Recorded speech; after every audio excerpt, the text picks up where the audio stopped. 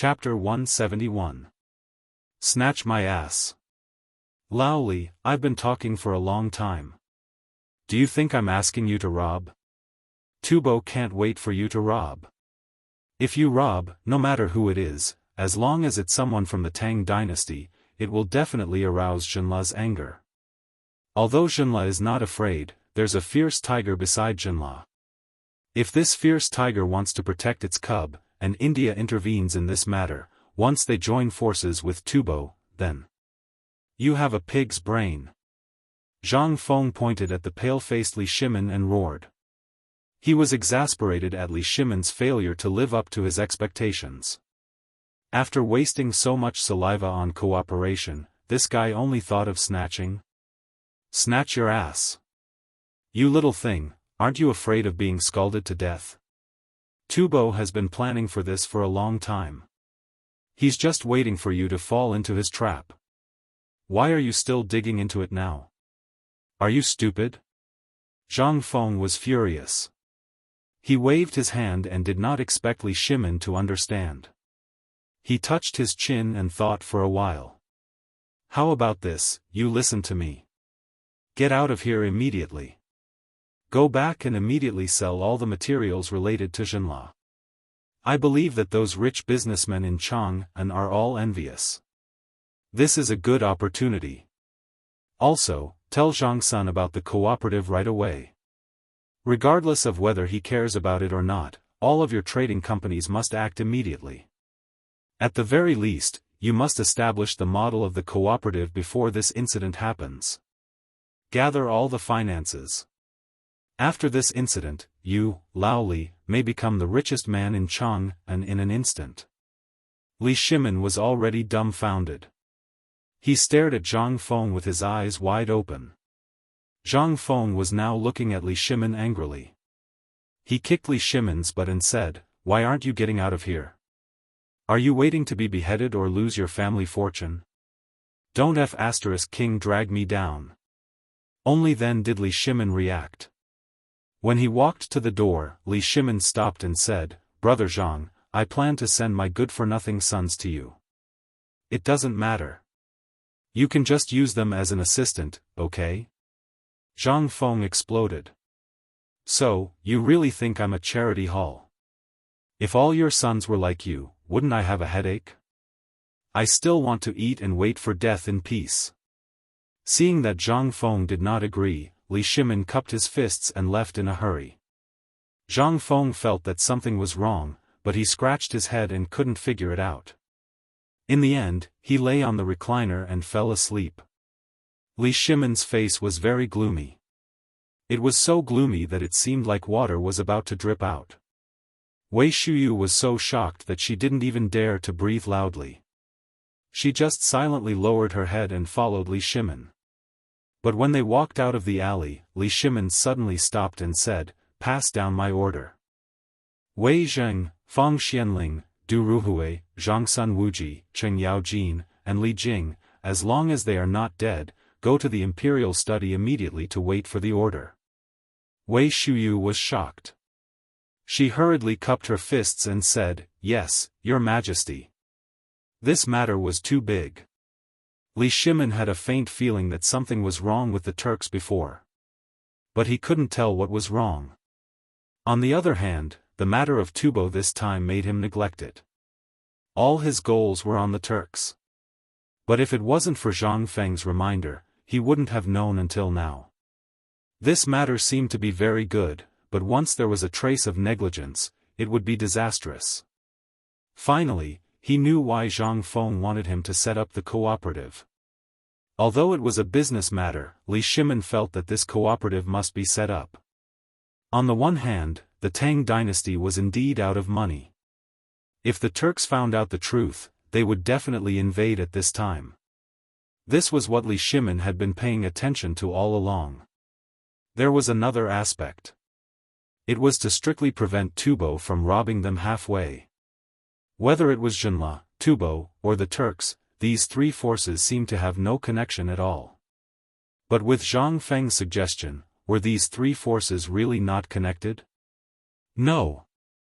In fact, Zhang Feng had seen through it and also mentioned it. But he was worried that there were spies around Li Shimin, or people who didn't keep their mouths shut. If this was leaked out, it would be a disaster that would destroy the entire clan. Behind all this, the Turks were behind it. But he didn't understand the real intention of the Tang dynasty, nor did he know the actual situation of the Tang dynasty. So, he joined forces with Tubo to pressure King Zhenla, forcing him to use the entire country's strength to exchange all the resources sent by Neng Yun. This was a difficult problem to begin with. Not to mention that King Zhenla came so quickly. As for the Crown Prince of Zhenla, it was just a coincidence that he met Zhang Feng and triggered this matter. If it wasn't for Zhang Feng tricking the silly Prince Zhenla, then Li Shimin felt a chill down his spine when he thought about this matter. Zhenla. You're really tired of living. Do you really think that I, Li Shimin, am a fool? Li Shimin was furious. He felt that he had been fooled. He should have noticed the Turks long ago. When had the Turks ever been obedient? Never. If there was even the slightest problem with the Tang dynasty, they wouldn't let go of the chance to take advantage of it. Not to mention that the Turks were also in trouble now. Li Shimin looked at the swaying sedan chair and slammed his fist on the soft couch. He gritted his teeth and shouted, "Turks, it's time to settle our scores." Chapter 172. Li Shimin was very angry. So much so that his face was gloomy all the way. He even turned a deaf ear to Crown Prince Li Chengxian's report about Tubo. As soon as he entered the palace, he rushed into the imperial study angrily without changing his clothes. However, the moment he entered the imperial study, the coldness on his face suddenly disappeared. He became calm like an ancient well. This caused the eyes of the 6 people waiting here to flicker with a trace of hesitation. Then they hurriedly bowed and said, "We welcome your majesty." Li Shimin waved his big sleeve and said, "Li Jing, Cheng Yaojin, have you received any information about the Turks recently?" Li Jing and Cheng Yaojin hurriedly stepped forward. "Your Majesty, for the time being, the Turks have not detected any abnormalities in Yuzhou.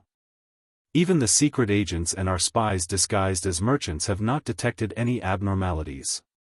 On the contrary, I heard that a large number of cattle and sheep have died innocently. Tuli has sent the tribes to drive the cattle and sheep to other places. Your Majesty, the garrison in Longyu Road has reported that Xieli has not done anything recently. Even the garrison patrolling the border has been reduced." Hearing this, Li Shimin was surprised and asked, "Have you noticed how many garrison troops have been reduced? Previously, there were 130,000 troops stationed at the border. 5 days ago, I heard that the garrison troops have been reduced by 30,000. It is said that they have gone back to deal with the famine in the tribes."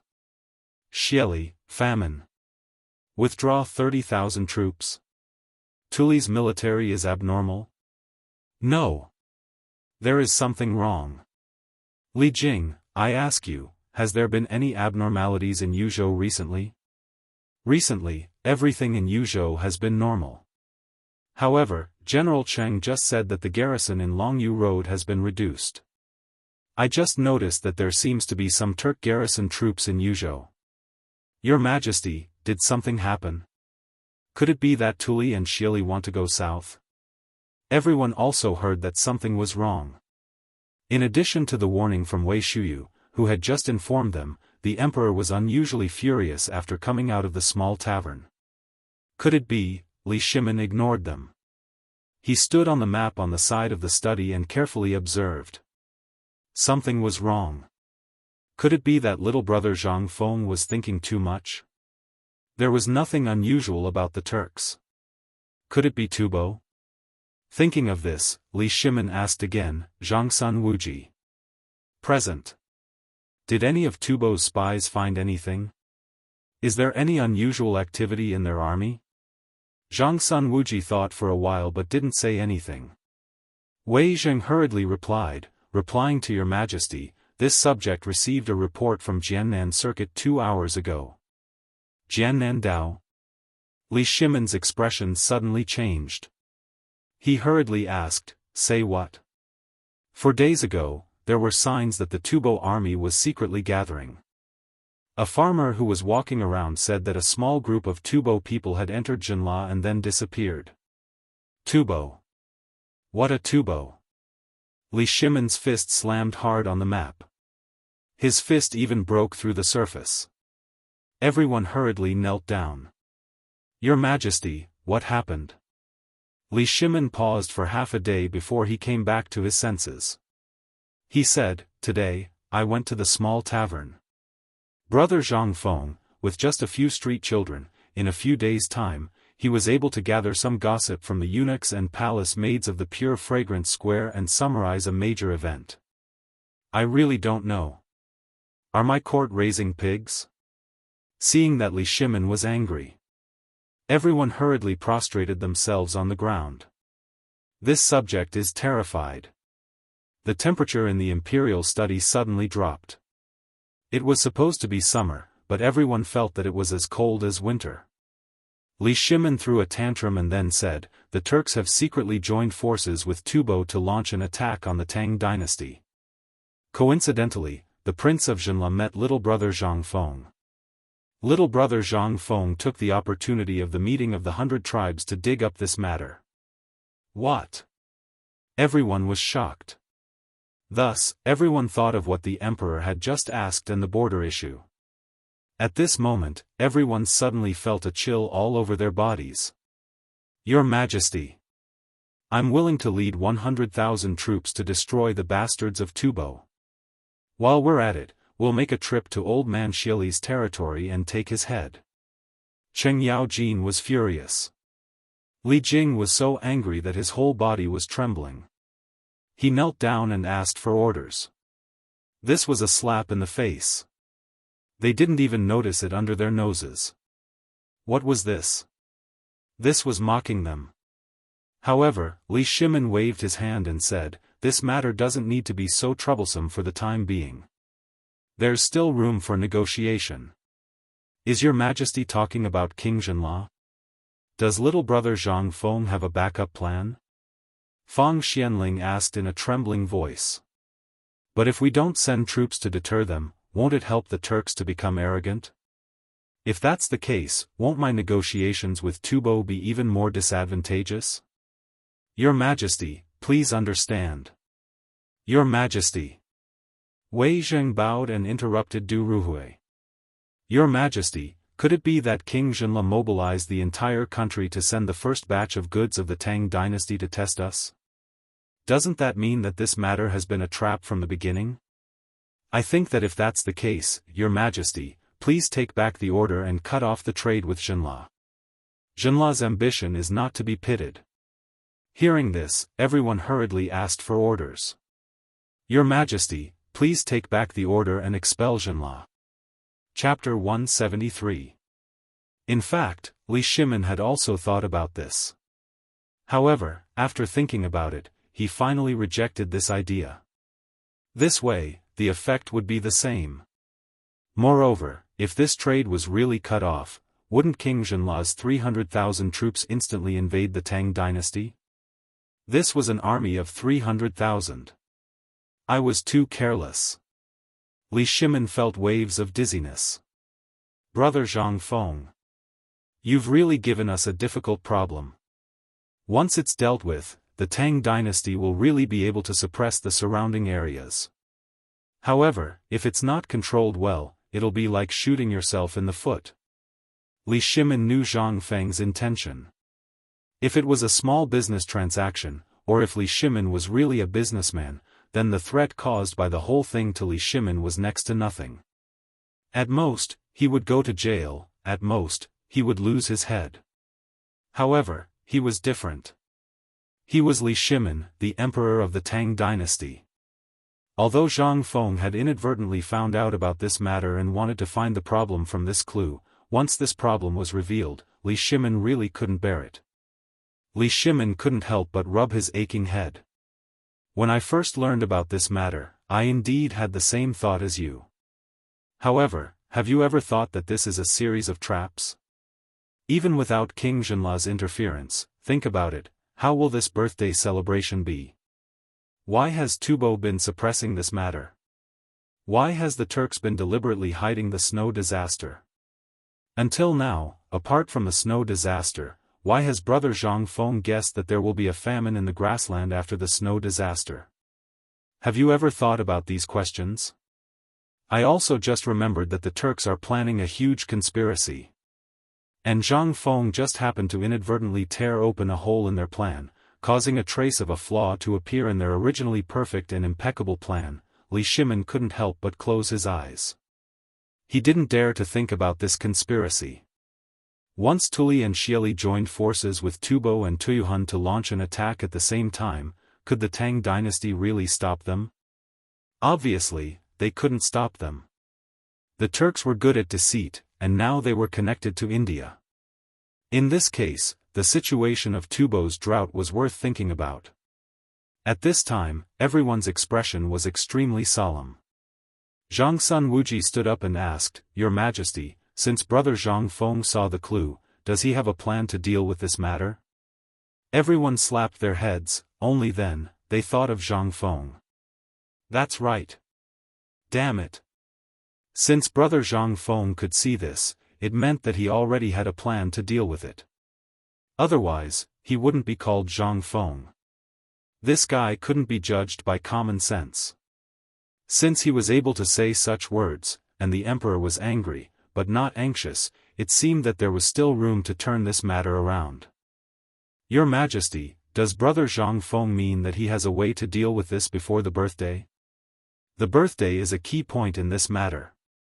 Zhang Feng didn't say much because of his concerns, but how can I not know what he means? His meaning is very clear. This birthday is the turning point of the whole thing. Either we live or we die. There is no other way. Live or we die. So serious? The few old foxes were now a little confused. Zhang Sun Wuji, start the cooperative immediately.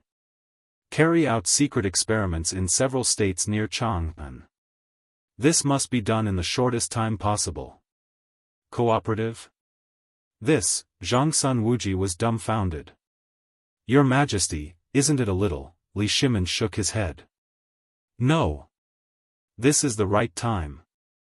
That King Zhenla made a second batch of goods before the first batch was delivered. All of you know of this, and you also know of the Great Tang's current situation. Once the second batch of goods arrives, how will we have any money left? This is a test by Tubo and India against the Tang dynasty. Because of the blueprint and the rapid relief of the drought in Longyu, they can't see the situation clearly. Originally, Brother Zhang Feng and I thought that this natural disaster seemed to be an advantageous condition to clamp down on the situation in the surrounding areas. But I was still a little afraid. If I didn't doubt Brother Zhang Feng's words and spread the chicken and duck in all aspects in Longyu, perhaps the wealth we have now would be enough to deal with this crisis. But we've all underestimated them. Longyu Dao's confusing barrier made it impossible for them to see through it. Moreover, the Tufan Empire's action was to collaborate with the Turkic Khaganate and India. This is rather unexpected. Thus, this is actually a test of our Great Tang's wealth. Li Shimin's eyes were full of killing intent. The first time King La sent out all his troops, it was the first test of the Tang dynasty.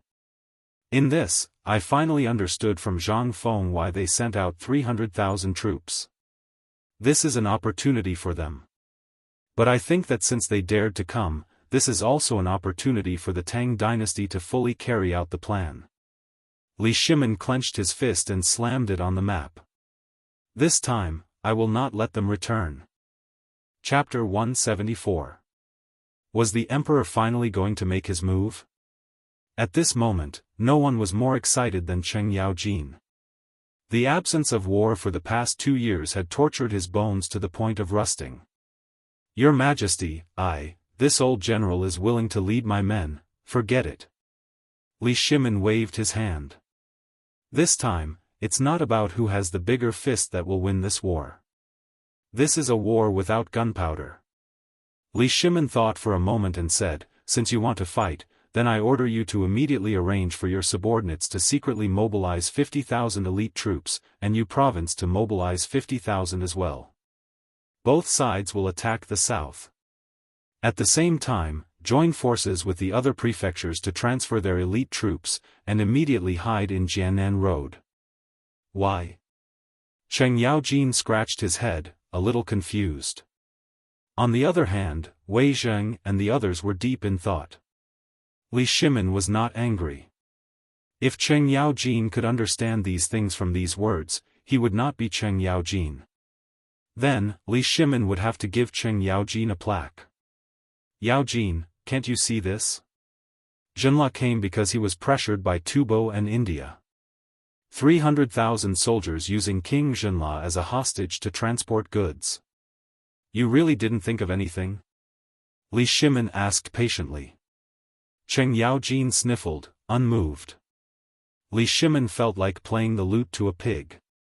Why did King Zhenla come to Chang'an? I ask you. I know that. He's here to deliver goods. This guy is greedy. Cheng Yaojin patted his chest and said disdainfully.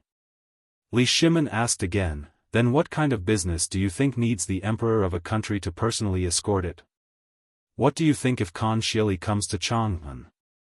When Cheng Yaojin heard this, his eyeballs almost popped out. So, this bastard is thinking of sending his entire army to Chang'an, and then if there's even the slightest hint of something wrong, he'll start an uprising? Motherf *Ker, Lao Tzu is going to tear him apart right now. Cheng Yaojin was furious. Zhangsun Wuji hurriedly stopped Cheng Yaojin and said, Old He, slow down. This matter still needs Shangzhui. Don't be impulsive. Listen to His Majesty's arrangements. What kind of arrangement is there? They're already bullying us, I can't tolerate it. Cheng Yaojin stiffened his neck, his face flushed red. Li Shimin was also angry. He scolded, Old He, be quiet. Otherwise, I will throw you in jail. Hearing this, Cheng Yaojin shrunk his neck, snorted a few times, and said no more. Li Shimin seemed to be plotting, but also seemed to be talking to himself. This time, King Zhenla actually came for 3 reasons. The first is to ensure his safety. Why? Everyone was confused. Li Shimin waved his hand, motioning for everyone to be quiet. This matter is actually not hard to imagine. Tubo often robbed Zhenla, and so did India. Zhenla could only swallow their anger. Didn't Wei Zheng say it just now? Tubo people entered Zhenla from the dense forest outside Jiangnan Road, and then King Zhenla came to the Tang dynasty. Do you believe that King Zhenla came after receiving a message from Crown Prince Zhenla? Wrong. Because, think about it, there's actually no poisonous salt or seafood that we need in the goods this time. It's just their ordinary goods. Think about it carefully. What do these goods look like? Wei Zheng's eyes were filled with shock. Like fleeing? Li Shimin nodded. At this moment, everyone was finally overwhelmed with shock. Fleeing. How could they send out all their troops? Could it be that they wanted to take the opportunity to act when they were seeking protection? However, with such a small number of troops and a long journey, they were not familiar with the battlefield. What kind of combat power could they have? There were also many old, weak, women, and children among them. It was more like they were fleeing. Could it be, they were afraid of some kind of threat, so they were preparing to flee to the Tang dynasty? When they thought of this, everyone was not stupid. They instantly understood the cause and effect of the matter. Tubo's intentions were really vicious. Poor King Zhenla. When he arrived in Chang'an, there were people from Tubo watching him. He did not dare to say anything. Therefore, he could only use himself as a hostage. Instead of saying that he lived in the East Palace, it was better to say that he requested to be placed under house arrest. Their intention. Now, do you all understand? This is only one of the reasons. The second reason is that they can use this to test the real situation of the Tang dynasty. I lost the first time. When Zhenla's army of 300,000 entered the Tang dynasty, I did not notice anything, nor did I realize anything else. This has already caused Tubo and the other countries to have the intention to make their next move. If I had taken a tougher stance back then, I might have been able to stop them from entering the Tang dynasty. Then, Tubo's plan would have been delayed and would not have exploded so quickly. The third reason is the most vicious place in Tubo. You all have heard that Long Yu and Yuzhou have lost a lot of Turkic troops. Why is that? Coupled with the abnormal situation in Jiangnan Circuit, now you all know why I deployed so many troops there, right? Li Shimin looked at Cheng Yaojin as he said the last sentence. At this moment, if Cheng Yaojin still did not understand, he would really be a pig. Chapter 175. The temperature in the imperial study suddenly dropped a little. Cheng Yaojin was furious. Wei Zheng and the others also looked gloomy at this time. It was too vicious. The Turks really deserved to be punished. They didn't expect that the Turks had already carried out a series of operations against the Tang dynasty when they were preparing to set a trap for them. What was this? This was a slap in the face. Most importantly, even if they knew now, they couldn't fight with the Turks with real swords and spears. The Turks now had the initiative. This was the most important thing. If not for Zhang Feng's suggestion of this cooperative model, the Turks would have already noticed the flaws in Zhen La's first trade. Time passed little by little. Li Shimin made some more arrangements. However, just as everyone was about to leave the imperial study, little Gizi gently knocked on the door of the imperial study. Your Majesty, King Zhenla requests an audience. Now? Li Shimin looked at the pitch-black night sky, his eyes could not help but flicker. In the end, he waved his hand and said, "Let him in." Imperial Garden, Qianglu Pavilion. These two things must be carried out at the same time tonight. The cooperative must be carried out as soon as possible, and it must not cause panic like stockpiling grain. Otherwise, I'll punish you for both crimes. Also, Old Hay, you should keep the matter of Jiangnan Circuit a secret. Tell others that it's a routine patrol. I'll give you a secret order to cover it up. Your Majesty. Old General. Yes, Your Majesty. At this time, Li Jing and Cheng Yaojin no longer called themselves his officials. This was because, although this was a secret mission, it was also a military operation. Military operations should be carried out according to etiquette. Being an official in the court and a general outside the court was the Tang dynasty. This was Li Shimin's command of his generals.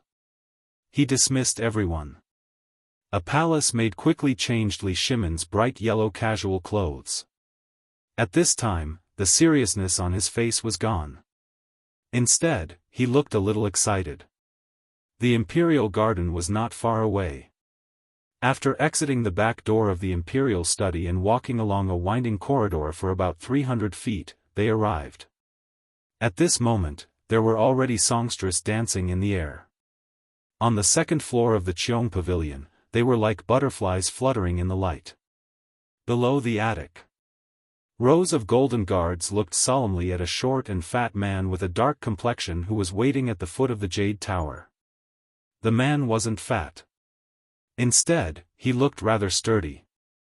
However, she was not as tall as the palace maids, not to mention the Jianghu guards. She was only as tall as Wei Shuyu's chest. This person's expression was calm, and he didn't show any dissatisfaction because of his height. Just like that, he quietly stood below the Jade Tower with a guard, looking straight ahead. This person was King Zhenla. Li Shimin's entourage was very large. Rows of palace maids held up dragon head lanterns, illuminating the entire corridor. Before they arrived, they heard Xiao Gizi shout at the top of his voice, "The Emperor has arrived." Hua! Immediately, all the golden guards, with their modeo in their hands, hit the Mingguang armor in front of their chests, and their bodies stood straight. Welcome, Your Majesty. The songstress on the Jade Tower also knelt on the ground at this moment. King Zhenla Lama Zoya smiled heartily, bowed slightly, and said, Your Majesty King Tang. Li Shimin smiled casually. Ha ha ha, King Zhenla, quickly rise. Have you been living comfortably in the palace recently? Good. Very good. This is the best place I've ever lived in. Compared to Your Majesty King Tang's palace, my house is similar to that cow shed. Ha ha ha. King Zhenla must be joking. Please. It's rare for the weather to be good tonight. Men. Bring my imperial wine. I want to accompany King Lama Zoya and not return until I'm drunk. The weather was good? Wei Shuyu glanced suspiciously at the dark sky. Now, it was just short of thunder and rain, right? The sky was dark like an ugly linen cloth. Where did the weather come from? However, even though Wei Shuyu was complaining, he also knew where his duty lay. Last time, he told his father about what happened in the tavern without permission. Although the emperor didn't say anything, Wei Shuyu, who was guarding outside the door, was really scared and broke out in a cold sweat. Since then, the emperor didn't seem to like him very much. Hearing that bastard Li Qingxian say that the emperor seemed to be dissatisfied with him, but for the sake of his father, he escaped a disaster. Wei Shuyu couldn't help but be frightened.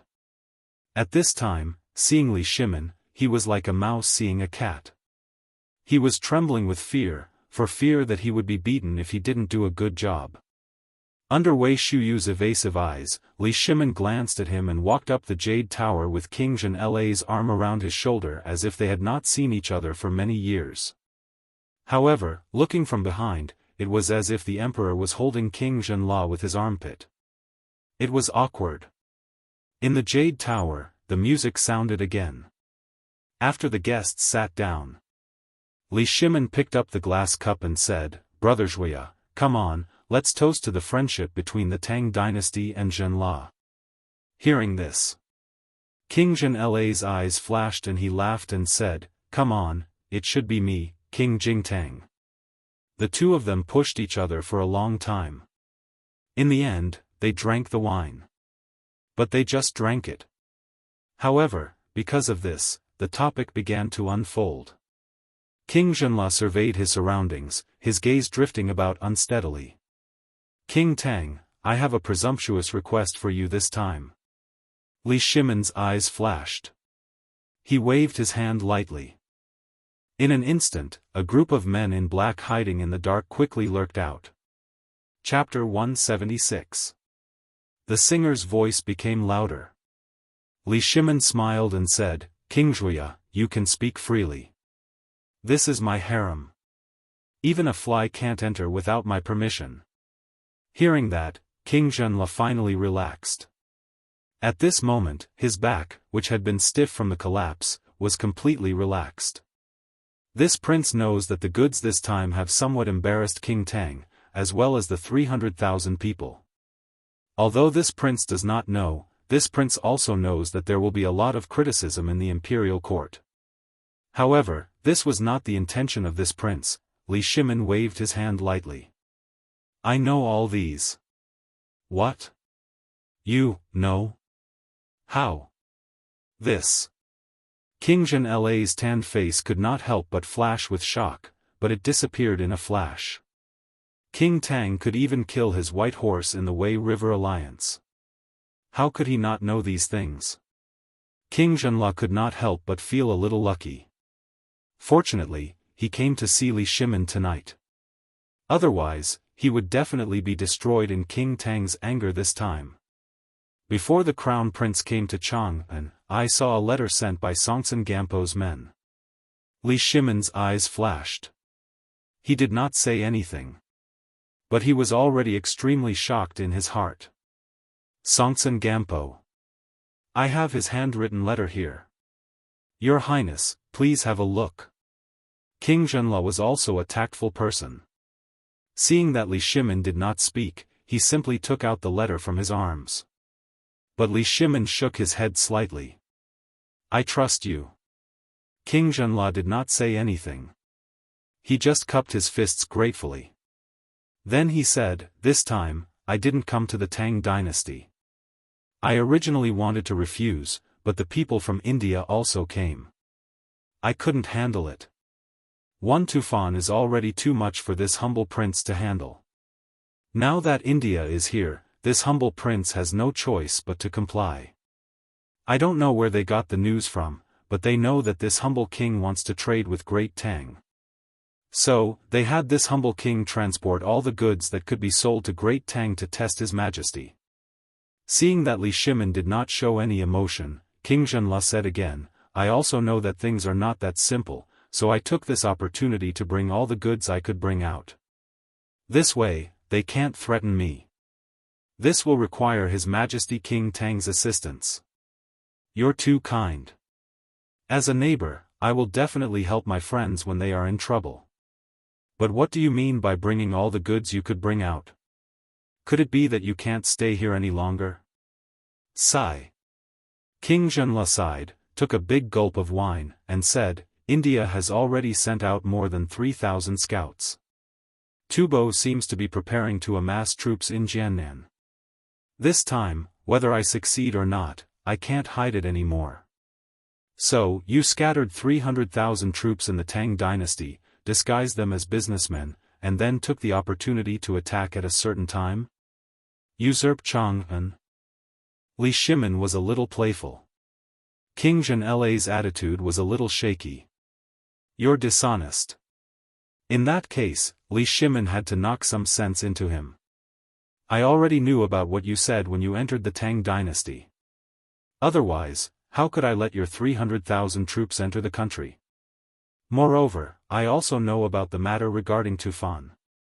So, why did you come here tonight?" King Zhenla did not expect that the Tang dynasty already knew all this. The chips he had prepared before seemed to be in vain. He hurriedly got up, bowed, and said, "How can I not know the seriousness of the matter? This humble prince's visit tonight is to express my sincerity. This humble prince also knows my own weight. Therefore, on one hand, this humble prince is here to inform your majesty of the conspiracy between Tubo and India.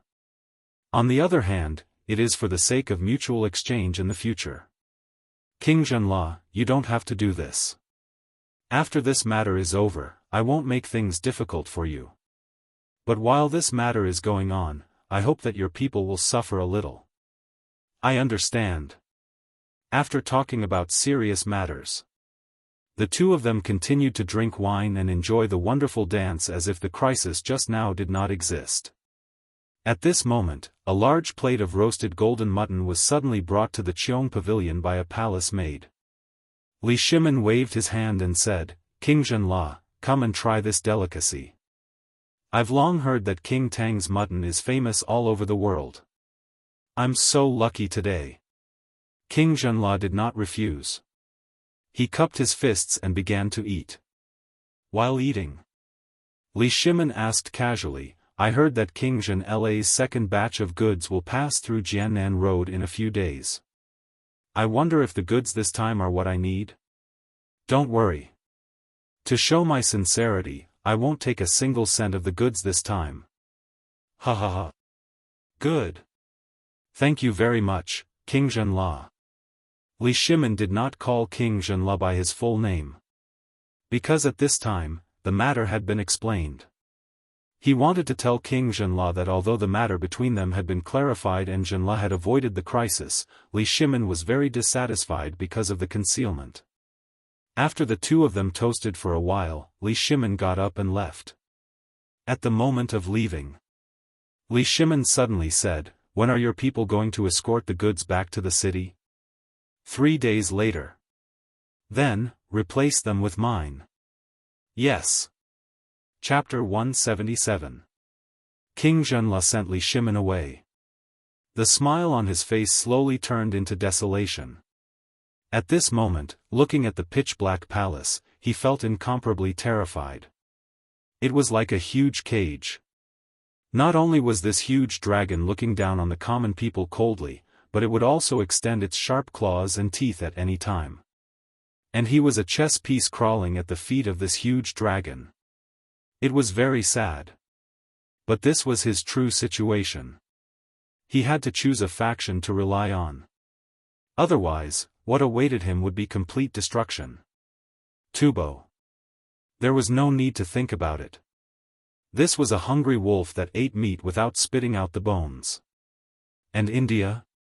It was the same. Previously, King Zhenla was still wavering. However, after receiving the letter from his son, he made up his mind.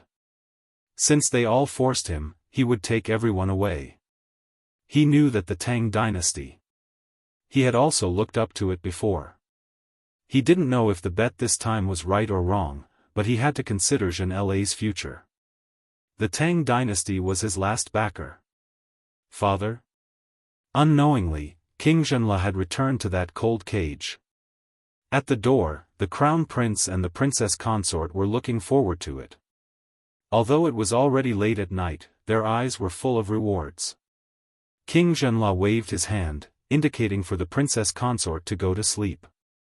Then, he closed the door and sat quietly in the dark room with Crown Prince Shiva. Silence. A deathly silence.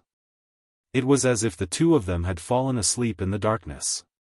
It was also as if there was no one in the darkness. After an unknown amount of time, King Zhenla asked in a hoarse voice, "Are you saying that all of Zhenla's treasures were told to you by that master called Zhang Feng? Is he really just the shopkeeper of a small tavern?" "Yes. He is indeed a shopkeeper.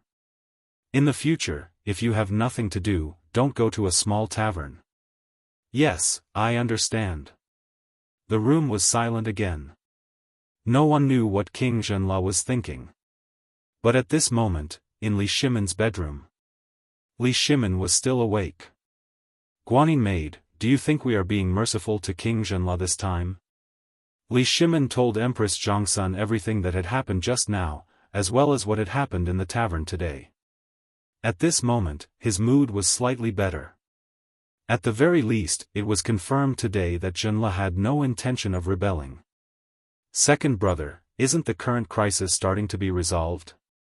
"Oh?" Li Shimon looked at Empress Zhangsun in surprise.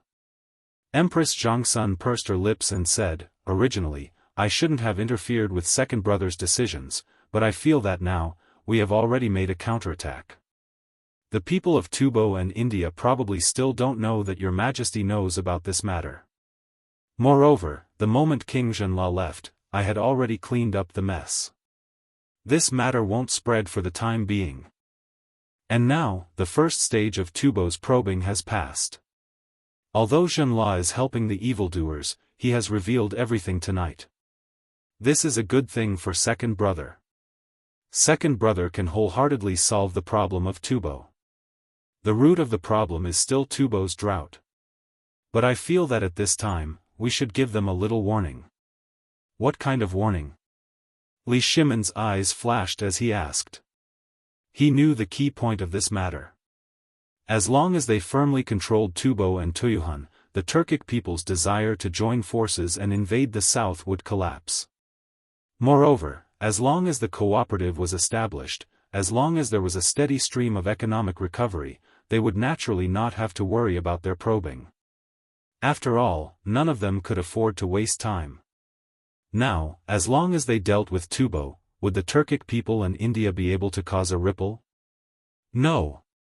Under the situation of being exhausted, everyone knew that it was a military taboo.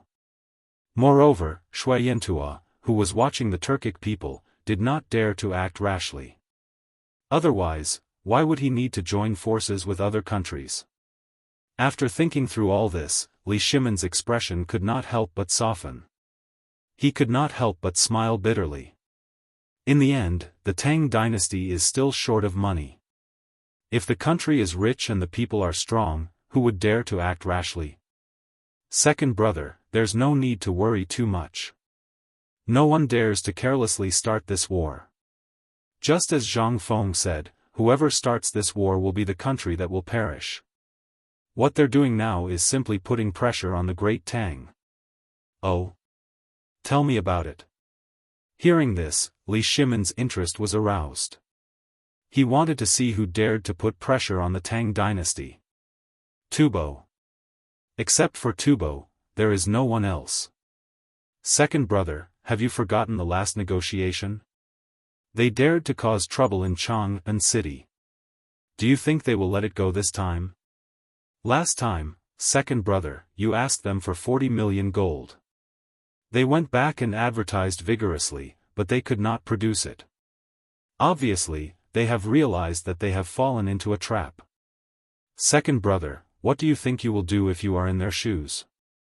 Li Shimon put his arms around Empress Jiangsu's slender waist. Guanyin maid, you are really my good wife.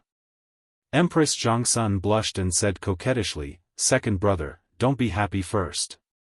There is still one thing that needs to be done. What is it?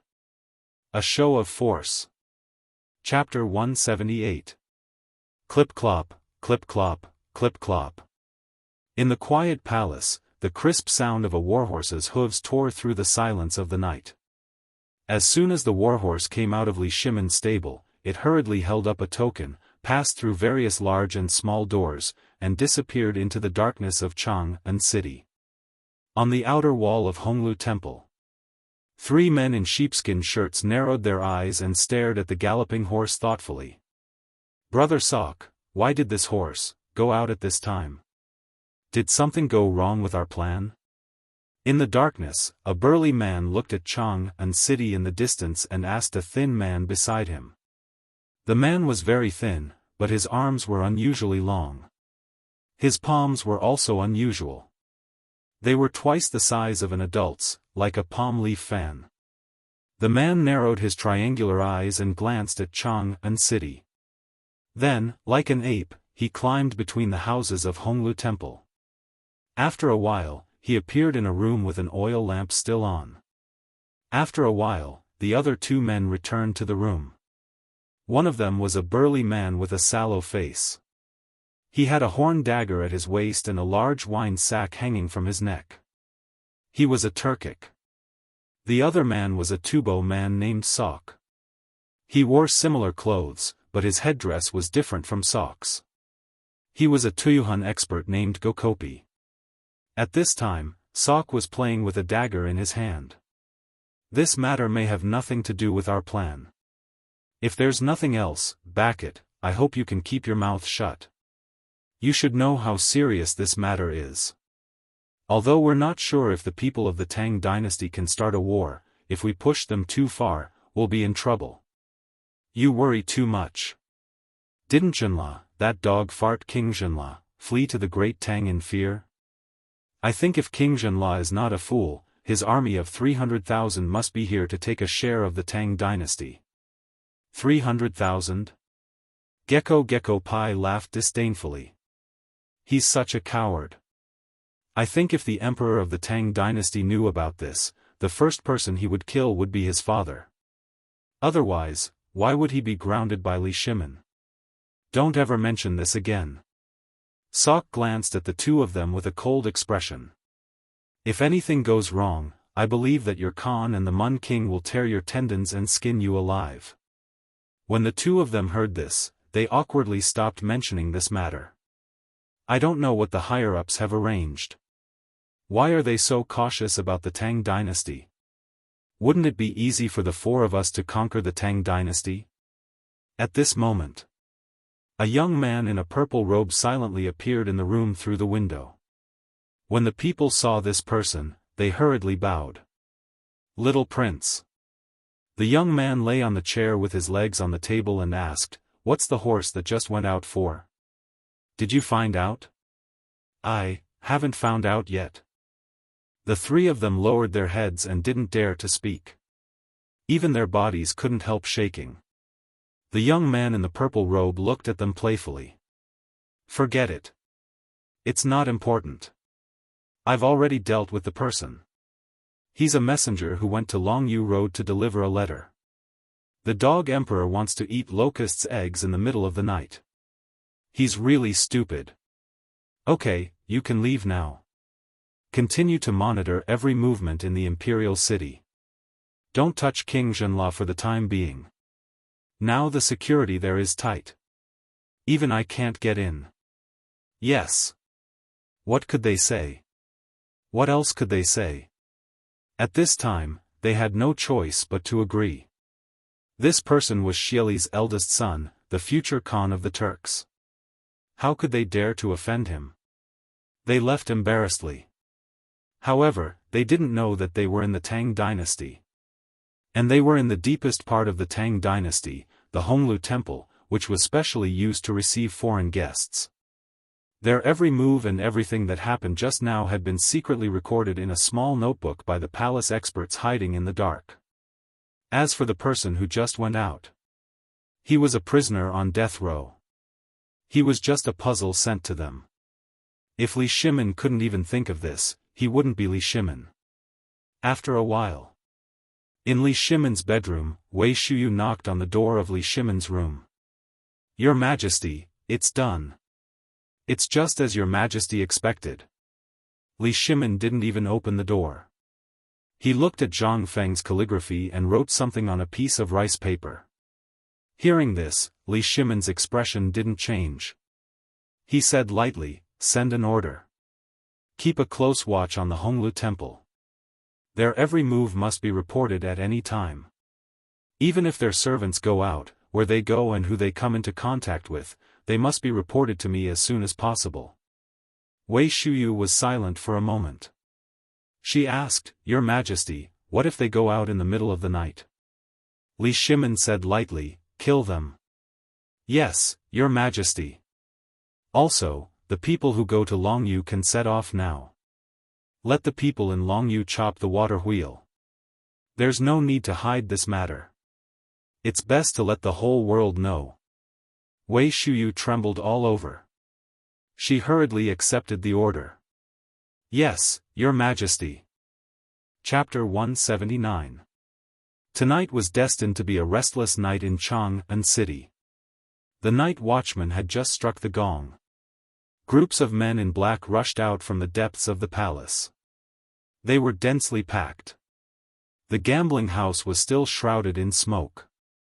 There were oil lamps, the stench of sweat, the stench of feet, the sourness of wine, and piles of vomit. One could even find a few fresh or rotten broken fingers in the corner. This was the gambling house. The gambling house of the Tang dynasty. It was a cancer of society. But even the government could not eradicate it completely. There were always people licking the blood on the tip of the knife. This included a gambling house set up by the Turks in the corner of the East Market of Chang'an City. Even the patrolling soldiers could not touch the darkness here. In the darkness, a group of strong men in night-walking clothes flashed into the gambling house through the secret door. In the hustle and bustle, the man held a straw in his mouth as soon as he entered. When the steward saw the straw, he hurriedly stepped aside and opened the curtain behind him to let the man in. In this room, a dim oil lamp was burning. The room was extremely simple. There were no unnecessary decorations. There was a table, a chair, and a bed. That was all. But when the man entered the room, he lifted the bed board skillfully. There was a dim light and a faint smoke curling in the air. The man listened quietly for 10 breaths.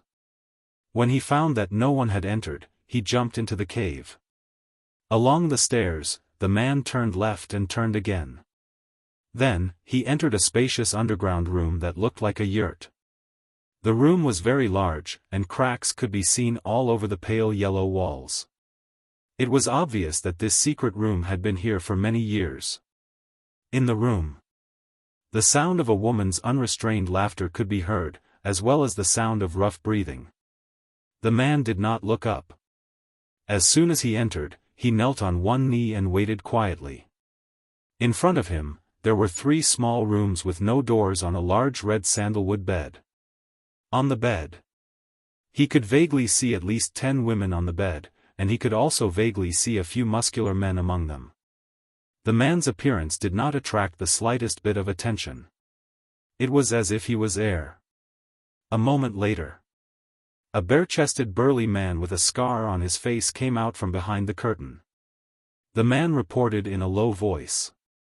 Reporting to chief, the young Khan has sent a letter. The man heard this. His expression changed and he waved his hand, ordering all the women to enter a dark hut at the back of the room. At this time, the burly man asked, "Little Khan, what are your orders?" The little Khan asked the leader to seize the time to stock up on provisions. The little Khan predicted that there might be changes at any time, so he asked the leader to temporarily close the gambling house to avoid attracting the attention of the Tang dynasty's government. Close the gambling house? That's easy for him to say. Then why didn't he pay for me? If I don't have money, how am I supposed to buy food? The brawny man shouted angrily. He smashed the rosewood bed railings with his palm. You tell the little Khan. Now I have prepared 500 dawn of food and stored it in a safe place outside the city to facilitate movement. There are also 3,000 dawn of food. It is estimated that in a few days, it will be transported out of the city. Ask him to find a caravan to transport it to the grassland. As for Lao Tzu's gambling house, he can't care about it. Get lost. Zhang Feng did not sleep well. He did not know why. It was so quiet that he could hear a mouse running next door. He did not know what was wrong with the room these days. It was so noisy in the middle of the night. And he did not know if there was something wrong with his bed or if he was hallucinating. He could always hear women's coquettish complaints by chance. This was terrible. As soon as he heard this voice, he went crazy. Was he sick? At this time, Zhang Feng grabbed his hair and sat cross-legged on the bed, thinking hard about whether he should find a doctor to take a look. This was obviously not right. Previously, when he said that he was thinking about women, it would not be a hallucination, right? But now? Damn it, once it was past midnight, that guy was so noisy that he was about to go crazy. No. Damn it, was there something wrong with holding it in? Or was there really something wrong with the room opposite? Zhang Feng was shocked. Could it be that someone opened a brothel next door? This kind of thing had happened before. In order to attract business, merchants would often open temporary brothels in Chang'an city in the middle of the night in some unoccupied shops. However, Zhang Feng had read about this in the unofficial history books.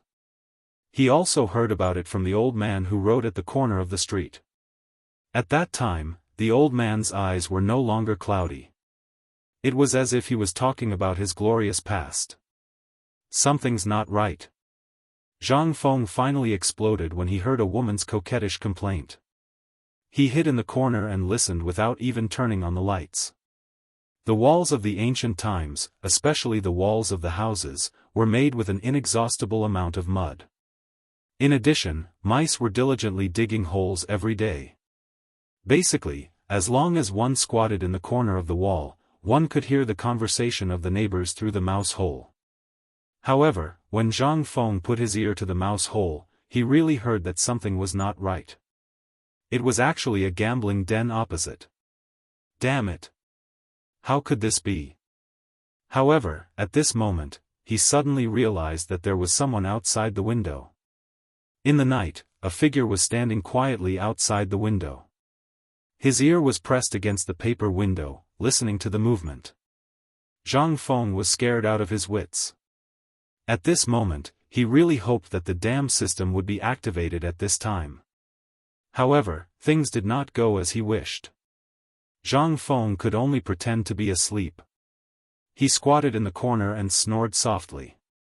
After hearing the snoring, the person outside the window slowly left.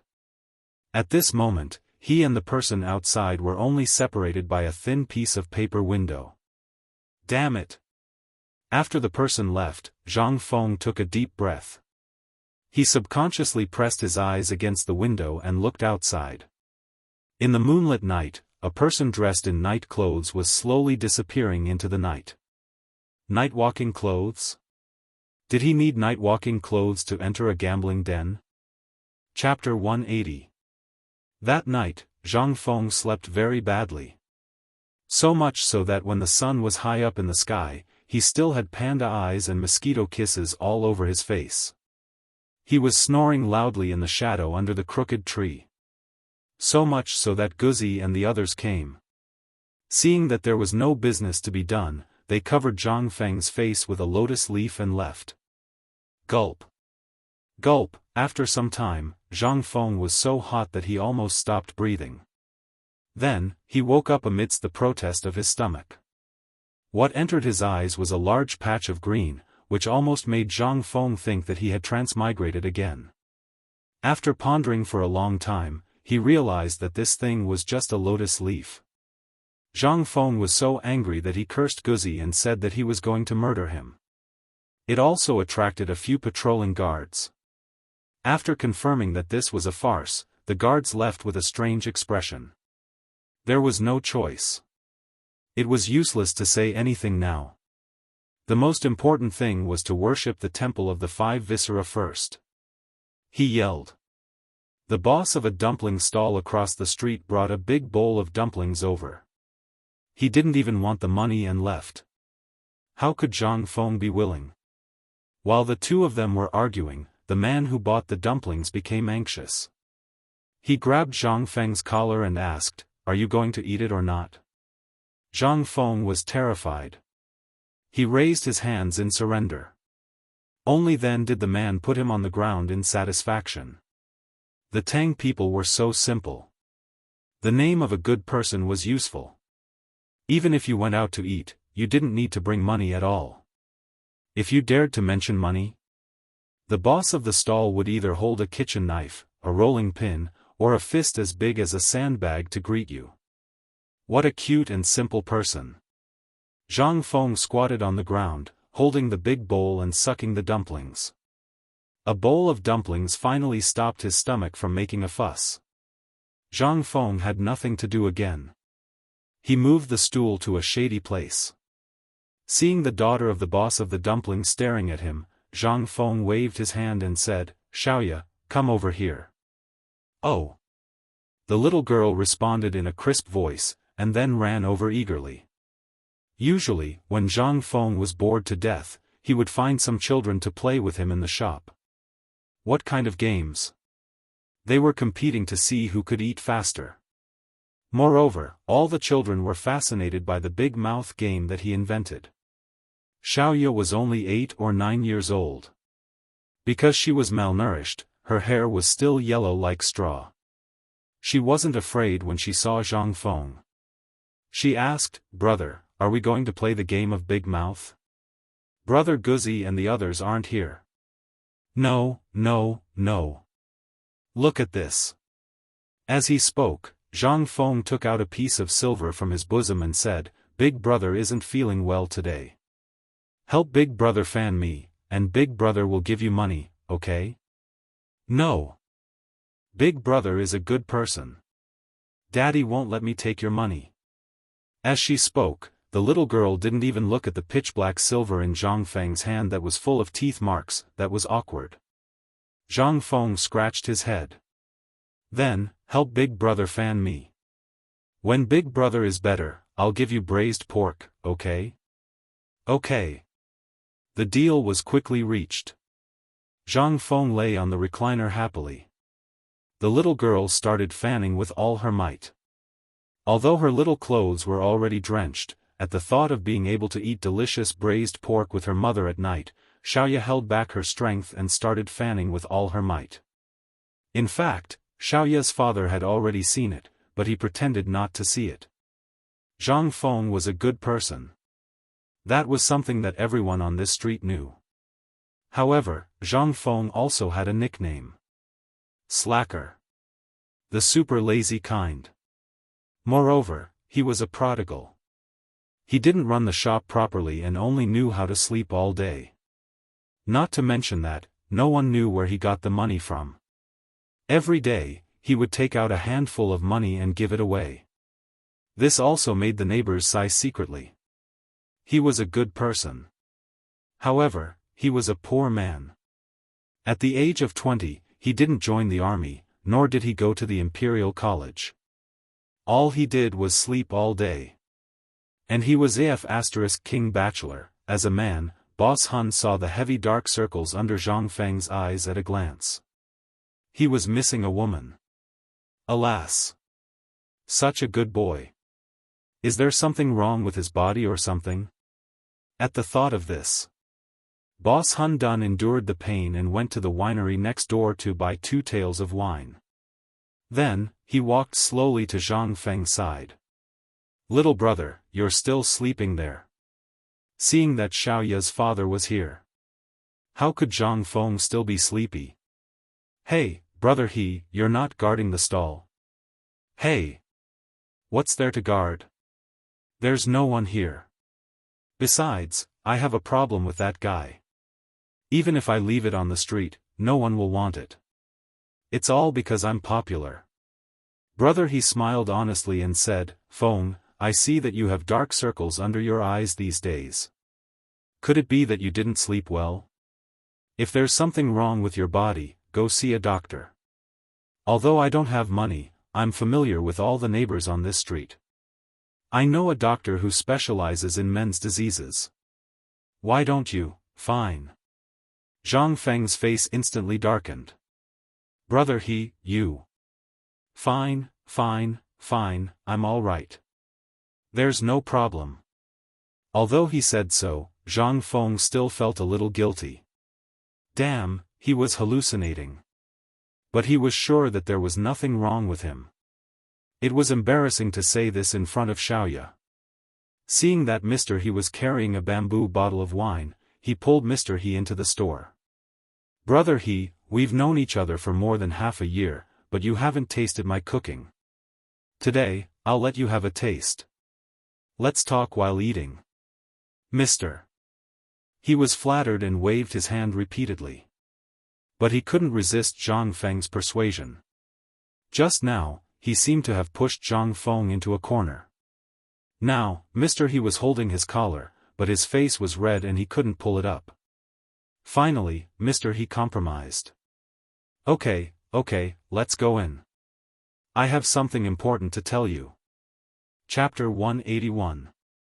There wasn't anything good in the shop.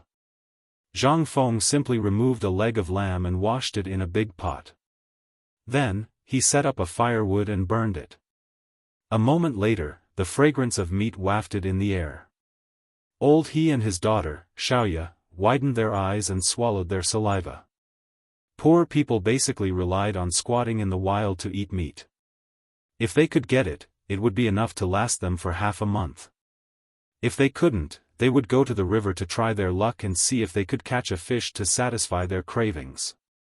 As for pork and mutton, they didn't even dare to think about it.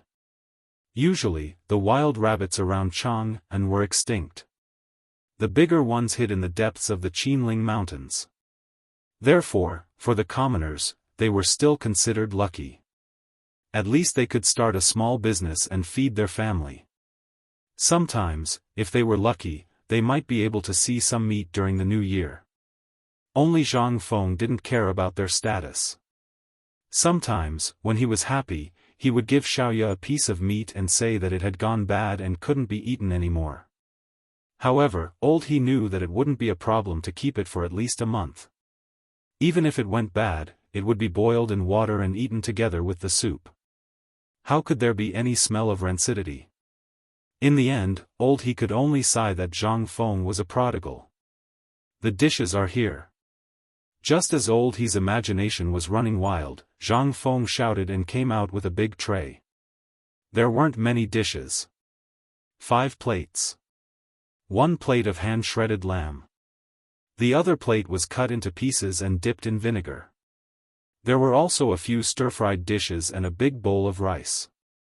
When Xiaoya saw the meat, she pounced on it. Old He was so anxious that he grabbed Xiaoya's yellow braid and was about to hit her. Zhang Feng hurriedly stopped old He. Hey, she's a child. Let her eat. We don't have much, but we have a lot of meat. Don't let the child suffer. Old He choked. He patted Zhang Feng's shoulder hard. "Fengzi. I know you're a good person. In this world, there aren't many living bodhisattvas like you. But Fengzi, I want to ask you something. You have to answer me honestly. Zhang Feng saw that uncle he was being so cautious, so he put down the piece of meat that Xiaoya was fighting for and asked, "Tell me. Let me ask you, are you?" As he spoke, he glanced at Zhang Feng's crotch. Zhang Feng immediately exploded. "Old he, what are you saying? I, Zhang Feng, am upright and honest. I'm a man, not a castrate."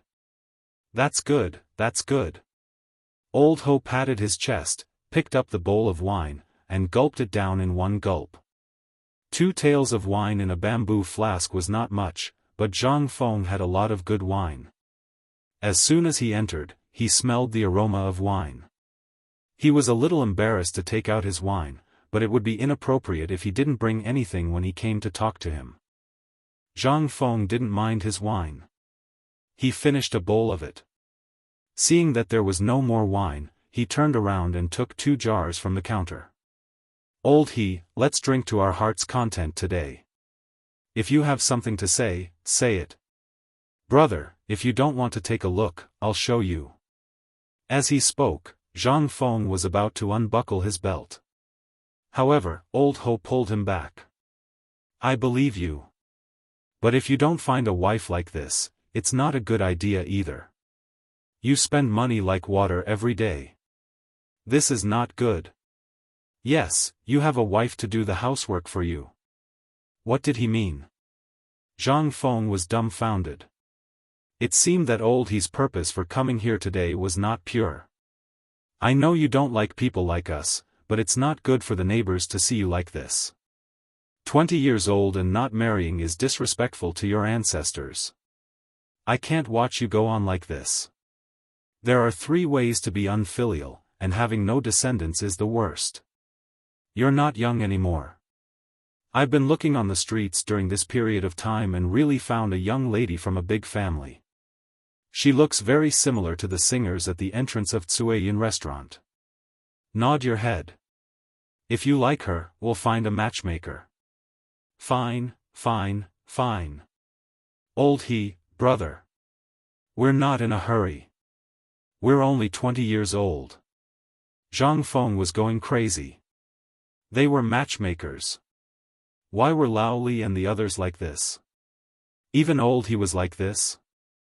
Was he such an eyesore? Old he could not take it anymore. He stretched out his rough hand and pointed at Zhang Feng's eyes, saying, Look at your eyes. Aren't you afraid of being laughed at? You're already like this. Why don't you find a wife? How about this? If you don't like her, you can go to Tsueyin restaurant to vent your anger. It's not good to keep holding it in. I heard that the prostitutes there only earn $1 a night. This bit of money is nothing to you, right?" Zhang Feng was dumbfounded. "Tsueyin restaurant? You want Lao Tzu to go there?" Zhang Feng was a little suspicious. Old he had some ulterior motives. "Old he, to be honest, I haven't been sleeping well these days. It's not because of anything else. Every night, there will be a squeaking sound coming from the old house next door. It's like a brothel. I feel like I'm living in a brothel." "Old he, who used to live next door? Is it haunted? This has caused me to be unable to sleep for the entire night." Hearing that, Old he finally understood. So this was the reason for this boy's troubles? Old he could not help but let out a soft cry of surprise. "If you didn't mention it, I wouldn't have noticed. During this period of time, I've always seen a group of bearded men coming in and out. A few of them were eating dumplings at my stall and spoke Turkic." Turkic? Chapter 182. When Zhang Feng heard that, he immediately felt that something was wrong. No wonder. That's what I thought. Usually, the house next door was like a haunted house. Why did it suddenly become like this? Zhang Feng couldn't help but come forward and ask, "Old he, I just found out that there was someone next door in the middle of the night a few days ago. Do you think the person next door was here before or recently?" Old he scratched his head, picked up a lamb bone, and said while chewing, "Now that you mention it, I also thought of it. This house used to belong to a rich family. I don't know what happened, but they broke the law and were chased out of Chang'an City. No one has lived here for about 5 years. However, about half a month ago, there was a black man who smelled of rank odor in front of this house. He even squatted there for a long time. Then, he saw people carrying out large carts of soil from time to time. Oh right, Go, Z and the others even dug out a few copper coins from the soil. I heard that the pile of soil under the old willow tree by the Qingshui River outside Chang'an City was from this house. There weren't many people. I even saw some Huzi and Huzi. They all went in when the sky was dark. Oh right. He patted his head and scratched his sweat towel with his big oily hand. He said, "One night, I went to a funeral banquet. I had nothing to do at night, so I brought food to my wife. I also saw a Turkic man wearing jewelry go in. I was drunk at that time, so I didn't pay attention to it. If you didn't mention it, I would have forgotten." He said that it was unintentional. But Zhang Feng was shocked. Damn it. What was this? This damn Turkic man was acting like a spy beside Lao Tzu. Damn it. How could this be? Damn it, seeing Zhang Feng's gloomy face, he didn't say anything. He stopped talking and went forward to ask, "What's wrong? Have you been there before?" "What do you mean?" He glanced at Zhang Feng meaningfully.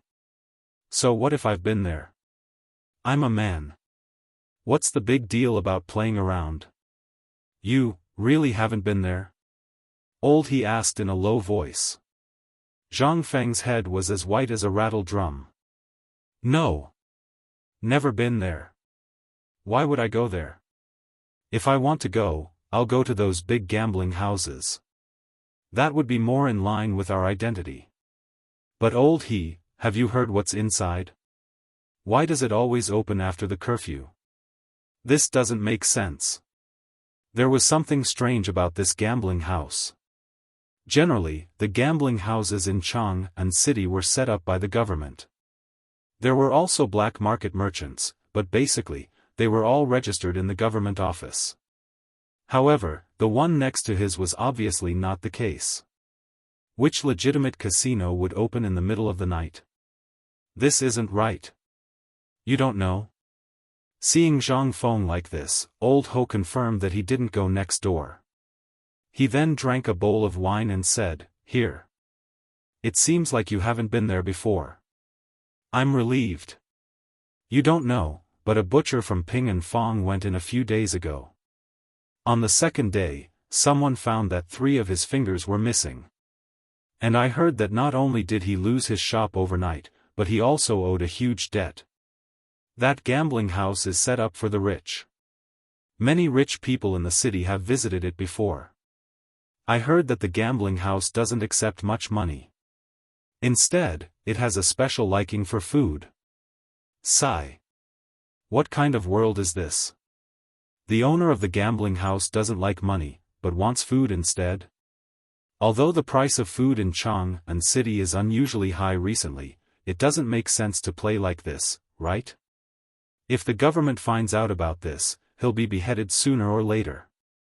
But even so, there are still people who want to die. Do you know why? He asked Zhang Feng with a sly face. Zhang Feng's face was extremely gloomy. He pursed his lips.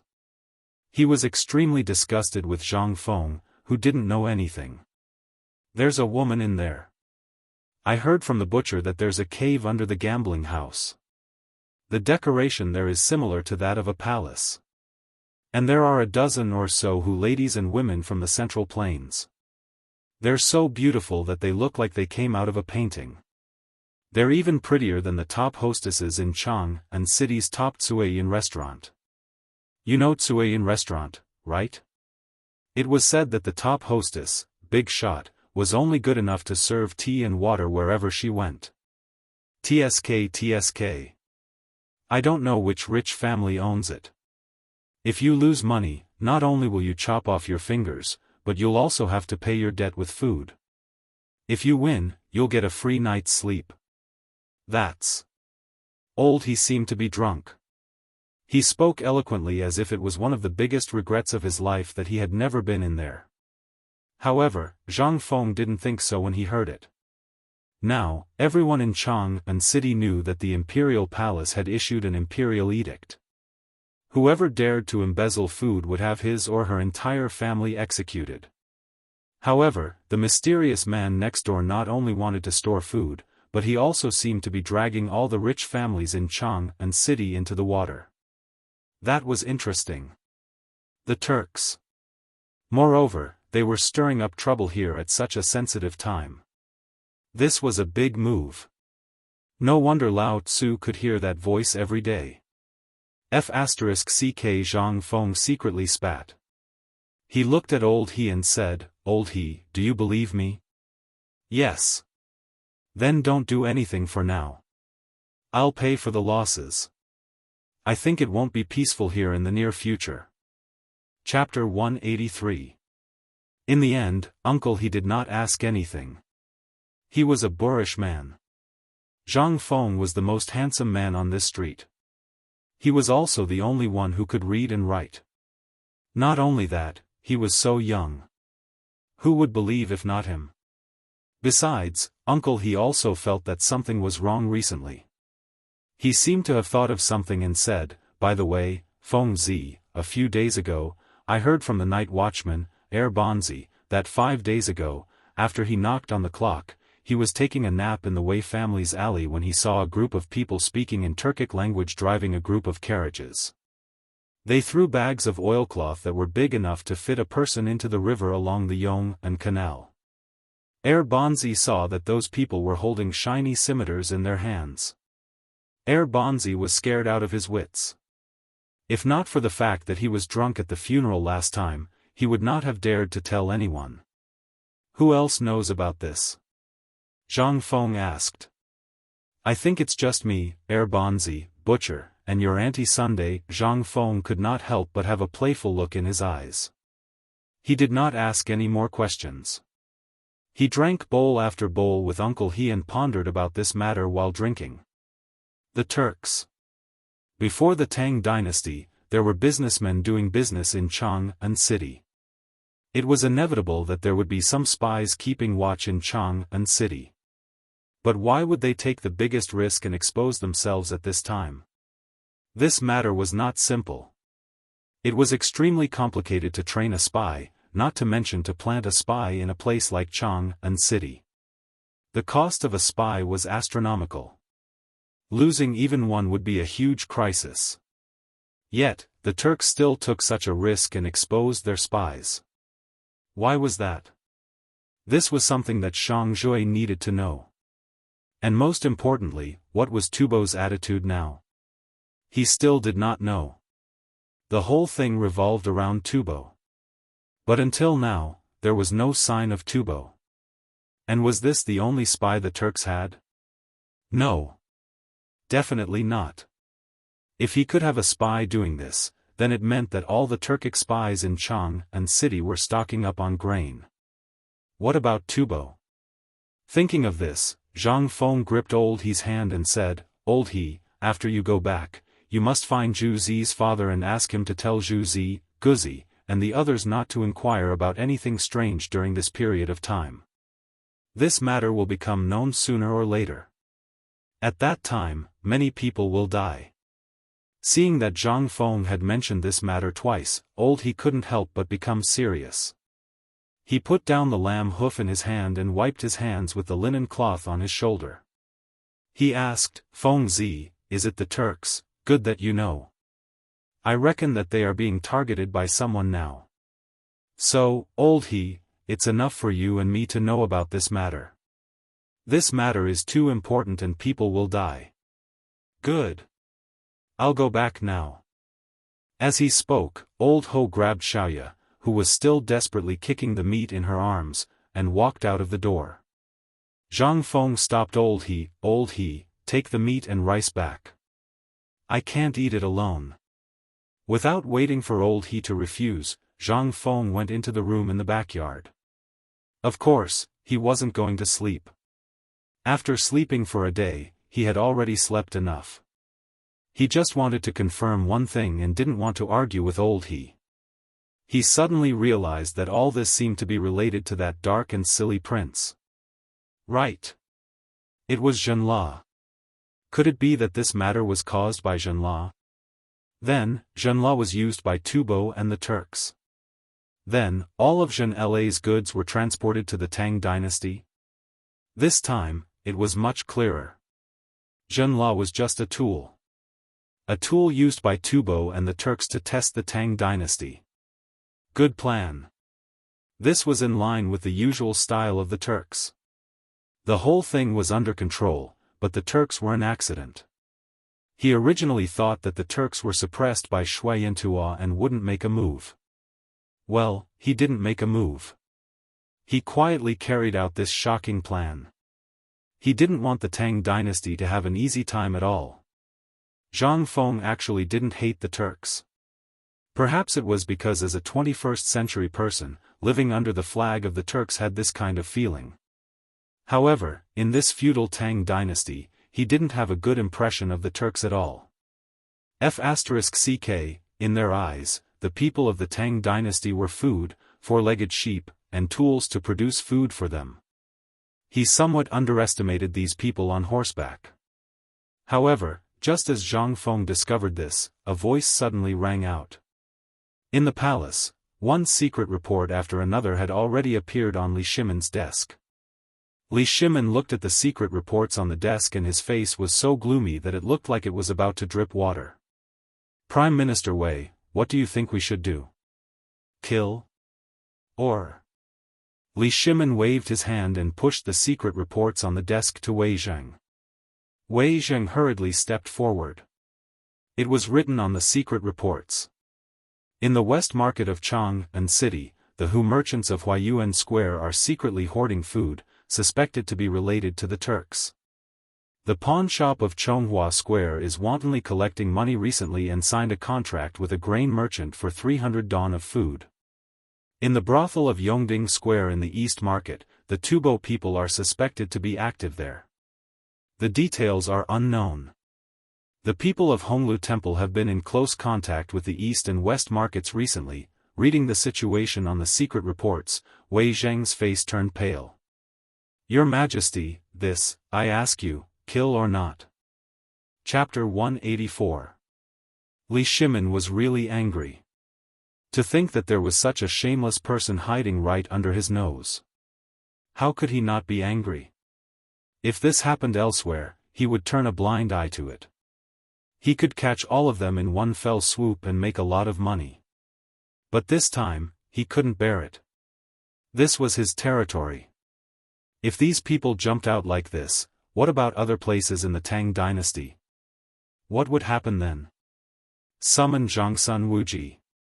Seeing that Wei Zheng didn't speak, Li Shimon shouted angrily.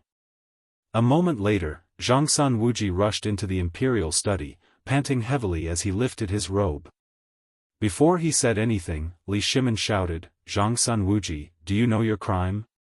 I know my crime. As the Minister of Justice, didn't you notice all the movements in Chang'an City? I just want to ask, are I raising pigs? Chang'an City is going to revolt. Can you pretend not to see it? Don't think I'm a fool. I don't know about your industries. I didn't ask about it. You're all meritorious officials. I'm just giving you benefits. But how do you explain this? Li Shimon was furious. Wei Zheng and Zhangsun Wuji immediately knelt down. Read the secret report. Li Shimon didn't say anything.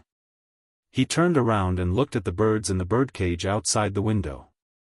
Zhangsun Wuji finally dared to breathe.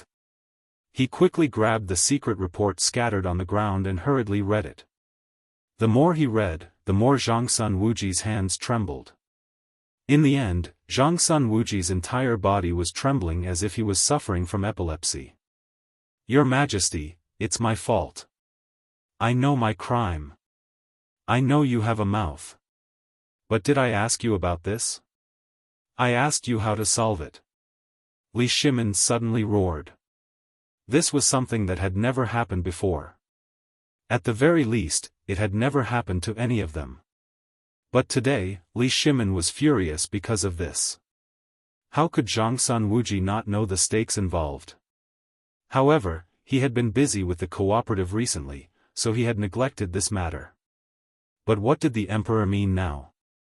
He couldn't figure it out. He couldn't help but muster up his courage to ask, Your Majesty, are the people involved in this case killed? Or kill. If you find one, kill one. Li Shimin's aura was biting cold. However, at this moment, Wei Zheng hurriedly said, Your Majesty. You can't kill him. Why can't I kill him? Now, they are all in the dark, and we all know what they are doing. We only need to do a little work, and when the birthday is over and the matter of Jean La's second batch of goods is settled, they can't help but take action. Then, we can suppress them with thunderous means. Isn't that better? If we take action now, although we can eliminate them as quickly as possible, we don't know where else they are hiding. I think we should observe first. Follow the vine to find the melon until we catch the big fish. Then we can take action in a hurry. What's more, this is the Tang dynasty, Chang'an city. When the time comes, we can close the door and beat the dogs. It's the best way to deter the world. Li Shimin was silent. Zhangsun Wuji also breathed a sigh of relief. At this moment, Li Shimin waved his hand and said, I'll give you 2-3 days to find out the stronghold of these rats in Chang'an city. If you can't find it, you will be punished severely. Yes, Your Majesty. You may leave. Wei Zheng and Zhangsun Wuji then left the imperial study without daring to breathe loudly. As soon as they went out, Zhangsun Wuji hurriedly pulled Wei Zheng and said, Prime Minister Wei, you have to save us. This time, the emperor is really angry. But you know, I'm busy with the cooperative now. This, Lord Zhangsun, I've decided. The emperor has given a clear hint on this matter. Wei Zheng said while stroking his beard. Zhangsun Wuji was confused. He pulled Wei Zheng to a bush not far from the imperial study. Prime Minister Wei, you said that the emperor has given a hint on this matter? Did you forget one person? Tell me. Brother Zifeng? Wei Zheng didn't say anything and just walked away leisurely. Only he can help you with this matter. Hey! Old Wei, don't run away. You old man, I almost fell for your tricks. You have a part to play in this matter too. Zhangsun Wuji was almost confused by Wei Zheng. But when he saw that Wei Zheng was about to leave, he remembered that it was the emperor who gave them this matter. Moreover, he couldn't do it alone. Among them, he had to ask the secretaries to issue the official documents and the minister's residence. Even if Zhangsun Wuji had 3 heads and 6 arms, he wouldn't be able to handle it all. Zhangsun Wuji couldn't help but lift his robe and catch up with Wei Zheng. He sat down on his soft sedan chair, causing Wei Zheng to frown. Why are you sticking to me like this? Go do what you need to do. Hey! Old Wei, this matter was given to us by the emperor. Do you still want to work hard? Don't even think about it. Wei Zheng was speechless. Old man is going to the secretaries. Why are you following him? Secretaries? Do you think I'm stupid? This is the way back to the residence. Old man's body is unwell. How can I trouble Zhangsun? Get out of here. Don't play dumb with me. Do you think I don't know? Last night, you were drinking with Fang Xianling and were caught by the guards. Don't you think so? Wei Zheng was also angry. He didn't sleep well last night. Now that he finally wanted to take this opportunity to go back and rest, this old fox was actually angry. Hey! Zhangsun, you scoundrel, what do you want? Chapter 185. The two of them quarreled in the palanquin. In the end, they did not return home. They found a shop in Jianghu and bought 2 sets of clothes. They disguised themselves as ordinary people and rushed to Zhang Feng's tavern in a fit of pique. They even sent away their attendants. Zhang Feng was very bored. On tidying up day, he slept during the day and suffered in pain and anticipation at night. In 3 days, he had basically confirmed one thing. The people living next to him were really Turks. Almost every day, there would be a fixed number of 5 wealthy merchants from Jianghu entering the manor. There were even people from the government mixed in. This did not include some new faces. Fortunately, this place was located in a remote area. Basically, the patrolling soldiers would turn around in front of Zhang Feng's tavern. Although Zhang Feng's tavern was at a crossroad, there was no one in the alley inside the tavern. Usually, even children did not dare to play in the tavern. It was said that there was a rich man in the previous dynasty who offended Yang Guang. In the end, his whole family was executed. The ancient people were superstitious. They always said that there were ghosts that came out in the middle of the night to take lives. As a matter of fact, Zhang Feng was not the only one who was tortured in the middle of the night. At this time, groups of women carrying candles and ingots were on the street not far from Zhang Feng's tavern. They burned so much that the patrolling soldiers thought that the tavern was on fire. Everyone was burning joss paper and begging the ghosts not to take their lives. Even the rich had to hire Daoist priests and monks to perform rituals on the streets. They were so noisy that Zhang Feng could not sleep well. Once, a cow's nose even pulled Zhang Feng and pointed at Zhang Feng's panda eyes, telling the onlookers that he was possessed by evil spirits. In the end, if old he and his father had not guessed the protector with a shoulder pole, Zhang Feng would have been miserably cheated. After that, Zhang Feng did not dare to sleep in front of the tavern during the day. Who knew when someone would use a boy's urine to exorcise him? He couldn't get angry yet. All he could do was stare at the man and mutter, "This is all for your own good. What's wrong with being possessed by evil? You haven't married yet. Do you want me to arrange a marriage for you? That daughter of mine is more beautiful than anything else." But when Zhu Zinyang came to Zhang Feng with a strong woman with a big waist, Zhang Feng held the kitchen knife and was about to go crazy. Only then did the crowd stop wanting to propose marriage to him. It was 2F** king scary. For example, the flowers were scary. If he were to marry her, Zhang Feng would probably be scared to death in the middle of the night. Sigh.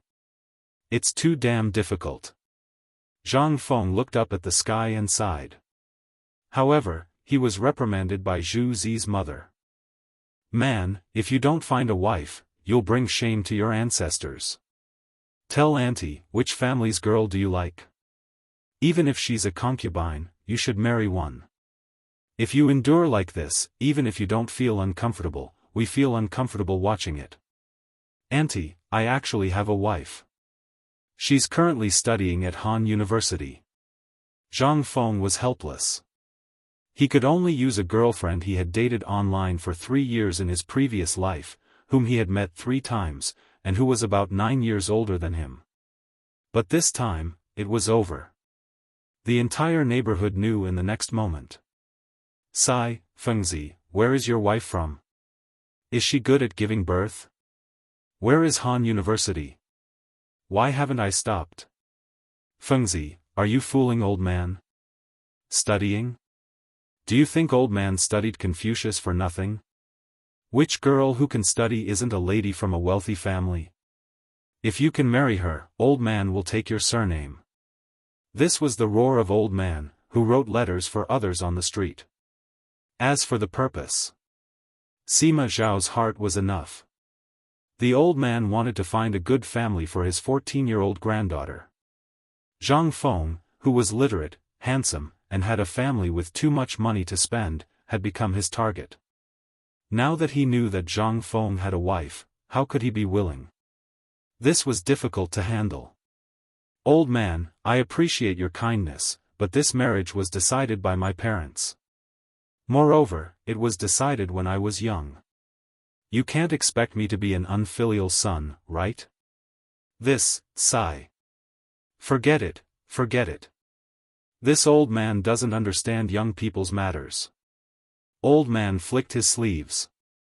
When he saw the silver ingot in his sleeve, he said to the crowd, "Everyone, leave. Don't worry about Fengzi's matters. Put away your thoughts." Only then did the crowd leave in embarrassment. Zhang Feng couldn't wait to slap himself a few times. If he knew that the silver ingot would be useful, why didn't he take it out earlier? F***ck. He even said that he was Confucius's student. Confucius had already ascended to immortality for hundreds of years. How dare he claim to be his student? Aren't you afraid that those Shandong scholars will hear you and beat you with a board? However, he could only think about this in his heart.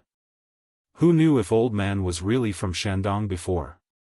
Otherwise, he would have been caught and beaten by the authorities if he was an ordinary person who shouted on the street all day long. Zhang Feng was about to close the door with a bang. But at this moment, a teasing voice stunned Zhang Feng. Yo! Brother Zhang Feng's popularity is getting better and better. Chapter 186. They were Zhangsun Wuji and Wei Zheng, who was panting. Zhang Feng looked at the two men, who were sweating profusely and panting like old cows. He was dumbfounded. Old son, old Wei, are you being chased by ghosts? Don't talk. Give old man a bowl of water first. Wei Zheng and Zhangsun Wuji did not have the strength to speak. They hunched over and held onto the door sill. When they finally sat on the chair, they began to moan. What's going on? Zhang Feng was confused. He hurried to the kitchen and scooped a ladle of warm water for them. When the two men saw each other, they immediately began to fight over the water. Fine, I have to give them some more. Otherwise, neither of us can drink the water. Don't worry. I'll give you some. Both of you have some. Zhang Feng finally managed to serve the two men, who were about to explode. He asked carefully, Masters, are you running a race in Chang'an City? Kid, how can you say that? What's a race? It's a competition to see who can run faster. Zhang Feng saw that the two men were flushed and their voices were hoarse. He quickly changed his name. Zhangsun Wuji said in a rough voice, Brother Zhang Feng, you can't make the decision. This old man is shameless. Lao Li ordered us to do something important. Good Lord, this guy went to drink with prostitutes last night and was caught by the night patrol. He was locked up for the night. He wanted to take this opportunity to go home and slack off. I just said a few words to him, hey, old son, you're good. You didn't do a good job in this matter. Emperor. Lao Li just said a few words to me. You took it seriously? Besides, last night, old man only went to Wentai Lu to drink tea and discuss poetry with his friends. How is that drinking with prostitutes? Then, is it true that he was locked up in prison? Don't deny it. I have evidence. Hee. Yes, so what? Do you think old man is afraid of you? Zhang Feng's face was as black as the bottom of a pot. He looked speechlessly at the two old men, who were in their 50s, talking about each other like two old kids. What the hell is going on? Lao Tzu was annoyed enough. Zhang Feng was furious. Just as the two old men rolled up their sleeves and were about to fight, Zhang Feng roared, Don't make a ruckus. Shut up. Needless to say, this roar instantly stunned both of them. After a while, the two of them looked at Zhang Feng with red eyes and thick necks. Zhang Feng shrunk his neck. Please continue. Just pretend that I didn't say anything. He was terrified. But how could they continue now? They said fiercely to each other. They sat on the chairs and sulked after fighting again in the future. Zhang Feng carefully hid in the kitchen. He chopped up the pig offal that he had just braised in the morning and put 2 jars of wine on the table. Until now. The two old men wrinkled their noses and sniffed the aroma. Without waiting for instructions, they picked up their chopsticks and waited with shining eyes. Without waiting for Zhang Feng to put down his plate, the two of them took out the plate and picked up a piece of pig intestine. They started to fight over it. When they saw Zhang Feng, they frowned. "Old son, I can see that you two have a lot on your mind. Did something big happen?" "Yes." When it came to serious matters, Zhang Sun Wuji didn't beat around the bush. As he ate the large intestine, he said vaguely, "Today, there is indeed a big matter. But before we talk about it, shouldn't you tell me where Han University is?" "Yes." Old man thought that he had seen more than half of the Tang dynasty, but I have never heard of Han University. Zhang Feng patted his head. The people were fooled, but how could he deal with these two old men? He could not say that it was a university thousands of years in the future, right? It would be strange if they were not monsters. Well, let's drink. This is good wine. Come, come, come. Zhang Feng changed the topic and said vaguely. But the two old men were smart people. How could they not know that he was changing the topic? "Brother Zhang Feng, you should talk about Han University. It's not too late to drink while talking." "Yes. I'm really curious about this matter. I was thinking if I should go to Jinla to find you a beautiful woman. But I just heard that you have a wife. What's going on?" "Fine. I can't hide anymore," Zhang Feng sighed. At this time, he finally understood the price of lying. Often, a casual lie would require countless lies to make up for it. This was just the beginning, and it was already like this. What about later? Zhang Feng felt a headache just thinking about it. Han University, it's a place in the southern foot of the Qinling Mountains. We call it Han University. It's a place between Liangzhou and Lizhou. Oh. The two of them thought for a long time and finally asked. "I've heard of that place. I heard that it was the place where Liu Bang rose to power during the Three Kingdoms period. Is it there?" "Old Wei, you know that place too." "Yes, it's there. My house is in a place called Nyangzi Pass in the southern foot of the Qinling Mountains." "Nyangzi Pass?" Wei Zheng thought for a while and looked at Zhangsun Wuji. "I've been there before. It's a good place, but it was destroyed in a war and a flood. I haven't been there in recent years." "Oh right, there's a big family there. I think their surname is Zhang. Are you the son of that family?" Hearing Wei Zheng's words, Zhang Feng slapped his thigh and said, "Yes." "Are you talking about the family at the dam in Nyangzi Pass?" "I think so. It's been too long. I can't remember where I stayed when I was marching, so I have some impression of it." Zhang Feng sighed in his heart. Finally King fooled them. Chapter 187. Zhang Feng had the urge to cry. Status was the most taboo thing for a person. Previously, when he was with Lao Li and the others, they would ask him about this and that when they had nothing to do. However, he always played dumb. He knew that there would be a day when he could not hide it. However, there was nothing he could do. However, just a few days ago, when Zhuzi's father was squatting under the crooked tree and telling him about their escape, he found out about the existence of such a place. When Zhuzi's father talked about the glory of the Zhang family, he almost thought that Zhang Feng was the young master of that family. From what he said, Zhang Feng's age seemed to be the same as the young master of that family. They also looked very similar. Alright. Since that was the case, Zhang Feng and Zhuzi's father talked about the Zhang family in detail.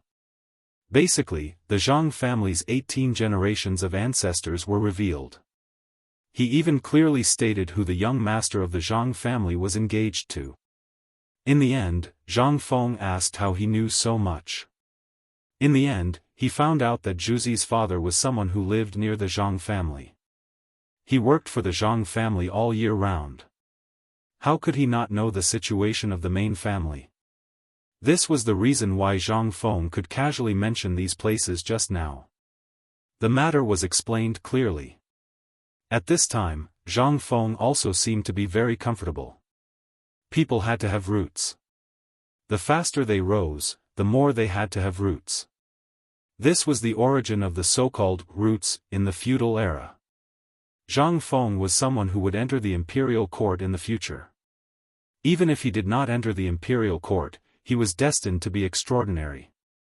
If he did not have a status, he would not be able to stand tall. This was society. The system of feudal society was like this. If you wanted to climb up, there would always be people who would obstruct you and want you to be smashed to pieces. Now, Zhang Feng was not afraid. Although he did not know how high the price would be, at worst, at the last moment, he would use a big lie to cover up today's lie. However, he knew that if he stood high enough one day, even if the emperor found out that there was a problem with his status, he would not do anything to him. Because. In his blood flowed the blood of the Han people. That was enough. What's more, the emperor was someone who could even spoil the daughter-in-law of the Chang people. To him, it was a piece of cake. Identity? In the eyes of the emperor, that was nothing but a fart. If he says you have it, you have it. If he says you don't, you are nothing. Now, whether it was Zhang Feng, Zhang Sun Wuji, or Wei Zheng, they were all relieved. Only now did they truly acknowledge Zhang Feng. At the same time, he was shocked. How could a 20-year-old youth have such godly talent? Brother Zhang Feng, do you know what I'm thinking now?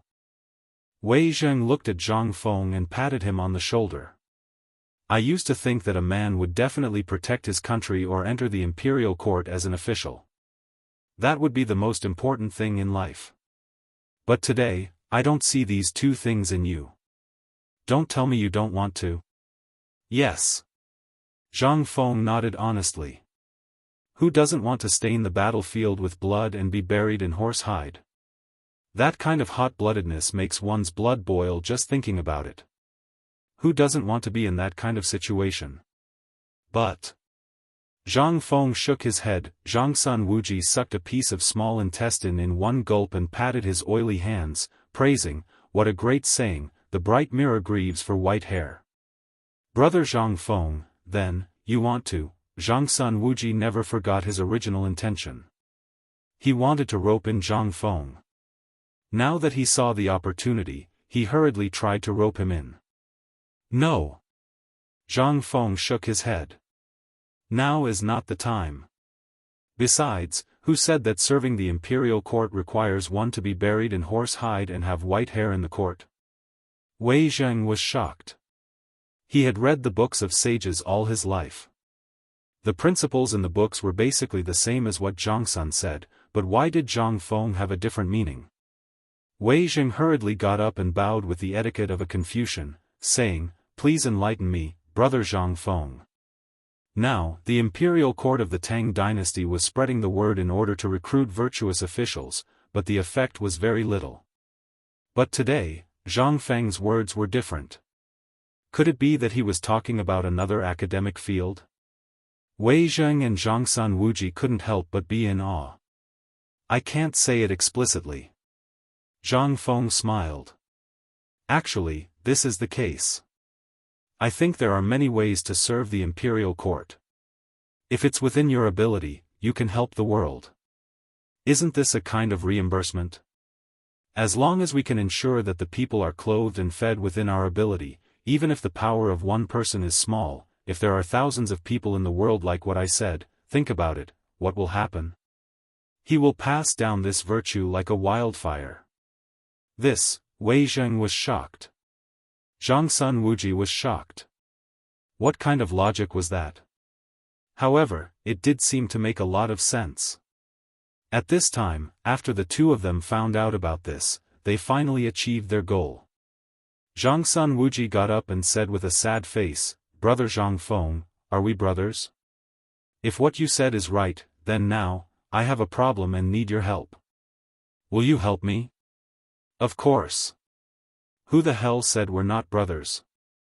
Get a knife, Lao Tzu, and chop him to death. Zhang Sun Wuji was overjoyed when he heard that, but his face changed like a Sichuan opera.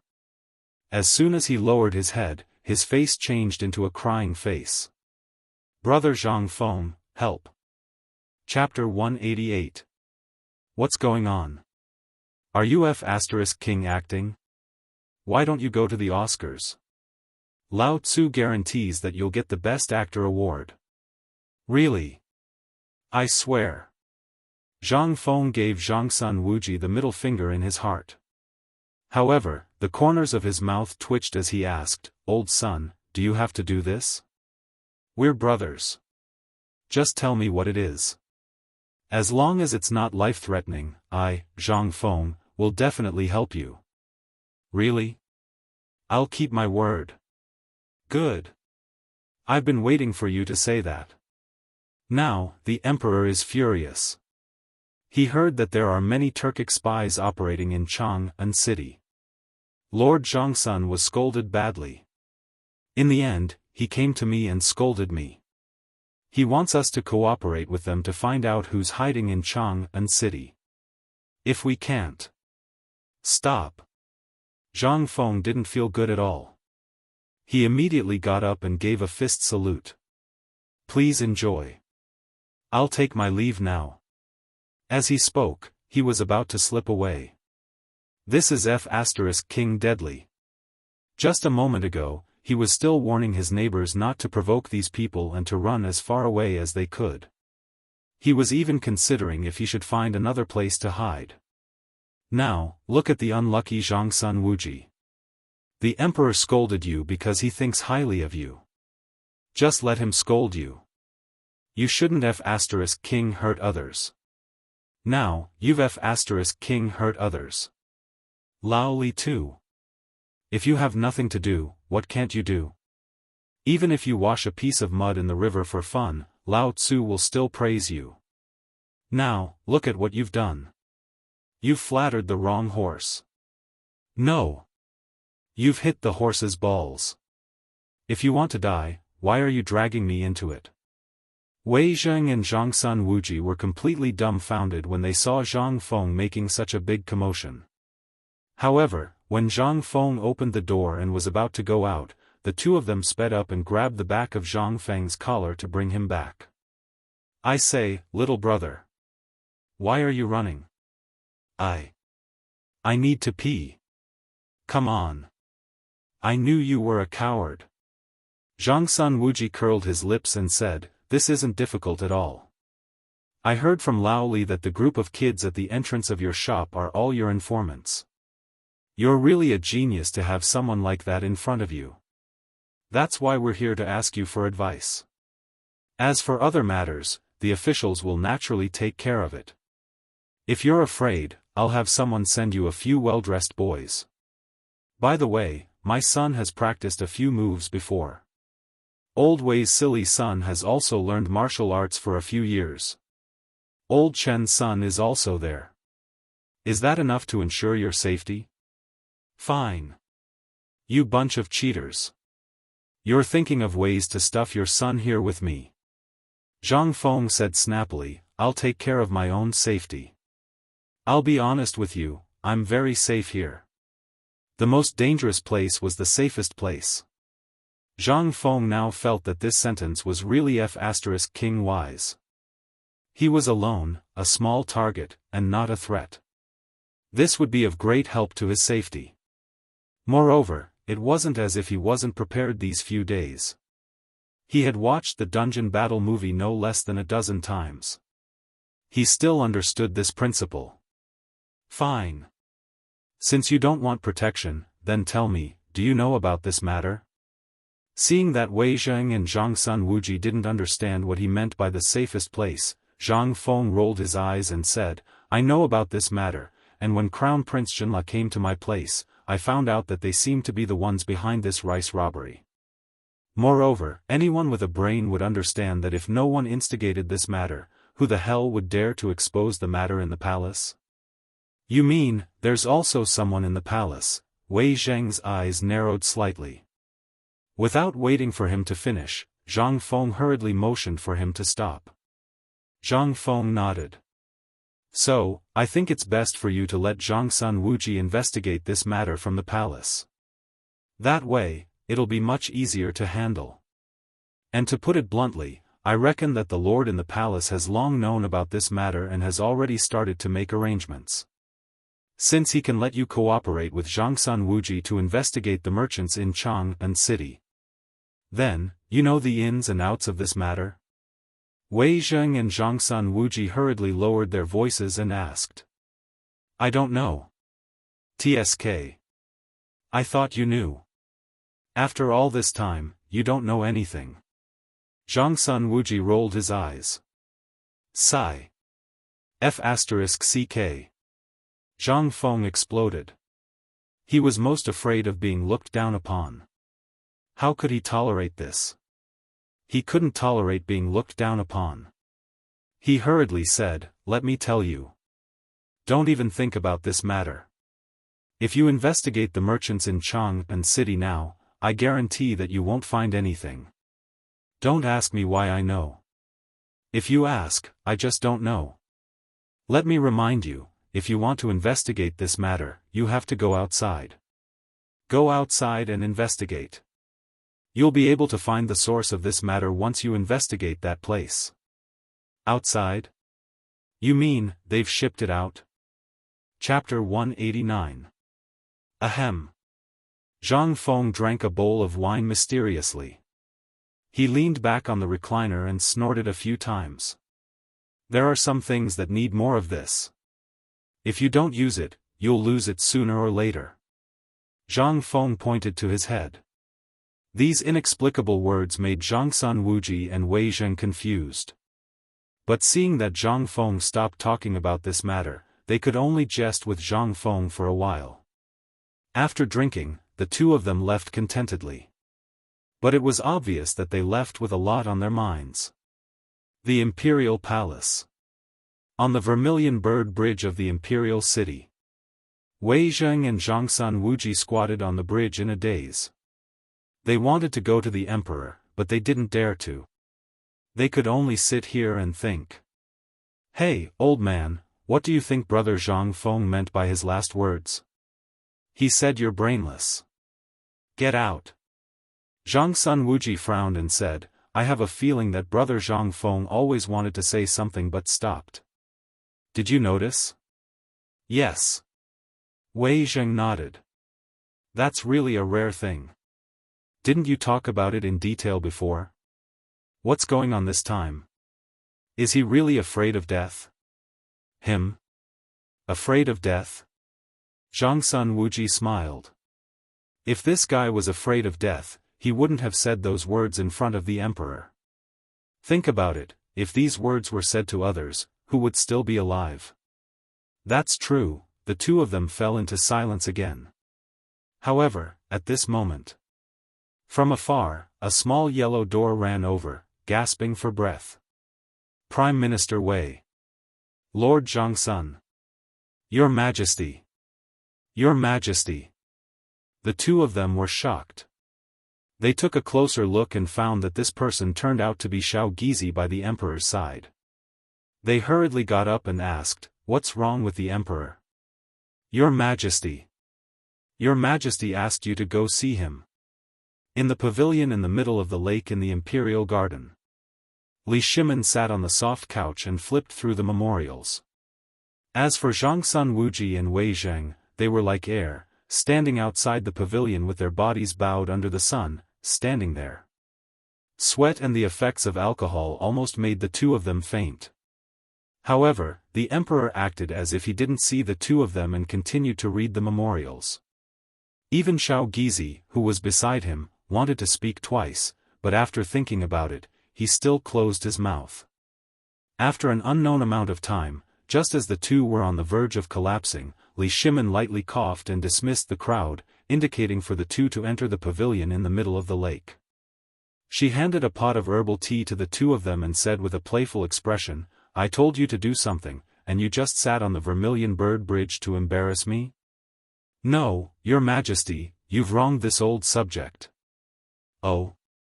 Li Shimin put down the memorials, looked at Zhangsun Wuji, and asked, then I'd like to hear how I've wronged you? This old subject and Prime Minister Wei went to Zhang Feng's little tavern today. Oh. I remember now. I still remember that the two of you ran wildly through the streets of Chang'an City in a fit of pique. Is that true? The two of them couldn't help but lower their heads at this question. Li Shimin said again, I remember that the chamberlains of Jianghu secretly caught at least 30 people who were following you. I'll say it one last time. Brother Zhang Feng is my brother. His safety cannot be compromised. If you're angry, I don't care. However, if you implicate Brother Zhang Feng, you know the consequences. Hearing this, the two of them hurriedly knelt on the ground. This subject knows his mistake. Forget it, get up. Sit. Tell me, what did Brother Zhang Feng say? The two of them heaved a sigh of relief when they heard this, but they couldn't help but feel a chill in their hearts.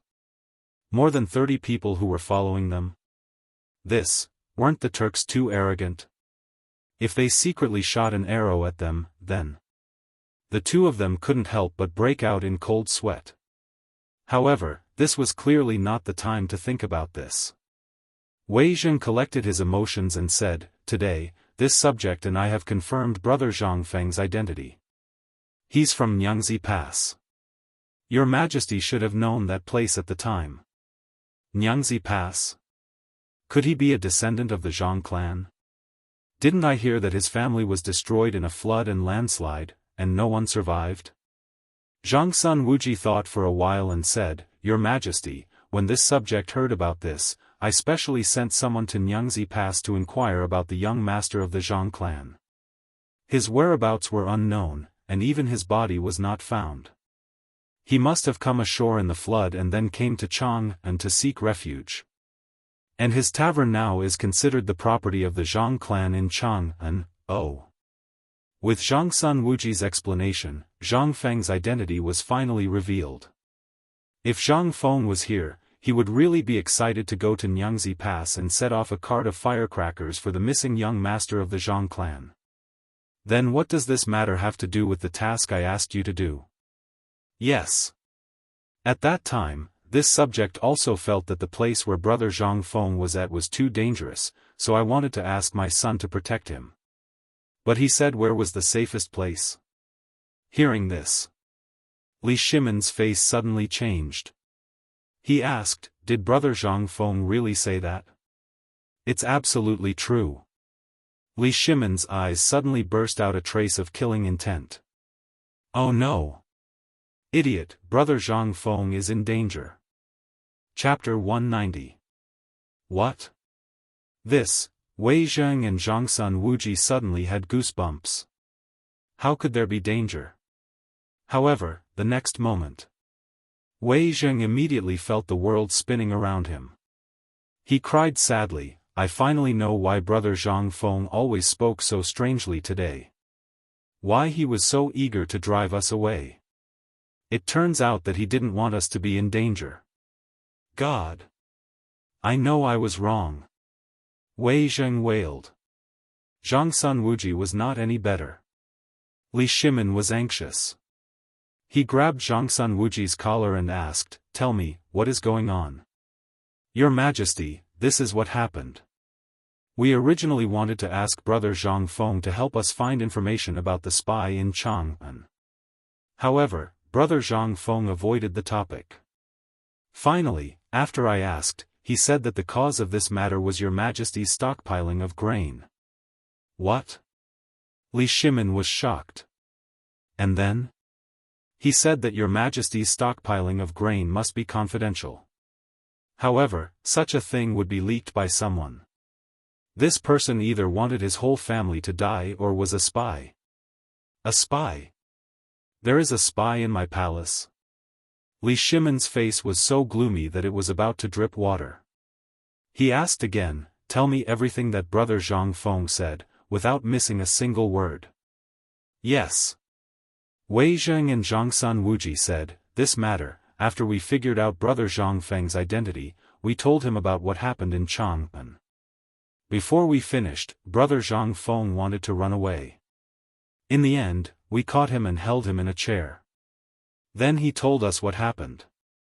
The first thing he said was that there was a spy in the palace.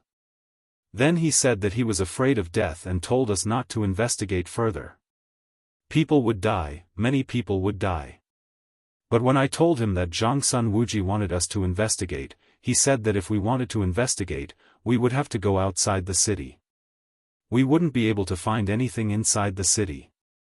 Also, he pointed to his head and said, "Use it more often, or it will be gone easily." I didn't know what was going on back then, but now, the two of them couldn't continue. Was there even a need to ask? There's no need. Li Shimin and the others were not fools. It was clear now. Can't Chang'an investigate? Why couldn't they investigate? There must be someone from the government covering for them. Moreover, the merchants also seemed to have hooks and sickles. Under such circumstances, how could they investigate? Who could find out anything? If they were to investigate now, all the clues would be lost.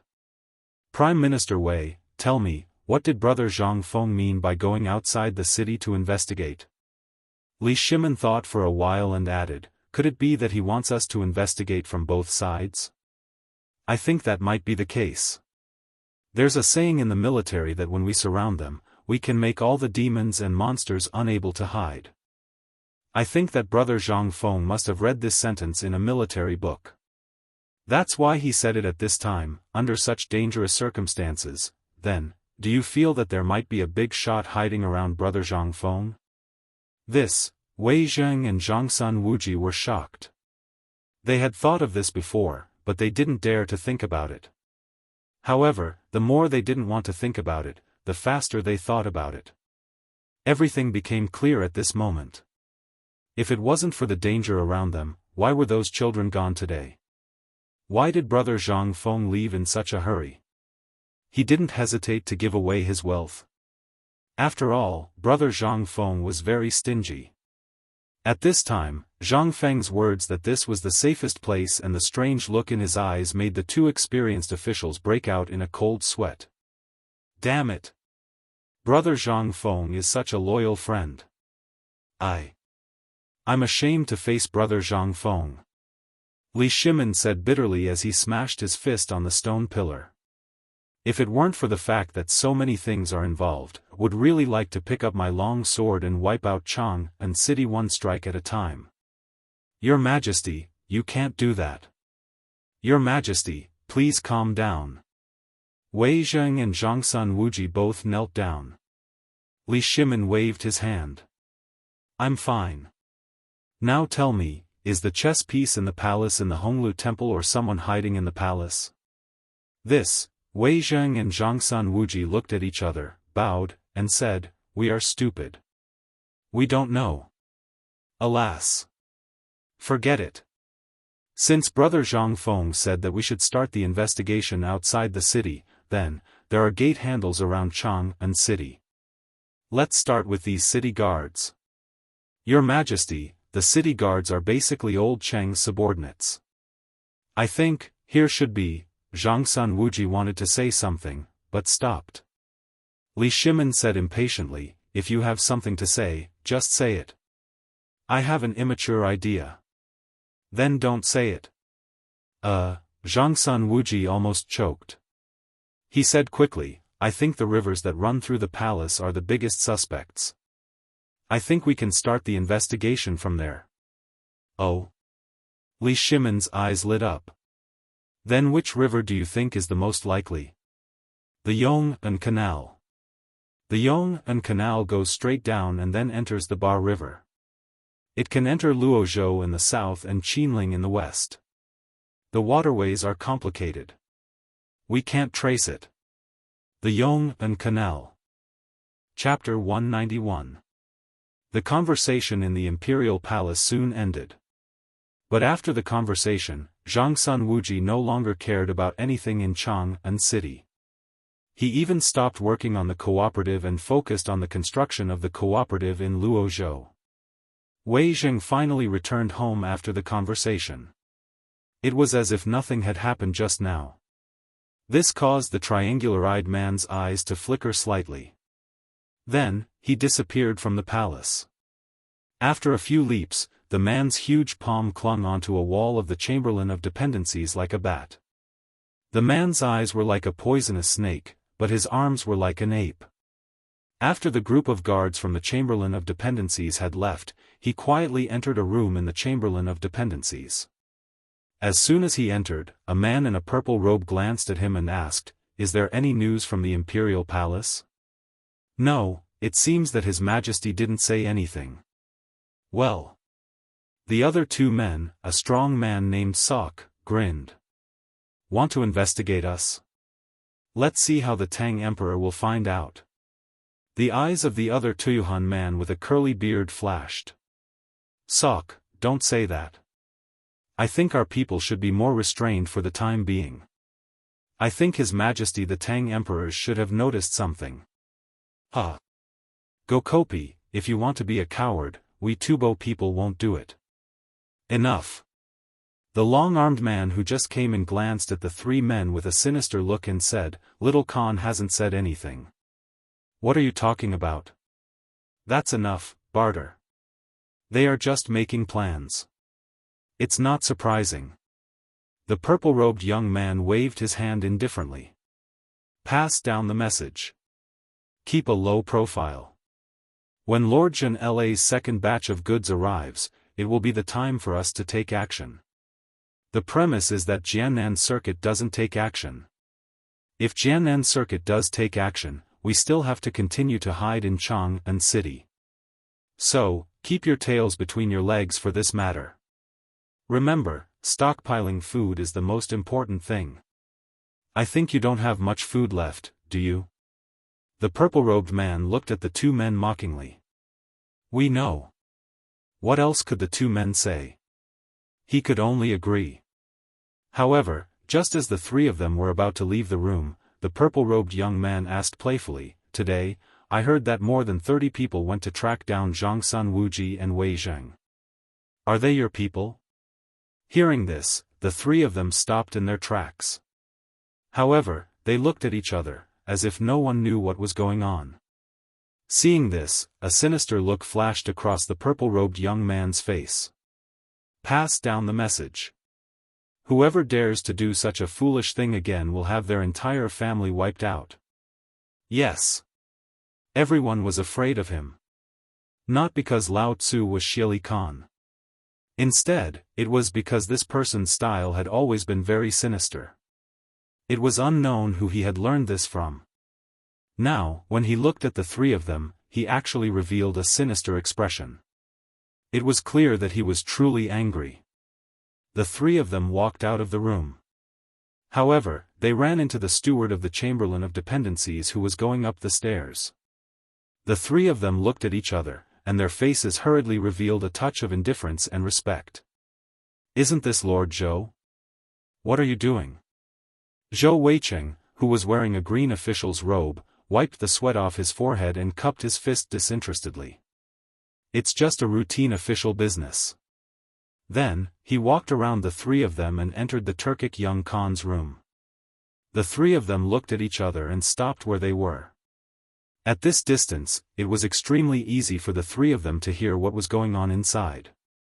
After Zhou Weicheng entered the purple-robed young man's room, the purple-robed young man pretended that he had just noticed Zhou Weicheng and elegantly bowed to him like an aristocrat. "I didn't know that Lord Zhou was here. Pardon me for not going out to meet you. You're too serious, young Khan. I'm here on official business. Today, someone in Chang'an City discovered that someone was following Lord Zhangsun and Lord Wei Zheng. Therefore, the Emperor ordered me to come down and inform you that Chang'an has been very chaotic recently. If there's nothing important, young Khan should not leave the palace. It's dangerous." "Oh? This?" The purple-robed young man pretended to be speechless. "This is Chang'an City. How could there be such a suicidal person here who dares to follow two Grand Dukes? He. The Ministry of Justice is currently interrogating the person who was caught. Therefore, the Emperor ordered the Chamberlain of Imperial Insignia to strengthen the security of the Chamberlain of Dependencies to ensure your safety. Ha ha ha. Thank you for your kindness, Your Majesty. After that, Zhou Weiqing cupped his fists and said, I'm done here. I'll take my leave now. Thank you, Your Majesty. Take care, Your Majesty. After seeing Zhou Weiqing off, the purple-robed young man's face was so dark that it was about to drip water. If this Khan finds out who is messing around, this Khan will grind the bones of 18 generations of your ancestors into powder. You're just an animal who can't do anything right. He was furious. This was a critical moment. Zhangsun Wuji and Wei Zheng are the Grand Dukes of the Tang dynasty, right? If you have nothing better to do, why the hell did you go to Chang'an City? King bastard. The purple-robed young man clenched his fists so tightly that his knuckles cracked. Then, he opened the door with a calm expression on his face. Under his gaze, groups of heavily armored soldiers surrounded the Chamberlain of Dependencies. How are those the Chamberlain of Imperial Insignia? They're the garrison of the Tang dynasty stationed in Chang'an. Chapter 192. Zhang Feng was depressed. He was really depressed. Ever since he found out that there was a Turkic spy living next door, he had been panicking. He had cursed the system hundreds of times in his heart. Then, he kept his head down and ran in the tunnel, digging out the tunnel with shovel after shovel to make it as comfortable and spacious as possible. There must be a vent in the tunnel. He thought for a long time and finally decided on the chimney. On one side of the chimney, there was a fire outlet. In this fire outlet, he put a bamboo pole and opened the bamboo pole. This was a simple vent. Then, he installed bamboo tubes in all the places in the room where the vent could be placed.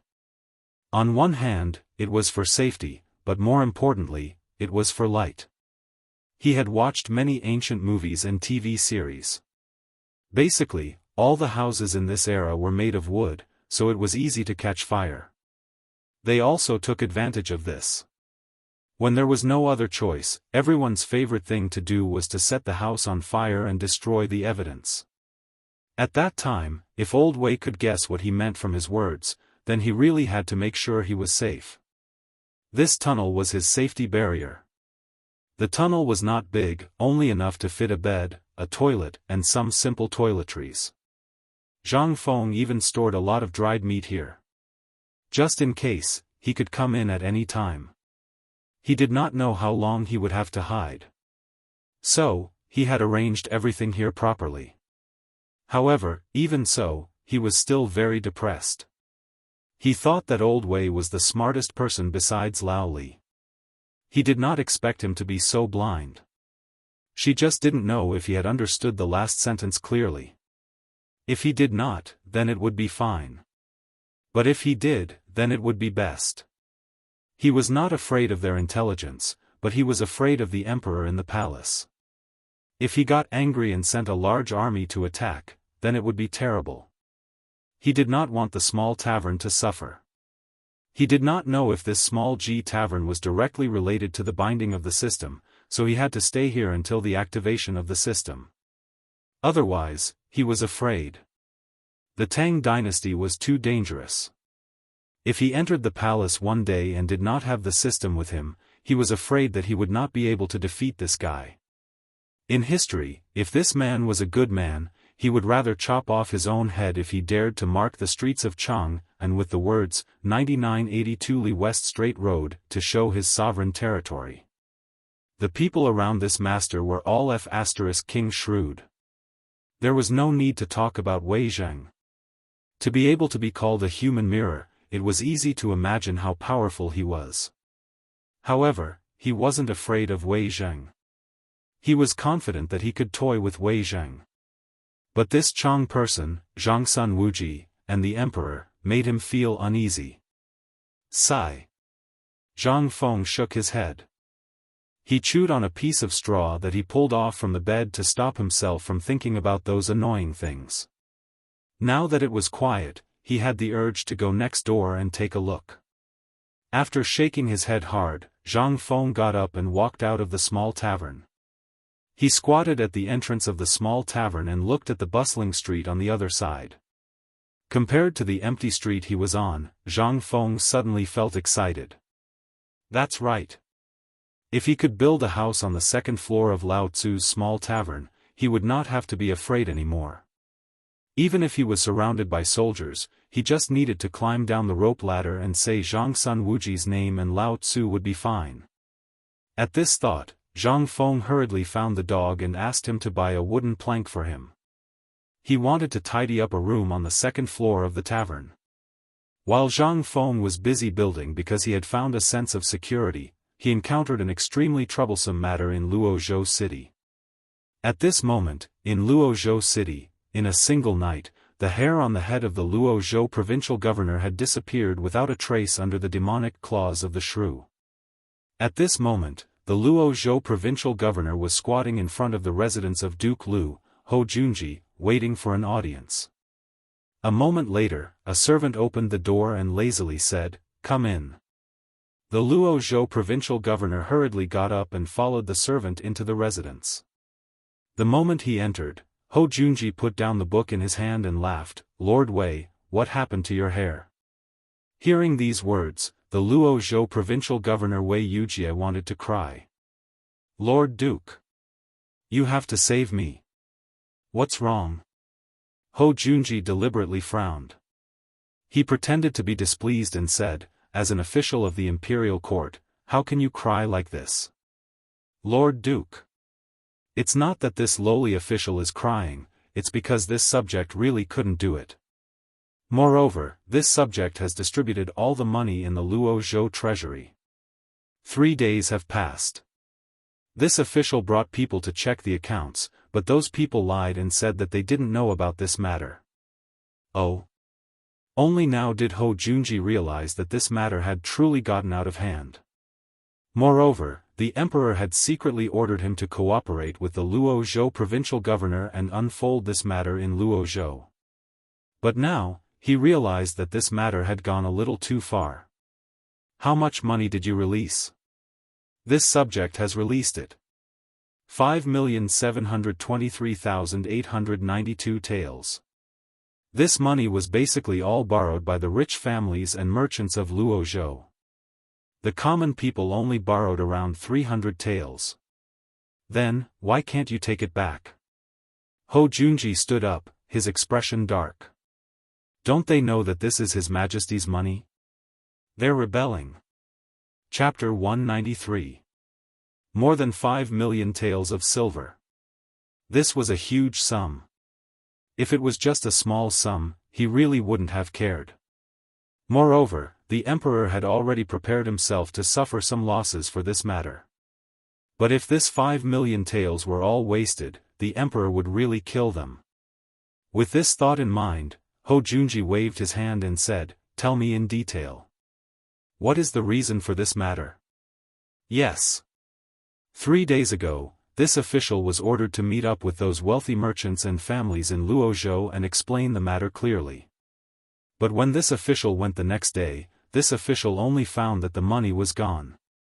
The account book recorded that the money the commoners had lent out while this official was here, but the money after that had disappeared without a trace. Bastard. Absolute bastard. You're not even going to arrest this? Are you a bastard?" "No." Wei Yujie hurriedly said, "Look at this account book." As he spoke, Wei Yujie took out another account book from his embroidered robe and handed it over to Ho Junji. Ho Junji flipped open the account book and was even more dumbfounded. Luozhou's Water Moon Music House borrowed 1 million taels. Zhengguan began repayment 3 years ago, in installments, plus interest, 13,300 taels per month, spread over 10 years. On the 8th day of the 6th month of the 2nd year of Zhengguan, Zhang Debao personally lent it. Luozhou Bank borrowed 2 million taels, bastard. What is this? 10 years? Who gave them the courage to borrow money like this? Hou Junji exploded in anger. Wei Wuxia said, Duke, you might not know, but these businesses are actually their own businesses. To put it bluntly, they just want to use this opportunity to gather all the money in their hands. Do you have any good ideas? Hou Junji was also anxious. The emperor had said that he wanted to lend the money to the commoners, but they were still considered commoners, right? Didn't it matter who they lent it to? But even if they took the money, the repayment account book was giving Hou Junji a headache. How could the matter of the Great Tang wait a year? Normally, they would have waited a year. In any case, the Tang dynasty didn't lack that bit of money. But now, they couldn't wait. Moreover, the emperor wanted to see results immediately. Now that this problem had occurred, wouldn't that mean, but now, could the Tang dynasty wait that long? Moreover, he was clearly trying to take advantage of the situation, and not even Hou Junji could say anything about it. Duke, regarding this matter, what do you think? What should this official do? This lowly official only has a month's time. If this continues, not only will I not be able to get back the 5 million taels of silver, the commoners won't be able to get any benefits at all. I beg the Duke to think of a way. As Wei Wuxia spoke, he was about to kneel down. Hou Junji frowned and said, Governor, there is no need for this. This matter needs to be discussed at length. This is also His Majesty's experiment. Hou Junji thought for a long time. Then he said, how about this, you take out the taxes in Luozhou first. This time, you must personally supervise this matter and immediately write a letter. You must report everything that happened today in detail. Will this work? Duke, there's less than 1 million taels of tax left in Luozhou. Moreover, unauthorized use of taxes is a crime punishable by the execution of 9 generations of the family. Right now, we can only do this. Old man should also write a letter to report this matter to His Majesty. Be at ease and send this letter as well. As he spoke, Hou Junji wrote down a detailed memorial to the throne and handed it to Wei Wuxia. Wei Wuxia thanked him profusely and left. Once Wei Wuxia was gone, Hou Junji called out, Steward. Master. Immediately take out all the silver that the manor can take out, and then have Hou Jia personally deliver the silver to every citizen. Master, the steward was dumbfounded. The Duke residence had less than 10,000 taels of silver in total, and this was clearly a bottomless pit. How could it fill the stomachs of all the people of Luozhou? Go and handle this matter. Yes, Hou Junji did not return the account books to Wei Wuxia, because he saw an enormous benefit in them. Since the emperor was in such a hurry to do this, and while the monthly profit of 1 tael of silver was only a few copper coins, if this continued, wouldn't all the money in the world end up in the emperor's pocket? If each person contributed 1 copper coin, how much would the hundreds of thousands of people in Luozhou be worth? And this didn't even include the loans from the merchants. If the hundreds of thousands and tens of millions of taels of silver were added into the equation, then, Hou Junji was no fool. Although he could only see a vague shadow, he was a smart man and an ambitious schemer. From the emperor's every move, he could see one thing. The emperor's butcher's knife had been raised high. These idiots still dared to take advantage of this loophole? Hei. Hou Junji coldly chuckled, his hands held behind his back as he looked at the words on the table. These words were bold and forceful. The content of the words was the poem that Zhang Feng had written on the wall that day. Zhang Feng, just who are you? Chapter 194. At the entrance of the Luozhou mansion, a large number of commoners stuck their heads out and scrambled to see when the provincial governor would come out. Yesterday, they heard that the emperor was going to give out silver. How could this be? Everyone was stunned. From the Qin emperor to the Great Sui dynasty, no one had ever seen such a good thing. But, yesterday, some people saw it with their own eyes. Some commoners only needed to sign their names with the official's confirmation and then press a red handprint on the place where their names were. After the official proved their identity, they would get the silver they wanted. Every month, they only needed to pay a few copper coins and pay the interest. What was this? It was a good thing that money fell from the sky. Yesterday, some people received the silver and went home happily. But more people were watching. But in the end, when they heard that millions of silver had entered the pockets of those merchants, they couldn't help it. All the commoners were poor. Even the house they lived in was propped up with wood. They did not have the money to repair it. However, if they could really get the money from the government, not only would they be able to repair the house, they would also have some money left over to buy some furniture. They could even have a few meals to fill their stomachs. There were also some people who were squatting at the entrance of the provincial governor's mansion with their identity certificates, hoping to get some silver to buy a set of things to live on. It's almost the end of the day. The provincial governor's certificate still hasn't come out? Yeah. Yesterday, he said that he would give out silver at the entrance of the provincial governor's mansion. Why is he still not here at the end of the day? Could it be that the provincial governor is making fun of us? It can't be, right? I saw with my own eyes that Galftover's father received an ingot of silver. That fellow seems to be in high spirits today and is working especially hard. Hiss. He really got it? Everyone was shocked. Creak. Just when everyone couldn't wait any longer and started to talk about it. The tightly shut door of the provincial governor's mansion finally opened. Following the opening of the heavy door, a group of armored soldiers wearing shining Mingguang armor and shining Imo sabers with threatening cold air could be seen. They neatly divided into two groups and walked out of the provincial governor's mansion. When the crowd saw the armored soldiers, they were even more shocked. He hurriedly shut his mouth and let go of the gate of the provincial governor's office. Following the appearance of these two groups of armored soldiers. Soon after, civil officials and government officials carried thick stacks of account books and hurriedly appeared at the entrance. Then, soldiers carried 10 large tables and surrounded the provincial governor's manor. As for the officials and civil officials, they sat in front of these tables and spread out their brushes and ink. Until now. Only then did the provincial governor appear in front of everyone.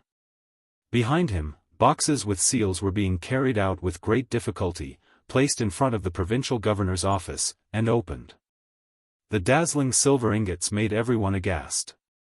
However, just at that moment, the 2 rows of soldiers also revealed twisted expressions. They pulled out their Modeo blades and coldly swept their gazes over the crowd. Wei Yujie first cupped his fists to the crowd and then said, "Today, the release of the silver ingots officially begins. But I still have a word of advice for everyone. This is the imperial family's silver ingots. The emperor empathizes with the people and gives you the capital to live a better life. If I find out who dares to squander this silver ingots in brothels, taverns, and gambling houses instead of using it for daily life, I will first punish him with 30 strokes of the cane, and then I will wait for the emperor to punish him. Today, I have 3 requests. Those who are addicted to gambling, alcoholics, and debauches, get out of my sight. If you are found by the officials, you all see these soldiers, right?" Wei Yujie pointed at the soldiers wearing Mingguang armor and said, "Once you are found, if you still dare to deceive me. First, ask this Mo Saber if he is willing." Provincial Governor. "Don't worry. We are all the people in this city. We all want to take some money back to live a better life. If anyone is a debauchee, let alone the provincial governor, we will not let him go." "Yes. Provincial Governor, don't worry. This money, we will spend it wisely. Since it is the emperor's pity, how would we dare to use it carelessly? Members of the Zhang family, listen to this old man. Now, listen to what the Lord has to say. What kind of money is this? This is the money that the emperor gave us to save our lives. Whoever dares to squander it will be punished according to the family rules. Patriarch, don't worry. Whoever dares to do this will be beaten to death. Beaten to death. Wei Wuxia heaved a sigh of relief. Looking at the agitated crowd, he waved his hand and said, "All rich families and merchants, stop issuing loans today. Don't ask. If you want to ask those people from yesterday. They all took the money away. If you want to blame someone, blame them. *ck his mother. Lao Tzu is still waiting to borrow some money to buy goods. Damn it, provincial governor, they are rich to begin with. Why are they doing this?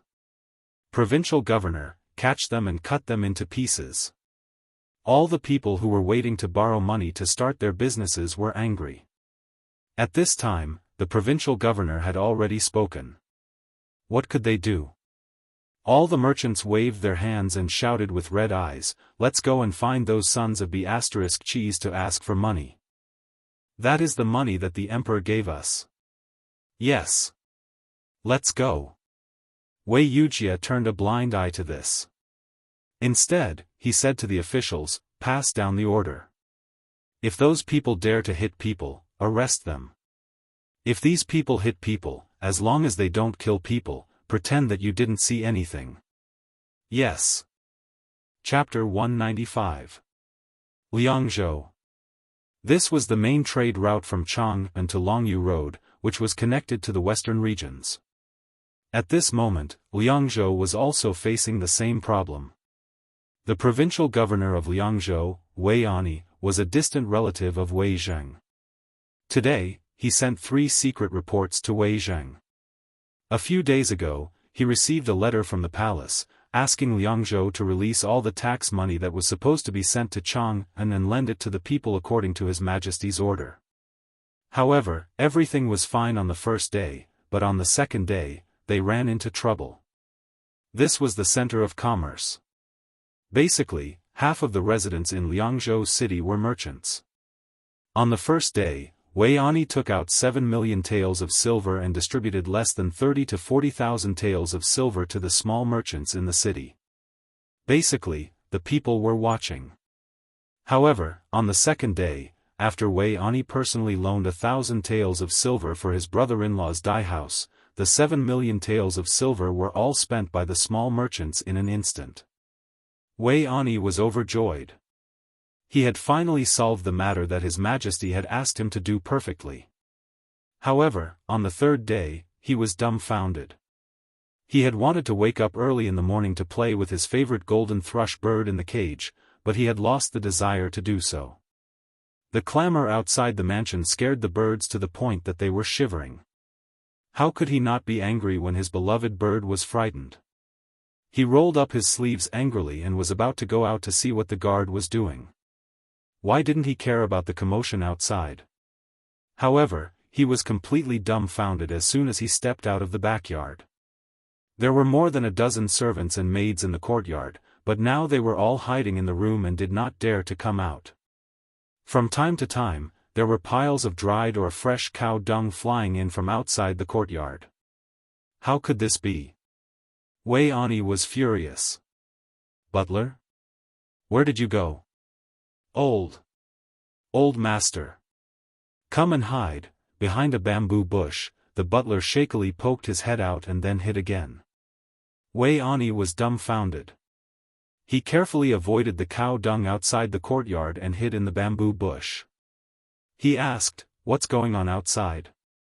"Old master, almost all the people around Liangzhou are outside." "What?" Wei Ani was shocked. "Then, why didn't anyone inform me?" Madam doesn't want to. She's afraid that with master's temper, going out and hitting people will cause a lawsuit." Wei Ani was furious. He raised his hand and was about to hit him, but in the next moment, he withdrew his hand in embarrassment under a cold gaze. "Madam, why are you outside?" Everyone in Liangzhou knew that Wei Ani was henpecked. Moreover, Wei Ani had a bad temper. This was something that everyone in Liangzhou knew. At this moment, a graceful figure was glaring at him from the storeroom in the front yard. "This is what you're doing?" This concubine really doesn't know if that cow dung is blind or what. Why can't it smash you to death? Wei Ani was dumbfounded. They winked at the old butler and even kicked him, but the old butler remained silent. The old man was furious. Wei Ani felt aggrieved. He was the governor of Liangzhou, and he was appointed at the age of 40. This was really a stroke of good luck. But why did he have to deal with such a shrew? Although Wei Ani was sad and indignant, he did not dare to lose his temper. He could only ask shamelessly, "Madam, what's going on outside? Why are you so angry?" Angry? How would I dare to be angry? I'm the provincial minister, Wei Zheng, Lord Wei's cousin. How would I dare to be angry? The madam still ignored him. She said to herself, "Back then, how did you swear in his court that you would be a good official? If your cousin knew that you had caused Liangzhou to become like this and caused tens of thousands of people to block the gate, I wonder if Lord Wei would jump up from the court and skin you alive." The more she said, the more Wei Ani broke out in a cold sweat. His whole body was trembling. Wei Ani had no choice but to surrender. "Madam, just tell me what's going on outside. The old man feels uneasy." "Oh. You feel uneasy? Weren't you very high-spirited when you lent your brother-in-law the money yesterday? Have you ever thought about what the money was for? This is official money, tax money. The emperor personally ordered you to do this. What about you? 7 million. You gave all of it to those merchants?" Finally, Wei Ani thought about the emperor's secret plan in detail in his head. He could not help but feel dizzy and fell down. If it were not for the steward's quick eyes and hands, he would have fallen head first on the bamboo fork and died. At this moment, he finally knew what was going on outside. He was so scared that he did not even dare to faint. He rolled and crawled to the door. "It's over, it's over. I'm King over." Wei Ani could not care about anything else. He pulled the bolt of the door open and was instantly drowned by the noise. At the door, all the guards and prisoners were waiting, but no one dared to make a move. They could only guard the door. At this moment, when they saw Wei Ani come out, they finally breathed a sigh of relief and opened the door. Wei Ani roared, "Stop! Lao Tzu, stop! The old man will think of a way to get the money. Don't worry. Line up and make a list. There's still money." Chapter 196. It seems that Lao Li and the rest have messed up the cooperative. Zhang Feng was lying on a recliner by the door as he listened to Guzi, whose face was covered in snot, spittle flying everywhere. Zhang Feng couldn't help but sigh in his heart. "Brother Zhang Feng, let me tell you. Early this morning, I saw signs hanging at the entrance of a few banks opened by the officials. I asked Lao Xiao to take a look, and he said that it was a closed day. At the entrance of the shops, the people looked as if they were possessed. Their eyes were bloodshot. And I heard from the guards at the entrance that there were thousands of people outside the city gates last night.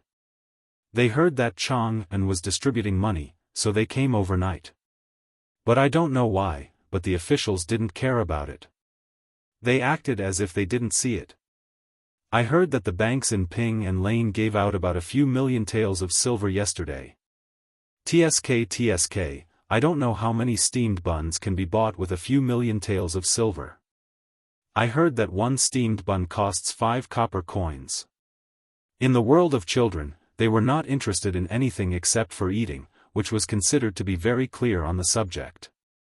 But at this moment, Guzi was also dumbfounded. To him, a few million taels of silver was money that he had never seen before.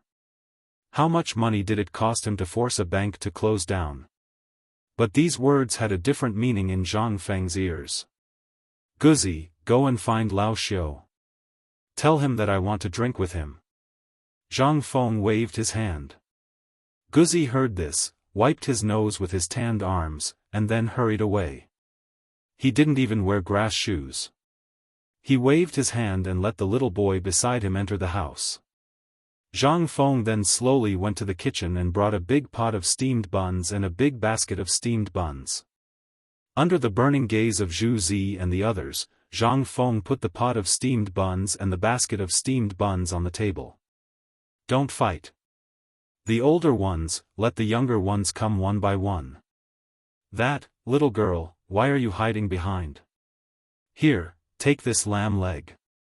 Xiaoya, who was hiding in the corner and didn't dare to step forward, suddenly had a greasy and steaming bone stick in her hand. Xiaoya smiled sweetly. She took 2 steamed buns from the basket and ran away in a hurry. Zhang Feng shook his head slightly. He didn't care about it. But inadvertently, he saw the old elementary scholar stroking his beard and smiling at the door. Behind him, he stared at Zhu Zhu, who was holding a large piece of meat and eating it with relish. Zhu Zhu's eyes flashed with a fierce light. Come on, dog, there's a big pot on the stove. Bring it up and let's eat together. All right. Hearing this, Go Zi ran away with a smile on his face. Ha ha ha. Brother Zhang Feng, you're really. This old man thinks that he's well read, but this old man admires your actions. If there were more people like you in the world, then our Tang dynasty would not be afraid of being strong and prosperous. Where is the chaos of war in this world? That day will come. Zhang Feng smiled. Come, come, come. Old elementary scholar, please sit. It's too boring to be alone, so I came to drink with you to relieve my boredom. Damn Zhu Zhu's father, I can't drink with him. That guy was born to be a slave. And old he, too. He always wants to find a wife for me. Sigh. You're still the best. Zhang Feng sighed. He took a jar of wine from the counter and 2 wine cups and sat opposite the old elementary scholar. The old elementary scholar looked at Go Zi, who was holding a big pot of meat and eating it with his head lowered. He chided with a smile, eat slowly. No one is going to fight with you. Aren't you afraid of choking to death? Ha ha ha. No way. My mother said that I'm easy to feed. Go Zi wiped his mouth. He grinned. The old elementary scholar smiled. She took the wine cup that Zhang Feng handed to her and took a sip of it. Your wine is still the best. This wine is like you. Although it's clear, it's extremely mellow. Why don't a young man like you want to enter the imperial court and become an official? Instead, here. Hey! Old elementary scholar, you're here too. Zhang Feng was speechless. The matter of becoming an official is not urgent. It's not something that can be rushed. It depends on fate. The old elementary scholar was excited. With your abilities, you. Yi Zichen was stunned. Me. I just want to drink today and enjoy today. If I can settle down in tens of thousands of rooms, then I will definitely bless the poor people of the world. That's the life of an immortal. Hearing this, the wine cup in the old elementary scholar's hand fell on the table with a bang. He asked with a trembling voice, was that a poem you recited just now? This, was done by you? This is a poem written by a senior. I was fortunate enough to hear it. But that senior is no longer in this world. Sigh. The old elementary scholar's eyes dimmed slightly. What a pity. To be able to recite such a good poem, he must be a great scholar. Do you know the name of that person? Zhang Feng shook his head. He could not say that the person who wrote this poem had not been born yet, could he?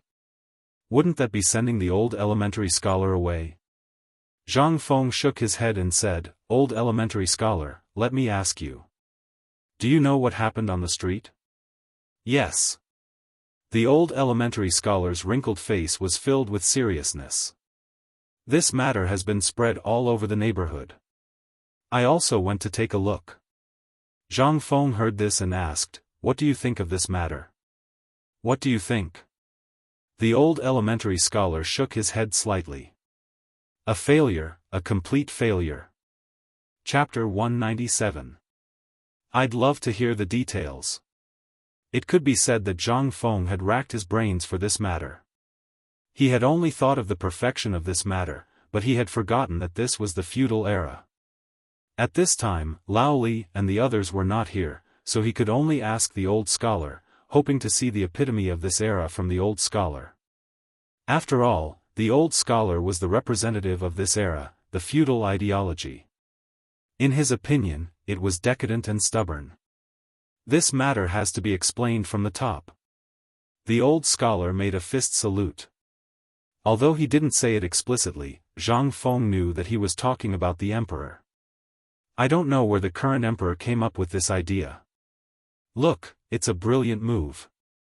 I know he wants to restore the economy of the Tang dynasty, but he did it in a foolish way. He forgot that human nature is greedy. Insatiable greed is the main theme of this era. That's not right, old scholar. Zhang Feng frowned. Look at how simple and honest the neighbors are.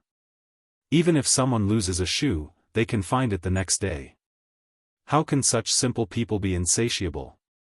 Ha ha ha. The old scholar chuckled coldly. His laughter made Zhang Feng shudder. Of course you'll think they're simple. That's because they're all the same, poor. If you put a pot of this in the midst of the poor, try it, just like.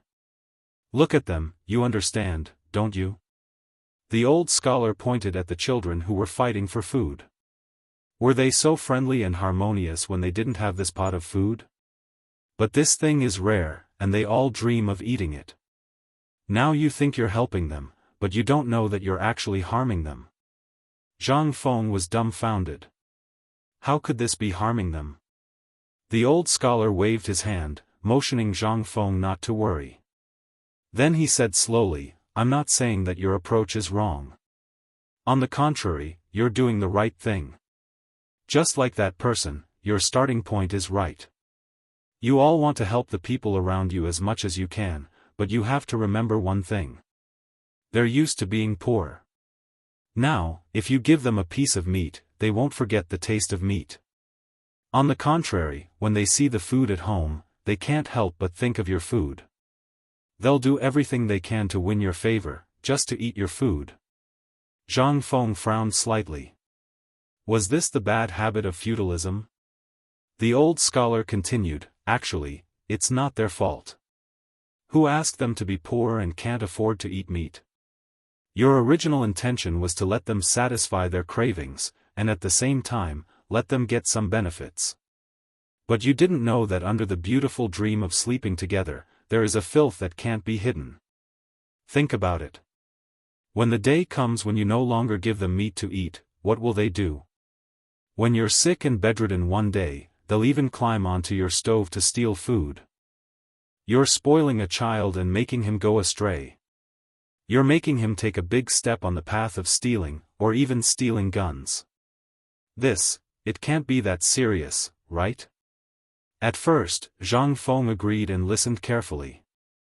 But after a while, the tone of the old elementary scholar's voice changed. He could tell that the old elementary scholar was looking down on these children. That's not right. You're saying that you're a scholar.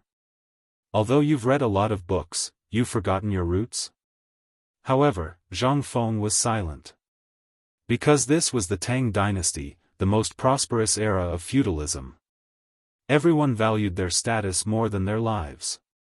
Many people, in order to get rid of their status as slaves, would work hard for generations to do so. They just wanted to get rid of their status as slaves one day, so that their descendants could straighten their backs and be upright people. However, some people were born with a disdain for slaves that came from their bones. However, they had forgotten the meaning of Cao Zhi's poem. Born from the same root, why are we so anxious to destroy each other? Zhang Feng sighed and recited the poem. The old scholar was unmoved. Instead, he tried to persuade Zhang Feng.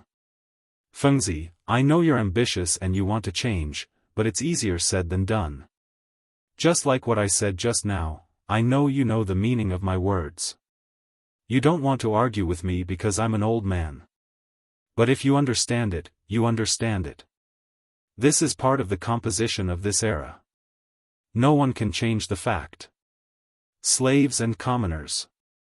Everyone wants to make their household register noble. They are working hard. If one day, the emperor suddenly announces that he is going to distribute the wealth and everyone can get a sum of money, do you think it is fair? Will anyone object? This is going to kill people. The old scholar said it very ambiguously. However, Zhang Feng understood what he meant. This was the tragedy of this era. He forgot this point. In this era of strict hierarchy, if you want everyone to be equal, what is that? That's courting death. I understand, old scholar, thank you. Chapter 198. Zhang Feng fell silent. At this moment, he finally knew where his plan had gone wrong. In this era, there was no one who could accept this set of theories of his.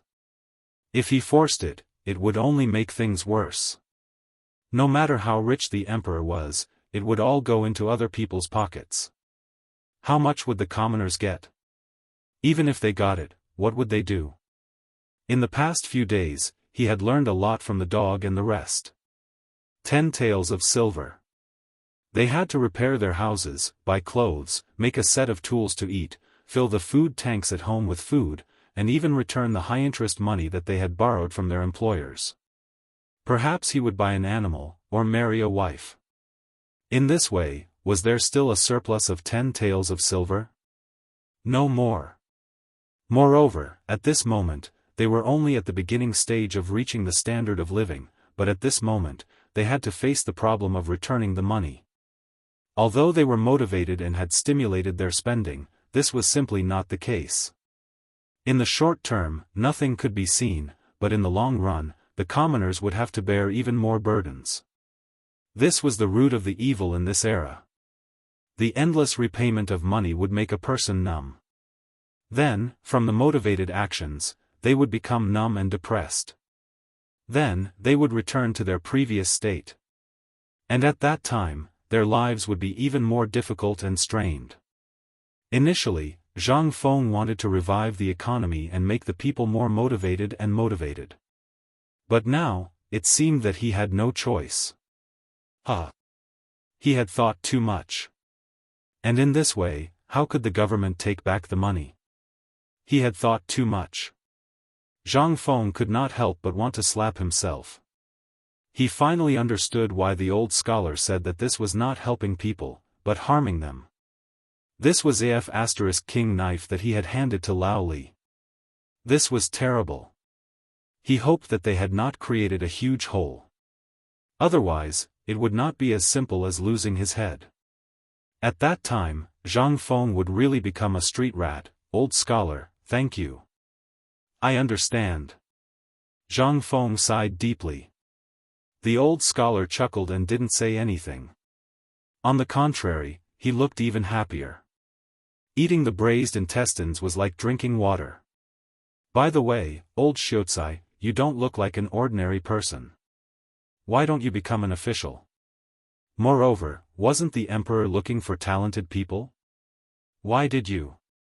I'm old. The old scholar shook his head. This old man is 73 years old this year. If I were 10 years younger, this old man might enter the tiger's den to fight, but I'm old now. In the old scholar's eyes, there was an unconcealable sense of vicissitudes.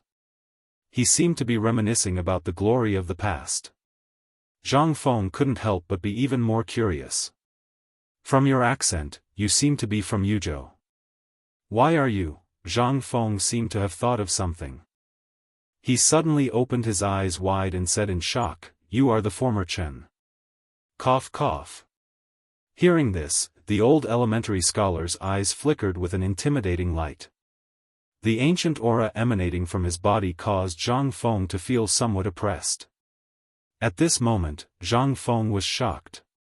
Although he usually laughed with old Xianxia and could tell from his words that he was extraordinary, at this moment, he seemed to have suddenly opened a door to a whole new world. He was shocked. There were not many records of the Qin dynasty in history. It was all related to Emperor Yang of Sui. After he destroyed the Qin dynasty, the palace of the Qin dynasty was basically reduced to ashes by his looting. When he destroyed the Qin dynasty, Yang Guang's bloodlust terrified everyone. Basically, all the ministers and generals of the Qin dynasty were killed by him. That was how the history of the Qin dynasty was researched in the future. There were only documents in the ancient tombs and unofficial records. However, right now, there was a powerful person from the Qin dynasty in front of him. How could Zhang Feng not be shocked? Where was this place? This was Chang'an City. No one knew how long the old elementary scholar had lived in compassionate and peaceful alley. Although the courtyard was big, it had basically collapsed. If not for the money and effort of the neighbors, he would have been fighting with beggars to live in a rundown temple. However, such a person was actually a member of the former Qin dynasty. Zhang Feng was 100% sure that this guy's status in the former Qin dynasty was not low. Otherwise, how could he be basking in the sun so comfortably in Chang'an City? He would have been sent to the quarry a long time ago. Seeing that Zhang Feng was silent, the old elementary scholar smiled faintly. Why? Are you afraid of getting to know me, a remnant of the former Qin dynasty? Are you thinking about how to cut ties with me? T. Zhang Feng could not help but roll his eyes. You're the old elementary scholar who writes letters, couplets, and palmistry. What do you mean by the former Qin dynasty? Ha ha ha. You're also a genius. The old elementary scholar laughed. But everything was in his words. That's enough. Drink your wine. I'll smash all the wine tomorrow. Whoever wants to drink will have to pay. Boys, eat to your heart's content today. Lao Tzu will collect money tomorrow. Chapter 199. Just as Zhang Feng and the old scholar were joking around, Li Shimin was worried sick. He woke up early in the morning and was in a good mood. He wondered if he should go boating with the Empress in the Imperial Garden. But at this moment, Wei Zheng arrived. Along with Wei Zheng were several officials. They entered the Imperial study. A large group of people surrounded Li Shimin. Your Majesty. The Marquis of Luozhou sent a report saying that there's a big mess in Luozhou. A few merchants took advantage of the loophole and borrowed all the money from the cooperative. I know. Why are you so alarmed by such a small matter? No, they took advantage of the loophole and said that they would only return the money after a year. They even lent out 5 million taels of tax. Pfft. Li Shimin, who was drinking tea, suddenly spat it out. He stared at the people from the Ministry of Revenue in horror and asked with a trembling voice, How much, how much? 5 million taels. And it's from brothels, gambling houses, wineries, and other merchants. They borrowed all the money in batches. What? Bastards! Someone come. Pass down my decree, behead these vile creatures. Execute all 9 generations. Li Shimin threw his teacup in horror and roared furiously. Return the money after a year? What the F***ck? Everything had turned cold. Brothels? Brothels borrowing money for what? Do they lack money? Gambling houses? I've turned a blind eye to this matter and pretended not to see it. Do you really want to jump out and show me? Fine, fine, fine. I'll show you today if I dare to kill. Guards. Your Majesty. Wei Zheng hurriedly blocked Li Shimin and said, Your Majesty, you can't kill these people. They borrowed the money according to the normal procedures. I've checked all our documents and they didn't break the law. It's my negligence that I miscalculated. Wei Zheng's words were vague, but Li Shimin knew that he was talking about him. Li Shimin wanted to explode. However, he swallowed the words that were about to come out of his mouth. What should he say? This was all due to his carelessness. Li Shimin was angry and said impatiently, What about you? If you have something to say, then say it. If not, then scram. Emperor. Please take a look at these memorials first. Wei Zheng handed over 3 booklets to Li Shimin with both hands. Li Shimin opened the report with a gloomy face. When he saw the report from Liang province, his eyelids twitched violently. Tens of thousands of commoners had surrounded the provincial governor's office and demanded money. How could this be? Then, Li Shimin opened the report from Chang'an City. Although there was no encirclement, several pawnshops opened by the royal family were forced to close down. How could this be? Where did the problem come from? We remember that Brother Zhang Feng said it very clearly. What exactly went wrong? Li Shimin's heart ached at the thought of so much money going down the drain. It hurt so much that he twitched. Prime Minister Wei, what's going on? Why did this happen? Li Shimin's expression was extremely ugly.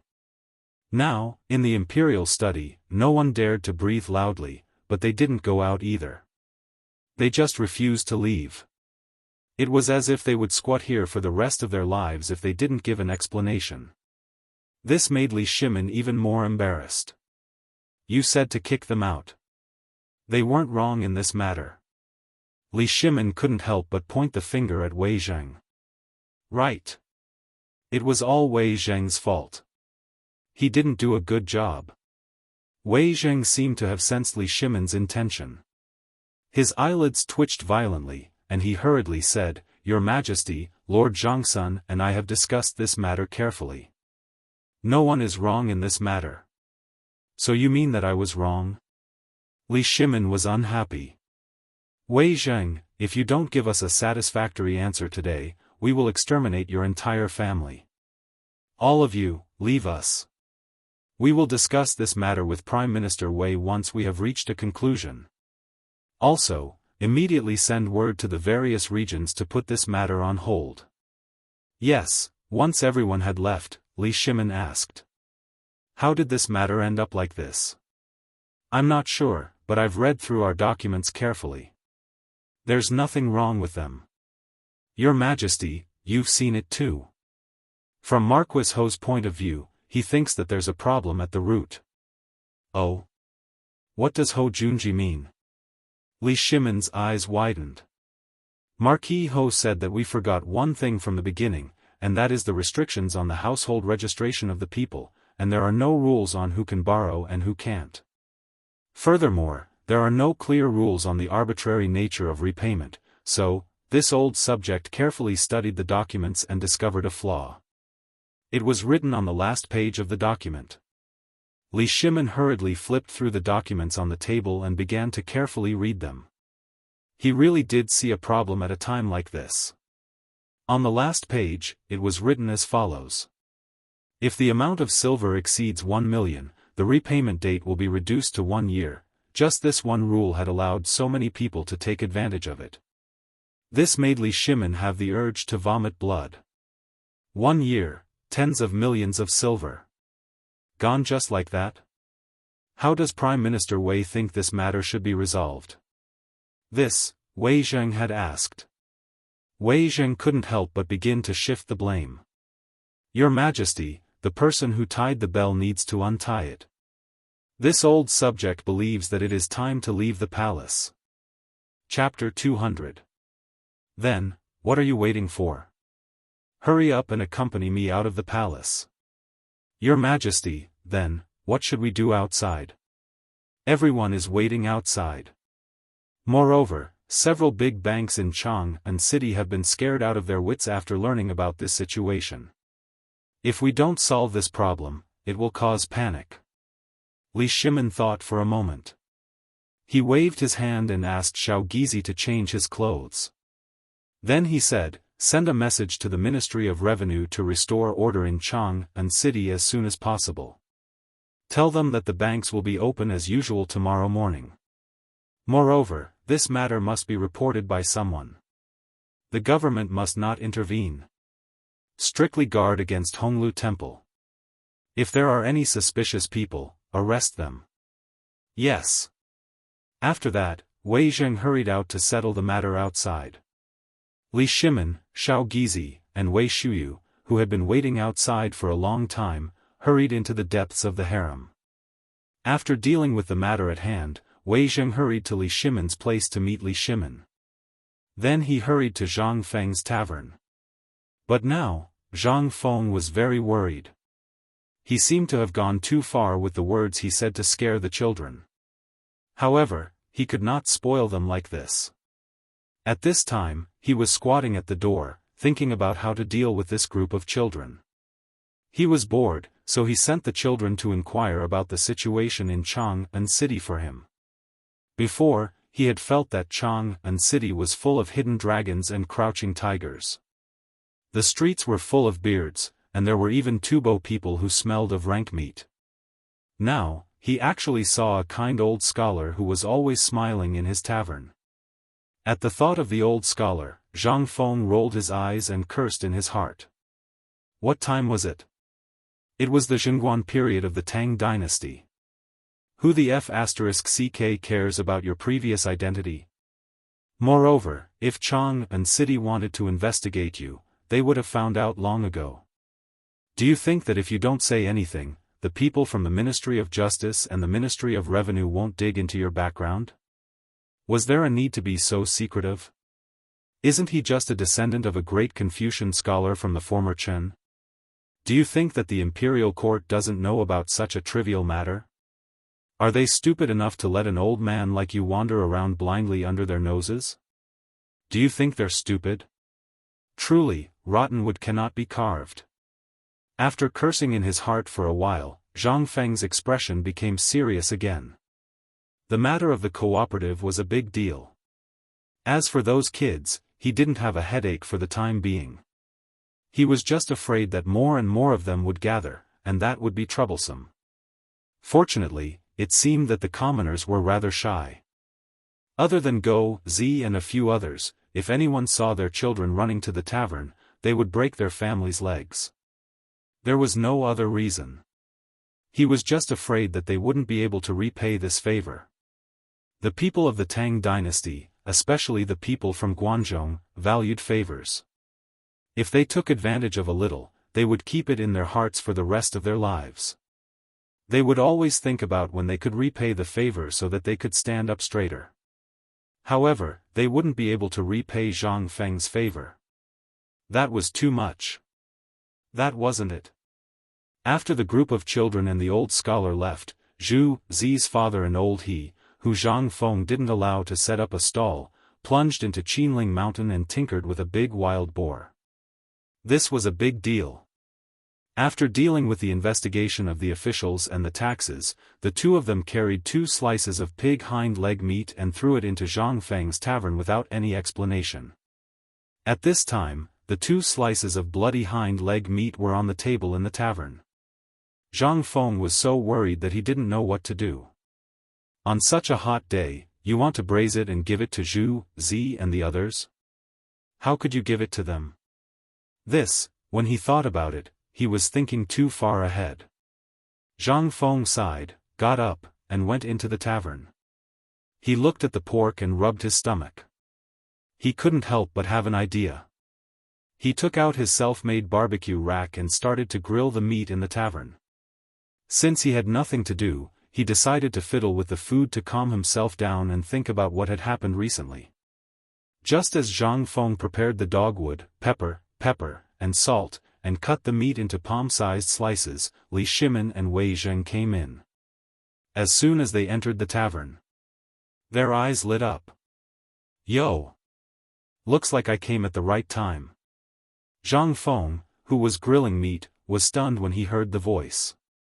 He slowly raised his head and saw Li Shimin looking at him with a smile. Yo! Old Li, King thought you were in jail. Why are you here? Li Shimin's face darkened when he heard that. So, you can't wait for me to go to jail, can you? Zhang Feng laughed. So good. What I want to say is that you're finally here.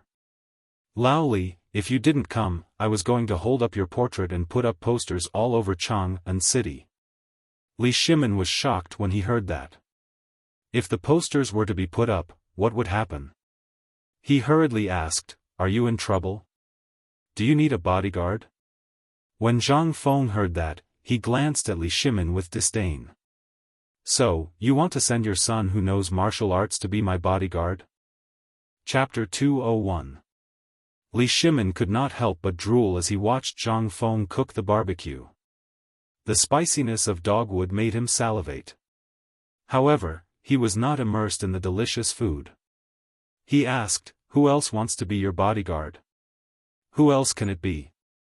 "Old son, of course. He's been beating around the bush several times. He wants to send his precious son here." "I'm not stupid. Why would I look for trouble?" "Old son?" Li Shimin glanced at Wei Zheng. The threat in his eyes was strong. However, Wei Zheng did not seem to see it. He only stared at the barbecue and drooled. He was almost squatting on the ground and waiting. "It's okay. I'll talk to him later. However, I think if you need a bodyguard, just tell me. Besides, isn't this small tavern of yours a little too?" "Okay. I'll tell you when I think about it. Come, try the barbecue this time. See if there's any difference."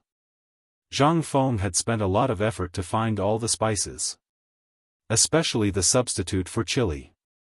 In the era of China, there was no such thing as chili. Everyone liked pepper and wild pepper.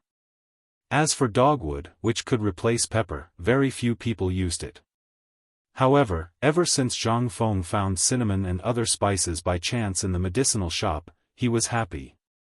He could finally find a trace of modern life in the Tang dynasty. Li Shimin was also interested. The barbecue he had eaten before was delicious, but it was all pork and mutton. However, this time, looking at the big fan of meat on the table, it turned out to be wild boar. He did not know where Zhang Feng got it from. Anyway, Li Shimin had not eaten this for a long time. Now that he saw it, he could not help but reminisce. "Brother Zhang Feng, why is the meat so fragrant this time? Did you figure out some spices again?" Wei Zheng's nose was really good. He sniffed the bottles and cans and immediately smelled something different. "More or less. I found a few tonics in the medicine shop. I had nothing to do, so I tinkered with them. I felt that the taste was not bad, so I mixed them into the dish. I didn't expect that the dish would really become delicious." Zhang Feng responded. He was too lazy to say anything. In any case, everything they ate was cooked in one pot. There was nothing delicious about it. Besides, what could he do even if he did? He had to waste his saliva again, and he also had to prevent these goods from running away. Although these things were not expensive, they were difficult to deal with. A moment later, a large tray of meat was prepared. Li Shimin and Wei Zheng didn't hold back either. They grabbed the meat and started chewing on it. While eating, Li Shimin asked excitedly, "I didn't expect you to be doing so well in this alley." "I'm alright. But Lao Li, it seems like you're really fine." When Li Shimin heard this, his face immediately turned green. "So, you just want to see me make a fool of myself?" "No. It's just that I heard that there's a big problem with the cooperative this time." When he heard this, Li Shimin was no longer in the mood to eat. When he heard Zhang Feng say it so bluntly, he couldn't help but sigh. Sigh. "Brother Zhang Feng, this time, Lao Li was scolded badly by Lord Zhangsun. Tens of millions of taels of silver are gone just like that. I heard that the emperor is very angry. Tell me about this." When Zhang Feng heard this, he pursed his lips. "Now you know your mistake, right? I knew that you guys would make a mistake. After you came up with the plan, why didn't you ask more questions? I don't know if old son told you to use your brains more." Sigh. "Now that I've offended the emperor, it's hard for me to become an official." Zhang Feng pretended to sigh. When Li Shimin heard this, his face turned red. What else could he say? He suddenly felt that he was floating. At that time, if he had thought about what Zhang Feng said about using his brains more, he wouldn't have ended up like this. Sigh. He was too hasty. Li Shimin sighed. Looking at the table full of roasted meat, he no longer had any appetite. He lowered his head and drank bowl after bowl of wine. Wei Zheng was the same at this time, but he didn't drink. Lao Li, you. Could it be that you're also involved in this matter? It was more than just being greedy. Li Shimin nodded heavily. Yes, I basically threw in all my spare money, and so did they. Li Shimin pointed at Wei Zheng. Zhang Feng couldn't help but roll his eyes. You deserve it. Why don't you think that I don't know that you businessmen shouldn't borrow money recklessly? If you had thought more, you wouldn't have done the same as those Huang Zhuang. Now, the emperor's private bank has been forced to close, and the emperor is being laughed at. You can just wait to be beaten. When he heard this, Li Shimin's eyes twitched violently. He had forgotten that the Turks and Tubo people were causing trouble now. What should he do now? It wasn't easy to come up with a solution to deal with this crisis. If he ruined it just like that, wouldn't they laugh at him? Brother Zhang Feng, you're also involved in this matter. I invested a share in your name, so don't think that you're innocent. You have to think of a way. Hey! When Zhang Feng heard this, he instantly exploded. Good for you, old Li. You really know how to use things on the spot. You've caused me so much trouble. Chapter 202. This was King Unbearable. Zhang Feng was going crazy in his heart. He knew that Lao Li and the others had good intentions. From the water will incident last time, he could see that they also wanted him to make more money and get in touch with that layer of relationship. But this time, it was different. Li Shimin did not expect Zhang Feng to have such a big reaction. He hurriedly pressed him down on the chair and put his arm around his shoulder, saying, "Brother, good brother, don't worry, don't worry. I also know that with your talent, you will definitely enter the palace in the future. We have taken so many benefits from you, and we feel guilty in our hearts. So we thought about letting you be in the limelight for the first time. At least Zhangsun Wuji and the Emperor will remember your name. This way, no matter what you do in the future, it will be good for you. We don't want anything to go wrong. But now that something has gone wrong, we don't want it to go wrong either. Don't worry. As brothers, we still have this. Don't be afraid. When the time comes, if this thing goes wrong, Lao Li, will take care of it for you." Zhang Feng heard this and felt a little better. Good brother, actually, there is still a way to solve this matter. Oh? Is that true? Really? We are brothers. Since I can say this out loud today, do you think that I, Zhang Feng, have no way to solve it? Zhang Feng was infinitely pretentious.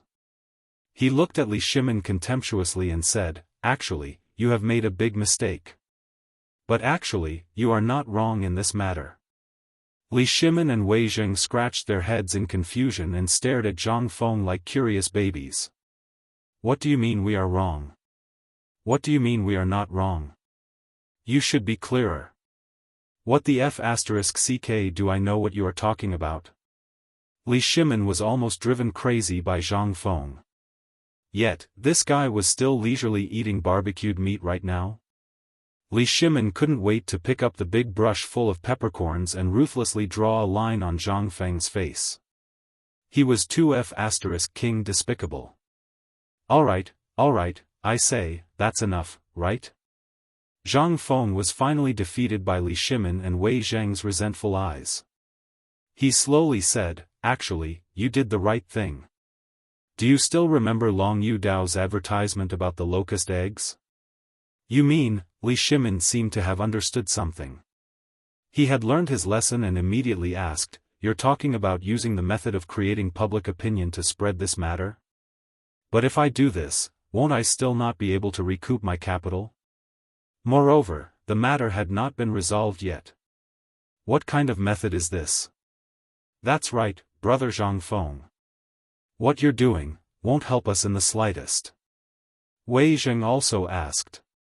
This matter was already like this. Why would they let it spread? Wouldn't that mean that the Tang dynasty would be in chaos? Not only that, how would they deal with the conspiracy of the Turks? Wasn't this a joke? You're really, Zhang Feng said speechlessly, I don't even know what to say to you. You're losing money because your business is not big enough. If I didn't know you well, who would believe that you're doing business? You're doing business? Tell me honestly, what do you do? He doesn't look like he's cut out for business. Zhang Feng spread his hands. He looked at Li Shimin and Wei Zheng. Seeing the embarrassed look on their faces, he said, actually, I really think that you're not doing business. You're doing good deeds. I really don't understand. How can you do business in Chang'an City like this? Ahem. Brother Zhang Feng, tell us about it. We've never come into contact with this kind of thing. Li Shimin touched his nose and said. Zhang Feng glared at him.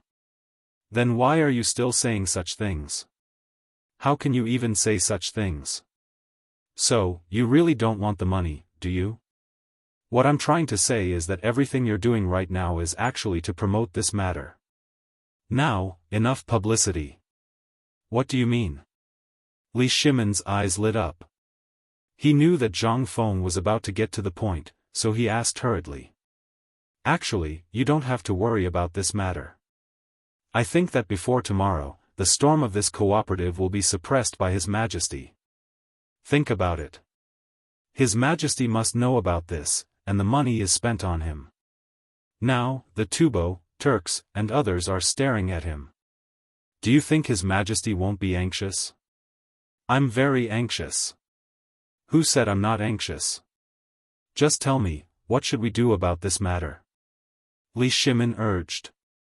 Zhang Feng clinked his wine bowl, and Wei Zheng tactfully filled it for him. Zhang Feng sipped his wine slowly and said, the best thing to do now is to wait. Wait? This matter can wait? Li Shimin and Wei Zheng exclaimed hurriedly. Zhang Feng waved his hand, motioning them to sit down. Then, he said mysteriously, to be frank, if I were His Majesty, I wouldn't care about this matter now. Let this matter brew for 3 more days. Let this matter brew for 3 more days? Brother Zhang Feng, are you crazy? Chapter 203. Otherwise, how could he say such a thing? Let this matter fester for a few more days? This day, even 2 hours, couldn't wait. In this case. Then, the Turks would jump out, thinking of this. Li Shimin and Wei Zheng couldn't help but look at each other in horror. They exclaimed in unison, do you mean that you want to use this matter to eradicate the foreign spies in Chang'an City? Sure. They didn't rebel, nor did they agree. Instead, they hurriedly made a gesture to keep quiet. You're really stubborn. This matter has to be done quietly. Why are your loud voices louder than Elder Chen's? Let me tell you, this matter won't attract the Turks' attention for the time being. On the contrary, they will hide at this time. Zhang Feng finally felt a little relieved. These 2 guys finally knew the usefulness of using their brains more. Finally, what he said to Elder Sun last time was not in vain. Li Shimin was dumbfounded after hearing Zhang Feng's words. This is a rare opportunity to eliminate the spies from the other races. If we give up just like this, won't it be more difficult to find them? Are you stupid? Zhang Feng rolled his eyes at them and said, if you are spies, what will you do when Chang'an City suddenly erupts? Will you be silly enough to stick your head out and wait for people to chop it off? Do you think that the spies of the Turks and Tubo are all stupid? Alas! Zhang Feng sighed, rubbed his forehead and said, actually, what you said is a little related. But if I were that emperor, I would definitely not take action at this time. Wei Zheng and Li Shimin exchanged glances. They asked, Brother Zhang Feng, do you mean that the emperor wants to cast a long line to catch a big fish? Yes. Look, Lao Li, look. Look at Lao Wei. Learn from others. This matter is actually like this. The emperor will definitely not make a move at this time. What is this called? AIO had alerted the enemy by beating the grass. According to the art of war, this is a great taboo. The best strategy is to plan before taking action. That's a long story. Let's talk about the matter at hand first. Zhang Feng thought for a while, trying to think of words that they could understand. Then, he said, actually, what happened this time was indeed wrong. The only mistake is that the matter this time is too small. If it were me, I would spread the net across the entire Tang dynasty. Li Shimin curled his lips and muttered, "What are you talking about? Just a few provinces have already spent an entire year's worth of taxes. If all of the Great Tang was like this, what would the Great Tang eat? What are you talking about?" When Zhang Feng heard this, he immediately exploded. He got up, put his hands on the table, and said, "Let me tell you. This matter is very profound. It's something that you can't understand at this stage. This is why you can't do business well. Don't ask. Asking is being stingy. Think about it. If you can't bear to part with the child, how can you trap the tiger? Right? To put it simply, he's not wrong in this matter. That's how it should be. That's why I said that this matter needs to be prepared for 3 days. 3 days is enough for some people to know about this matter, and they can't sit still. What will happen if the people can't sit still? Of course, they'll go and see if this matter is true. Then, they'll think about whether to borrow some, and then let this matter spread among their relatives and friends. Zhang Feng's mouth was dry, while Li Shimin and Wei Zheng were stunned. When it was over, while Zhang Feng was drinking to moisten his throat, Li Shimin looked at Wei Zheng, who was sometimes pulling his beard and sucking in cold air, and asked, "Old Wei, do you understand?" "No, this old man is stupid. If this matter happened in other places or other businesses, it might really be a novel innovation. But what was this? This was gambling with the fate of the Tang dynasty. Did Li Shimin dare to do it? Of course. He didn't dare to. When this matter happened, everyone's first reaction was how to cover it up, not how to make a big deal out of it. If this matter was made big, then wouldn't the Tang dynasty really be in danger? But the two still suppressed the doubts in their hearts. After all, they were businessmen at this time, and Zhang Feng only gave his answer from the standpoint of a businessman.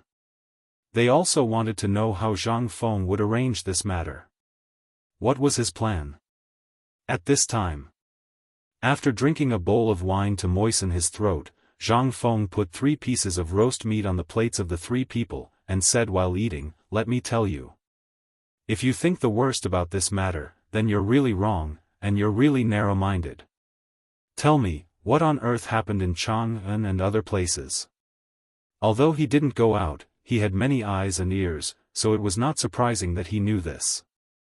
After hearing this, Wei Zheng said, "According to Lord Zhangsun, in 3 days, Chang'an city consumed 30 million taels of silver, and in Luozhou, Liangzhou, and other places, the total consumption was about 23 million taels of silver." Hearing this, Zhang Feng was dumbfounded.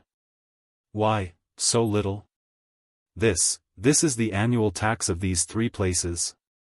Chapter 204. Li Shimin almost spat out the wine in his mouth when he heard that. That's not enough? Brother, that's almost a year and a half's worth of taxes collected by these places. Just this alone has almost caused the economies of these places to collapse. Do you know what will happen if the money is leaked out? This will only cause economic chaos in the originally stable areas. Prices will skyrocket for a short period of time, but after that, prices will fall into a relatively weak phase. Wei Zheng analyzed seriously. This was the best result they could come up with. What kind of place was Liangzhou? Liangzhou was connected to Tubo or the western regions by Longyu Road. It was also an important economic and trade center of the Turkic Khaganate. If something went wrong here, it would be a huge problem. However, Zhang Feng shook his head.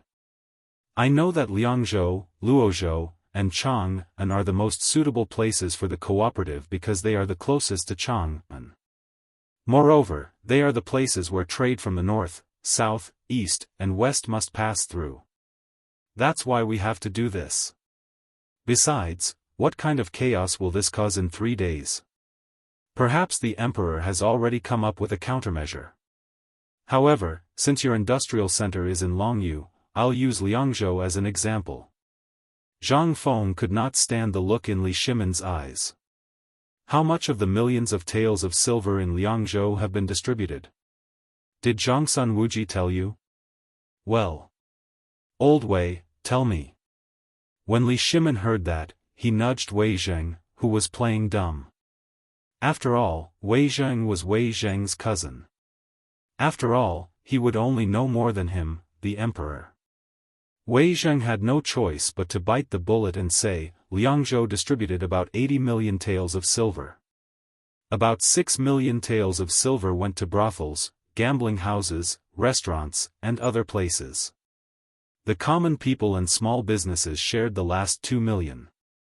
So little? Liangzhou's taxes are so little? I thought Liangzhou could share at least 10 million taels of silver. Zhang Feng was very surprised. As the starting point of the Silk Road, the prosperity here basically supported 1/3 of the economy of the Tang dynasty. But how could it be so little? Cough cough. Brother Zhang Feng, this is not bad. Do you know how many people there are in Luozhou? Even old Duke Ho Junji was only able to take out 6 million after exhausting everything he had. Liangzhou took out 8 million, so it should have been able to hold on. Then, how long can Luozhou last? Zhang Feng asked. 1 month at most. Hearing this, Zhang Feng slapped his thigh. Enough. If it's me, then, stop talking nonsense. Let's get down to business. We're in a hurry. Li Shimon was so anxious that he wanted to strangle Zhang Feng to death. As for this guy, it was as if he hadn't said anything at all. How could this not make Li Shimon roar in his heart? I want to strangle you. Cough cough. Fine. Seeing Li Shimon so anxious that his eyes had turned red, Zhang Feng couldn't help but feel puzzled. What's this guy so anxious about? Even the emperor isn't anxious, so what's a small merchant like you getting anxious about? Your little business in Longyu province is probably only as big as a butt, right? Zhang Feng seriously suspected that this guy might have revealed everything. Otherwise, why would he be so anxious? Fine. Since Lao Li can't wait, then let's talk about the benefits of this matter. First, let's see why I'm saying this. All of you can put your hearts into your stomachs. Since I'm saying this, it's clear that the hermit has a brilliant plan to solve this matter. First, of the 8 million taels of silver in Liangzhou, more than half of it went into the pockets of the brothels, right? If you, Old Li, were the emperor, what would you do for us? If it were me, I would get the silver back. Li Shimon seriously thought for a moment before replying. Wrong. If that's the case, wouldn't you be breaking your promise to the world? Then, what should I do? I can't just let them take advantage of me like this, right? They didn't take advantage of me for nothing. Zhang Feng scratched his head and said, who said that they took the money for nothing? Do you think it's that easy to take the money from the government? Then, what do you think we should do? Li Shimon spread his hands. He didn't care anymore. Zhang Feng heard this and shrugged. It's easy to take the money, but he has to spend it. Think about it, if you get so much silver for nothing, do you have to pay taxes? If you get so much money for nothing, do you have to spend it? Do you have to renovate the brothels? Do you have to recruit Hu Ji? Do you have to get in touch with the government again? Tell me, when did Zhangsun Wuji decide to return the money? Zhang Feng asked. Wei Zheng hurriedly said, 1 year later, 1 year later, I'll pay you back in 10 years. What? Which idiot decided on this? Was it the Ministry of Works? Or someone else? That's AF** King Idiot. When Wei Zheng heard this, he stole a glance at Li Shimin, whose face was alternating between red and green. He hurriedly looked down at his nose and said nothing. Li Shimin clenched his fists so tightly that his knuckles cracked. I have something to say, but I don't know if I should say it. I want to strangle you. Chapter 205. Li Shimin wanted to point at his own nose, grab Zhang Feng's collar and say, "This idiot is me." But after thinking for a while, he still wanted to be thick-skinned. If he told others about this, he would probably be laughed at for the rest of his life. Fine. You're awesome. You're showing off. After you enter the palace, I'll play you to death. Brother. Ahem. Brother Zhangfeng, you're too much. Wei Zheng coughed and then continued, don't talk about it. Be careful of your head. Yo. Now you know that your head is more important. Zhang Feng looked at Wei Zheng with some curiosity. Why did you always like to inquire about it before? Now, okay, I'll talk about this loophole. Is there any way to make up for it? Li Shimin asked hurriedly. No. Zhang Feng shook his head. Li Shimin was disappointed. He said that he was awesome. Was there no way? But at this time, Zhang Feng said in a low voice, although I don't know who made up this loophole, but this matter, although it seems a little strange, he did do a good thing. Hearing this, Li Shimin's eyes suddenly lit up. Wasn't he talking about him? This time, it seems that all the money has flowed into the pockets of those merchants, and it's from places like gambling houses. But think about it, they will return it sooner or later. How? Will he be able to take out these things from the gambling house and bank after accepting the money? Li Shimin was puzzled. If you said that it was a brothel, there was a slight possibility. But how could he return the money from the gambling houses? Zhang Feng smiled mysteriously. Don't worry. I said that it was a brothel. Let's talk about the details. They accepted the money, and they even signed it. That's right. Although they took advantage of the loophole, we also have countermeasures, right? This money is the emperor's. Even if it has flowed into the pockets of these people, it is still the emperor's. Li Shimin agreed with this point. Zhang Feng said again, this money. If he didn't, he would just be a piece of trash. Since he took it, let him take it. How are we going to take it back now? We'll have to do some research. Zhang Feng pondered for a while. If this matter was in modern times, then it would be better to handle it properly. However, this was ancient times, and it was the Tang dynasty, the most prosperous era of feudalism.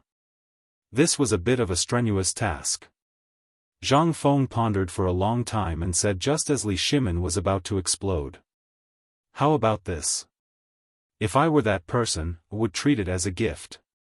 But this gift has to be carefully chosen. Think about it. What would they do if they took the money? You know how to expand your business. Well, if that's the case, give him a rectification document. You want to open for business. Fine. Just you wait. Give him a year and a half. If he wants to open for business or secretly run it, hee. Zhang Feng smiled slyly. Li Shimin, who was listening carefully and pondering, couldn't help but feel a chill run down his spine.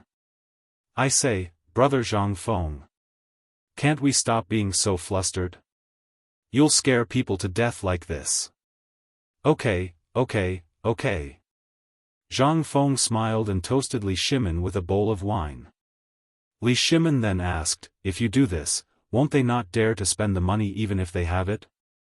They can't spend it? Won't they be anxious? They are anxious. Just wait for them to be anxious. Zhang Feng patted Li Shimin's shoulder and said, as long as they are anxious, then things will be easy to handle. You can ask them to fork out some money, and then you can open for business. Fork out money? Wei Zheng and Li Shimin heard this and couldn't help but speak in unison. Yes. Think about it, they borrowed 1 million yuan as a minimum, right? Then, you can ask the provincial governor to do something about it. If they want to open for business, fine. Wait for the documents from the higher-ups. If they can't wait, then fork out money. From tens of thousands of taels to tens of thousands of taels, it's up to you. This way, won't you make up for the difference in price you lost? No. Wei Zheng was furious when he heard this. Brother Zhang Feng, you're helping the evildoer do evil. Think about it, this official is already a little vague. At this time, you're asking him to publicly use the messenger's authority. Aren't you harming others by doing this? You mustn't do this. Fine, fine, fine. Zhang Feng was speechless. Even the emperor isn't anxious, but you're a businessman. What are you anxious about? Listen to me first, okay? This is one of the methods. The second method is to restructure the business. As long as you can get the Ministry of Works to restructure the economic system in the market, all the property rights will have to go through the government's investigation. At this time, if you introduce other businesses, will they just sit and wait? They'll definitely see that if they can't do this, then they'll go back to do other things. After all, this money has to be returned. Moreover, if the government does this, as long as they're not fools, they'll know that this money is burning and they'll definitely think of other businesses. In this way, things will be easier. Zhang Feng went one round in circles. Li Shimin was completely dumbfounded. He was confused by Zhang Feng's words. At this moment, his eyes were dark as he asked, "That's it?" "No. Who said that it's over? This is just the beginning." Chapter 206. In fact, the first thing was to give the money. Zhang Feng was just saying it for fun. If old Li and the others really dared to do this, he would immediately pat his buttocks and flee. This was a big crime to kill him. However, after seeing old Wei's indignant look, Zhang Feng finally felt relieved. In fact, when he knew that this matter had gone wrong, he had already thought of a solution. However, this thing was a little shocking, so Zhang Feng was not sure if it would work. Therefore, he took a big detour and explained the matter clearly. At this time, seeing that Lao Li and old Wei seemed to understand a little, he said. "There is something that I don't know if you have heard of it. Have you gone to buy vegetables?" Li Shimin and Wei Zheng shook their heads. Zhang Feng did not expect them to understand. In this era, if a man went to buy vegetables, he would be laughed at. Then, he asked, "Have you gone to buy wine?" When you buy wine, if you are short of a penny, if it is a familiar shopkeeper, will he say to make up for it next time? "Yes, we have." Wei Zheng and Li Shimin nodded. "Then let me ask you again. When you do business, do you give money after receiving the goods? Or do you give some benefits when the goods are sold?" "Yes, we do." Li Shimin and Wei Zheng nodded again. They did not understand. This was something that every businessman would give. It was also called a gift. Are you thinking of using the business method to get all the money back?" Wei Zheng asked doubtfully. "No. Am I, Zhang Feng, such an unscrupulous businessman? Am I that unscrupulous?" Zhang Feng pointed at his own nose. Li Shimin and Wei Zheng nodded seriously. This made Zhang Feng feel a headache. If he wasn't black-hearted, would he have created such a meticulous plan? This plan had now been quietly launched. It was fatal for the entire Tang dynasty and its surrounding countries. It meant that Zhang Feng's words had already firmly controlled the lifelines of these countries in the hands of the Tang dynasty. However, this was just the beginning, and the results had yet to be seen. Zhang Feng was a little speechless. In the end, he opened his mouth but didn't say anything. "All right. Let's continue. Just pretend I didn't say anything, okay? Zhang Feng shrugged and said, actually, this is a small favor between merchants or acquaintances. For example, if you eat wontons for a month, even a small stall vendor will give you a few more wontons or a side dish. What is this? This is their subconscious, as if they want to hold on to these customers. What if we expand it 100 times? Let's take this matter from the merchants to the common people. These are all things in their subconscious minds. What do you think will happen? This, Li Shimin was shocked. Wei Zheng's face couldn't help but suddenly freeze. Zhang Feng continued, think about it. Take my small tavern as an example. Zhang Feng pointed to the side dishes on the table and said, if I reduce the dishes every time, and then give some side dishes to the customers after they come, do you think they will be grateful? Take the butcher who sells meat for example. If you buy 3 caddies of meat, the butcher will give you a pig bone. Is this a way to win business? Take the grain shop for example. If you buy 1 caddy of brown rice, and after paying the bill, you give him a handful of rice. What do you think will happen at that time? Yes. I know you will definitely say that it may be good if there are only 1 or 2 people, but if there are many people, won't the merchants lose money? Li Shimin and Wei Zheng nodded thoughtfully. Zhang Feng shook his head and said, no. You are wrong. Although it seems that there are some losses in this period of time, but this little loss is not enough for that rat to steal food. But this handful of rice, a side dish, and a pig bone, what is that? That's the foundation for his long-term business. The commoners, after receiving the favor, feel that the merchants have given them face. The honest commoners, next time when they buy rice, meat, or even go to the tavern, what will they do? They will still go to the same place that gave them a bargain. Why? That's because no one is greedy from the bottom of their bones. They only covet a little bit of kindness, but they've fallen into the trap of the merchants. At this time, do you still think that the merchants are losing money? Zhang Feng smiled slightly and looked at the shocked faces of Li Shimin and Wei Zheng. He said again, this is only one of the methods. The other method is to let the business of the merchant have repeat customers, and the people will always use this small favor as something to show off. They will flaunt it everywhere. This way, the merchant will have an endless stream of customers, right? And this is all because of this little favor. And this little favor is the first way to stimulate consumption. It is also to take advantage of the commoners' greed, so that their business will never have to worry about customers. It seems that there are losses in a short period of time, but compared to the commoners' discussion, that little loss.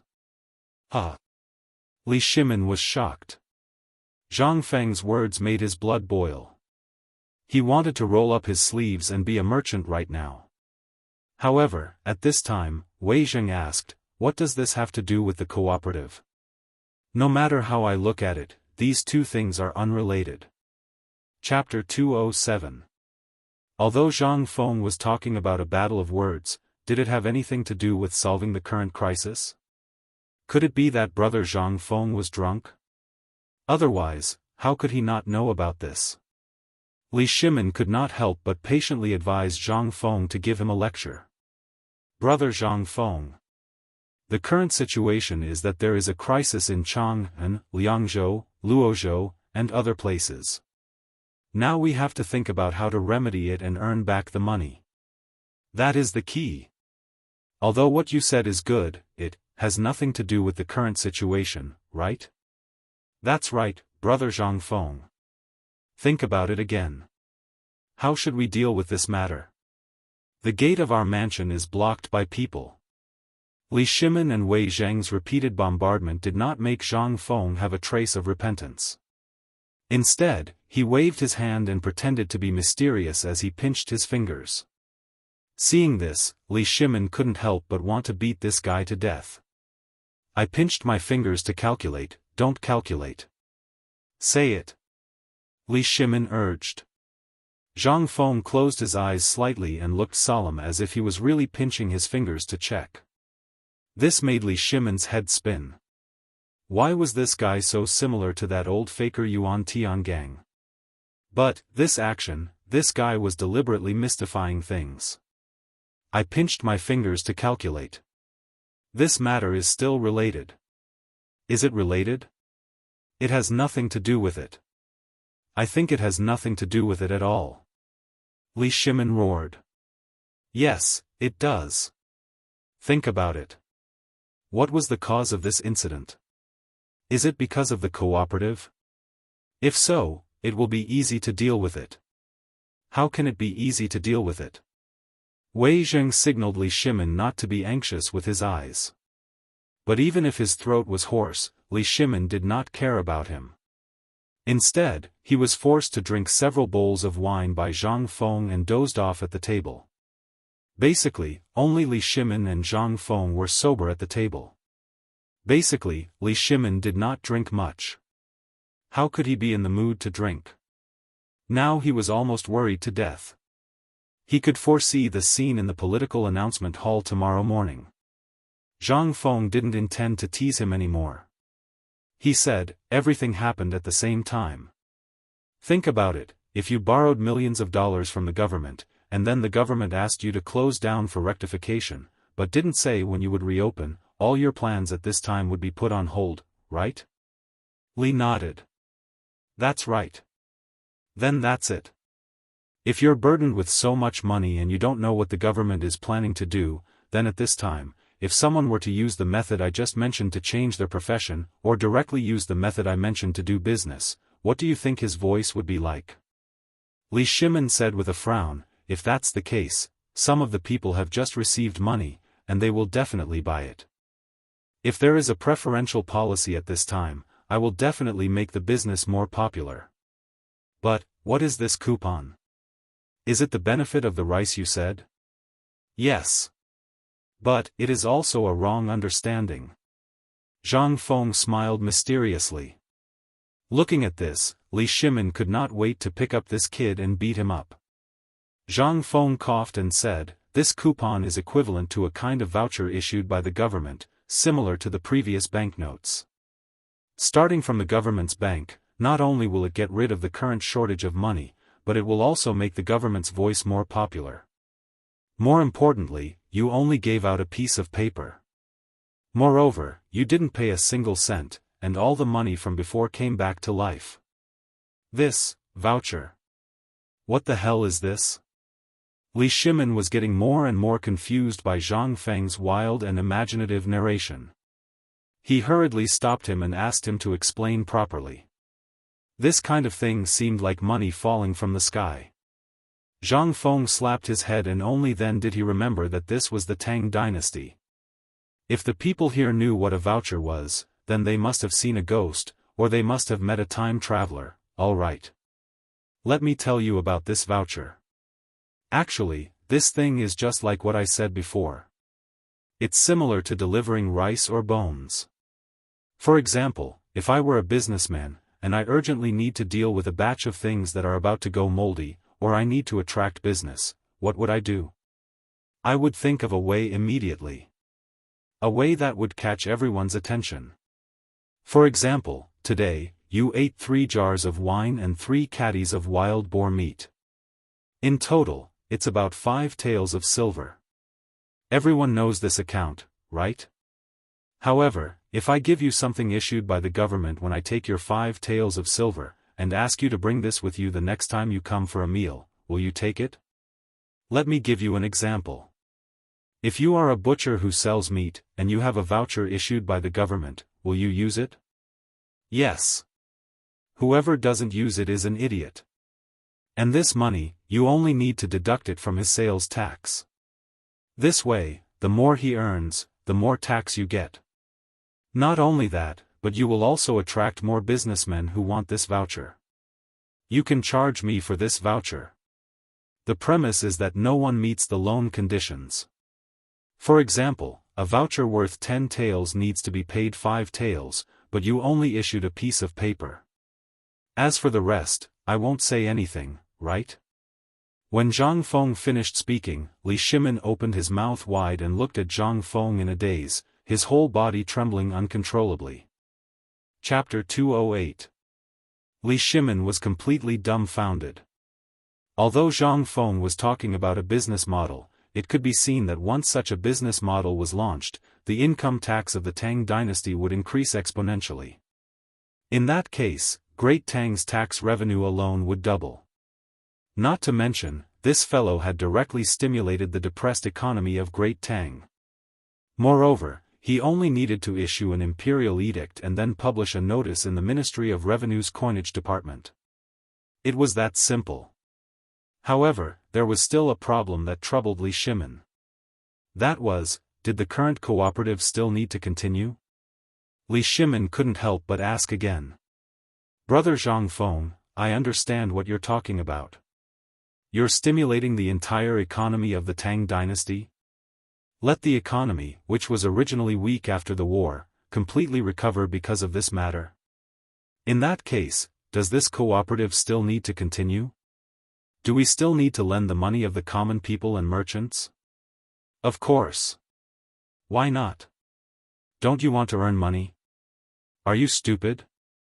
No, who is it? Zhang Feng said mysteriously, if I were that person, not only would I lend, but I would also collect money. Oh? Collect money? How do you collect money? Li Shimin asked in surprise. He even kicked Wei Zheng, who was pretending to be asleep. Wei Zheng then pretended to wake up leisurely. He had to pretend that he didn't know about this matter. Otherwise, he was not Zhang Feng. If there was even the slightest deviation in such a confidential matter, then therefore, he could only pretend to be drunk. Everything would be solved. But now, he didn't even have a chance to pretend. It seemed that the emperor had to find a scapegoat. And the protagonist had become this scapegoat. Wei Zheng cheered up and carefully remembered the conversation between the two in his heart. Zhang Feng said, actually, think about it. I've already given you the answer. And didn't old Sun show me the pattern of the banknotes drawn by Fang Xianling? This is the way. Nowadays, whether it's the Tang dynasty or the outside world, people use carriages to carry coins to buy and sell things. Isn't it tiring? But at this time, if this thing appears in the Huang manor, we can let the merchant store the money in the Huang manor. Think about it, how much money will the emperor's treasury accumulate in a short time? This is the most important part of the cooperative. Buzz. Li Shimin's head exploded. It turned out that the reason he had borrowed the money was because of what Zhang Feng had said, you can't trap a wolf without risking your child. Were they waiting for him here? The more Zhang Feng spoke, the more excited he became. He did not see the exchange of glances between Li Shimin and Wei Zheng. Now do you understand why I want to borrow money and why I said that you were wrong and right? If it were me, I would like to lend out the entire Tang dynasty. Think about it. You've just done something, and the money will return to your pockets. Not only that, but it will also bring you a lot of interest. Then, you can lend the money out continuously. It's like a rolling snowball, rolling bigger and bigger. What do you think of this method? This, Brother Zhang Feng, now I really want to pry open your head and see if it's the same as ours. This. How did you think of this? This is a secret. Zhang Feng smiled slyly. This is not the end. They won't give you the money for free. At this time, you can also add some interest. It's like they're lending you the money. This time, Li Shimin and Wei Zheng were dumbfounded. How did it become us borrowing money? In that case, didn't we do all this for nothing? Zhang Feng waved his hand slightly. You don't understand, do you? What kind of interest are you lending out now? Ahem. It's not us. It's His Majesty. His Majesty is lending it out. Wei Zheng reminded. The interest of the money lent by His Majesty is set at 1 tael of silver. In general, it's 1 tael of interest per year. In the Tang dynasty's currency decimal system, 100 copper coins were equal to 1 tael of silver. 10 taels of silver were equal to 1 tael of silver. In other words, 1,000 copper coins were equal to 1 tael of silver. The interest of 1 tael of silver was not low. The ordinary people in the Tang dynasty, including the people in Chang and city, only earned about 10 to 20 copper coins a day. It could be seen that the interest of 1 tael of silver was equivalent to 10 days' income. It could be said that it was high, but it could also be said that it was not high. After understanding the currency system of the Tang dynasty, Zhang Feng said, the interest of 1 tael of silver is about the same. The problem is the interest of 1 tael of silver. If you lend it out, it's 1 tael of silver. But if you deposit it with you, you're a fool. Li Shimin rolled his eyes. How could he be so stupid? However, Zhang Feng grinned again. You can also use the calculation of merchants. What calculation? The interest of 1 tael of silver is unchanged. Maybe it can be increased a little later. That depends on their ability to borrow money and the purpose of borrowing money. If it's a merchant, it's not too much to add 1 tael of silver to the interest. However, the interest of deposits is also divided in this way. From low to high, but the highest interest must be half of the interest of the loan. Chapter 209. Li Shimin was dumbfounded. Wasn't this the usual method used by banks? What was the use of bringing up such an old story? There was no need to do so, was there? If he were a businessman, would he take out the money he had stored in the cellar? No way. They wouldn't care about such a small amount of interest. Brother Zhang Feng, all the banks are doing this now. Do you think they would be stupid enough to keep their money in the imperial plantation? Moreover, the banks in many places are different. I know. These are not controlled by any one person. These are controlled by the dukes or the big families. For example, the 5 families and 7 families. I said before that it's a centralized power. Could it be that you've forgotten what I said? The reason why the emperor believes in your lame trick now is because I believe that he has wanted to do this for a long time. But if you do this, I said something before. Have you forgotten? You mean, banknotes? Wei Zheng asked cautiously. Yes. That's the thing. Think about it. Now, this thing does exist, but it is not confirmed by the government at all. In other words, it is recognized. If this is not recognized by everyone, then the evidence in your hand will be a piece of waste paper.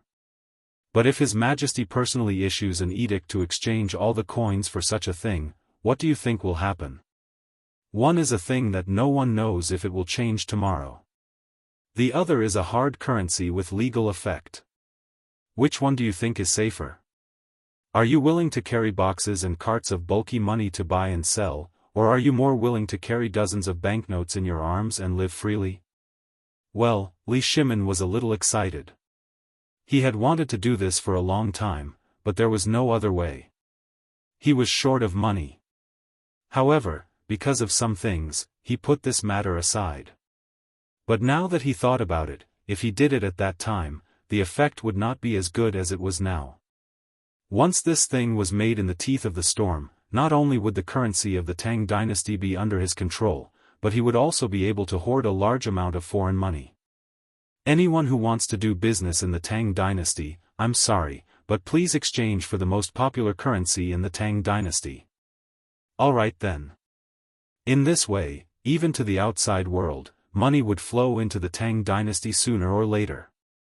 Was he still short of money? At that time, he would only complain about having too much money. Thinking of this, Li Shimin's eyes were spitting fire. He couldn't sit still for a moment and hurriedly got up to leave. But Zhang Feng held him down. Lao Li, are you panicking again? This has nothing to do with you. Think about it. This is a problem that even I can think of. Even until now, Chang'an has not fallen into chaos. What does this mean? This means that the emperor has already thought of a countermeasure. Just stay calm and steady.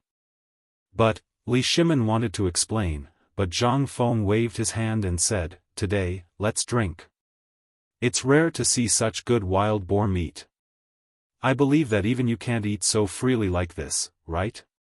There was something before, so you couldn't eat to your heart's content. Now that things are settled, let's eat freely. Otherwise, it won't be fresh tomorrow. Come on, old Wei, let's drink." Ding! After clinking the wine bowl with old Wei, Zhang Feng turned around and went to roast the meat in a daze. While roasting the meat, Zhang Feng looked at Li Shimin, who was sitting on pins and needles, and said, "I know you're anxious, but believe it or not, if you go to your Lord Zhangsun now, you'll definitely be refused the door." Li Shimin was dumbfounded. When he went to see Zhangsun Wuji, he always just had to say a word, and Zhangsun would immediately come to see him. How could he be refused the door? If you go to see Zhangsun Wuji now, you'll be leaking the emperor's secret. Think about it, would he dare to see you?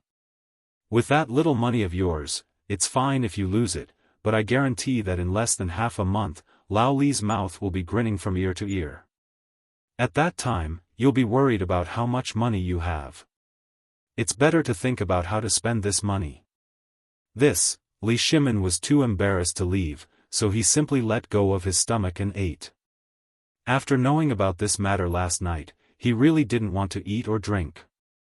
Just now, he was forced to drink a few bowls of wine, and his stomach was empty. Now, he was panicking with hunger. He couldn't help but ignore it. As long as he could deal with this matter, he might as well eat to his heart's content. While eating, Wei Zheng and Li Shimin were whispering something. Zhang Feng was also crazily roasting meat. In the summer, it was not a good idea to store the meat. He wanted to roast all the meat tonight and then bake it into jerky. This wild boar meat was good stuff. Although it was a little rough, if it was made into jerky, it was not much different from butter jerky. Moreover, in this era, who wanted to eat beef? Dream on. Zhang Feng was still thinking about whether or not to sell this thing called barbecue. This could be considered an additional source of income. Brother Zhang Feng. It's not early today. Just as the afterglow of the setting sun shone in the small tavern, Li Shimin stood up and put an ingot of gold on the table.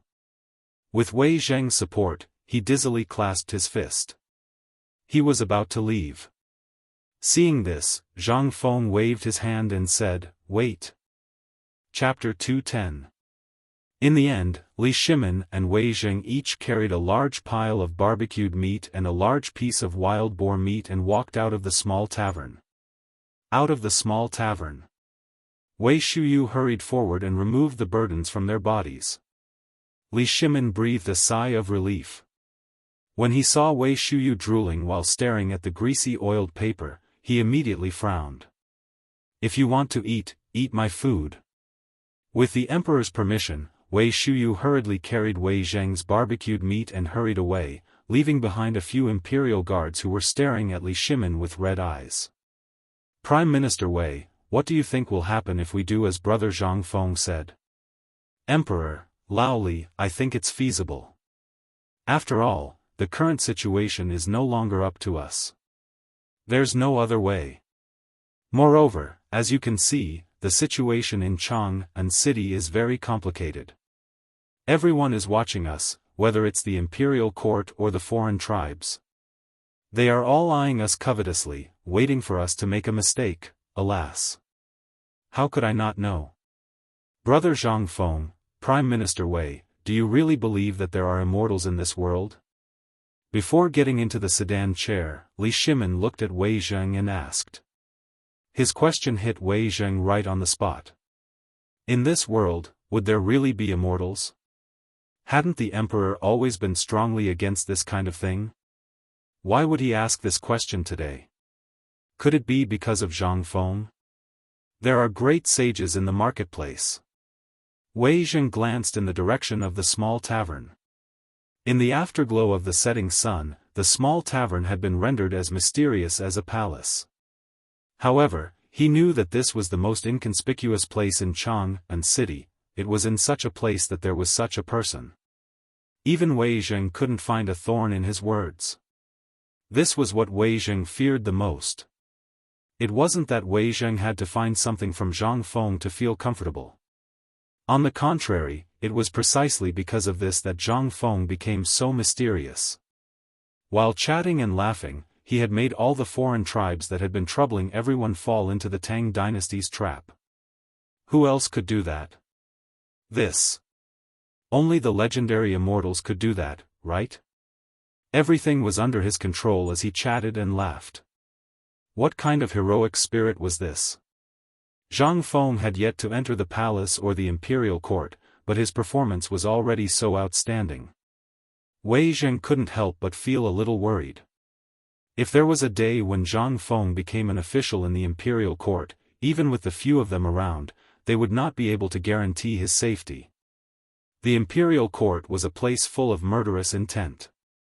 Zhang Feng's temper was so bad that he couldn't stand the slightest provocation. Was he really suitable for the imperial court with such a temper? But if he was not suitable for the imperial court, where would he go? If such a talent hid in the mountains and returned to the mortal world because of this, the Tang dynasty would suffer a great loss. Alas! It seems that brother Zhang Feng has made the right choice. But when will His Majesty let him enter the imperial court? Wei Zheng sighed. In the end, he followed the sedan chair and entered the depths of the palace again. Taiji Palace, Imperial Study. After a brief discussion with Fang Xianling and the others, Li Shimin entered the bedchamber with the help of Xiao Gizi and the others.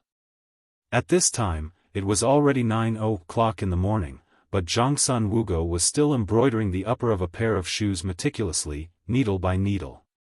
It seemed that this was a pair of men's shoes. The bright yellow shoes were embroidered with 2 rusted dragons playing with a pearl. A top-grade pearl was cleverly wrapped in the dense needle and thread, as if a real dragon had come back to life. Li Shimin quietly dismissed all the palace maids and eunuchs, and personally put the barbecued meat wrapped in oil paper on the table. Then, he took out the fine wine Zhang Feng gave him and gently filled 2 glass cups. The aroma of the meat and the temptation of the fine wine finally woke up Zhangsun Wugo, who was immersed in the needle and thread. Looking at Li Shimin and the delicious food on the table, she sighed slightly. It seems that second brother has gained a lot tonight. Have you solved this matter? Nothing can escape the eyes of Maid Guanyin. Li Shimin shook his head and patted the chair beside him with his right hand. Maid Guanyin, come and drink with me. Empress Zhangsun smiled, put down the needle and thread, and walked to Li Shimin's side and sat down. Looking at the delicious food, she said, I really want to see what kind of young man this is. This barbecued meat, why does this concubine feel that it smells even more tempting than Hunyang Mohu? You will see. Sometimes, I really want to get up and tell him that I am the emperor. But... Second brother, are you still hesitating? Yes. Li Shimin nodded heavily. I don't know, second brother, you think too much. In fact, there is a famous saying in Buddhism, follow fate. You and Zhang Feng are coincidentally like this. In my opinion, everything should be left to fate. What do you think? Leave it to fate, Li Shimin muttered, and then no longer spoke. He only ate the barbecued meat and drank the fine wine with Empress Zhangsun, and did not speak any more. When the gong of the night watchman sounded, Li Shimin sighed softly and hugged Zhangsun Wugo's slender waist. Maid Guanyin, go to sleep. Chapter 211. Dong! Dong! Dong! The morning bell that signaled the start of the morning court rang in the imperial city. It was also known as the imperial bell by the people of Chang'an. When the bell rang, the sky had just turned bright, which was equivalent to 5 to 6 o'clock in the morning in modern times. The bell also became the bell that signaled the merchants in Chang'an city to get up and open for business. When the bell rang, the officials had already crossed the Vermilion Bird Bridge and walked into the main hall of the political announcement hall. Today was no different from the past.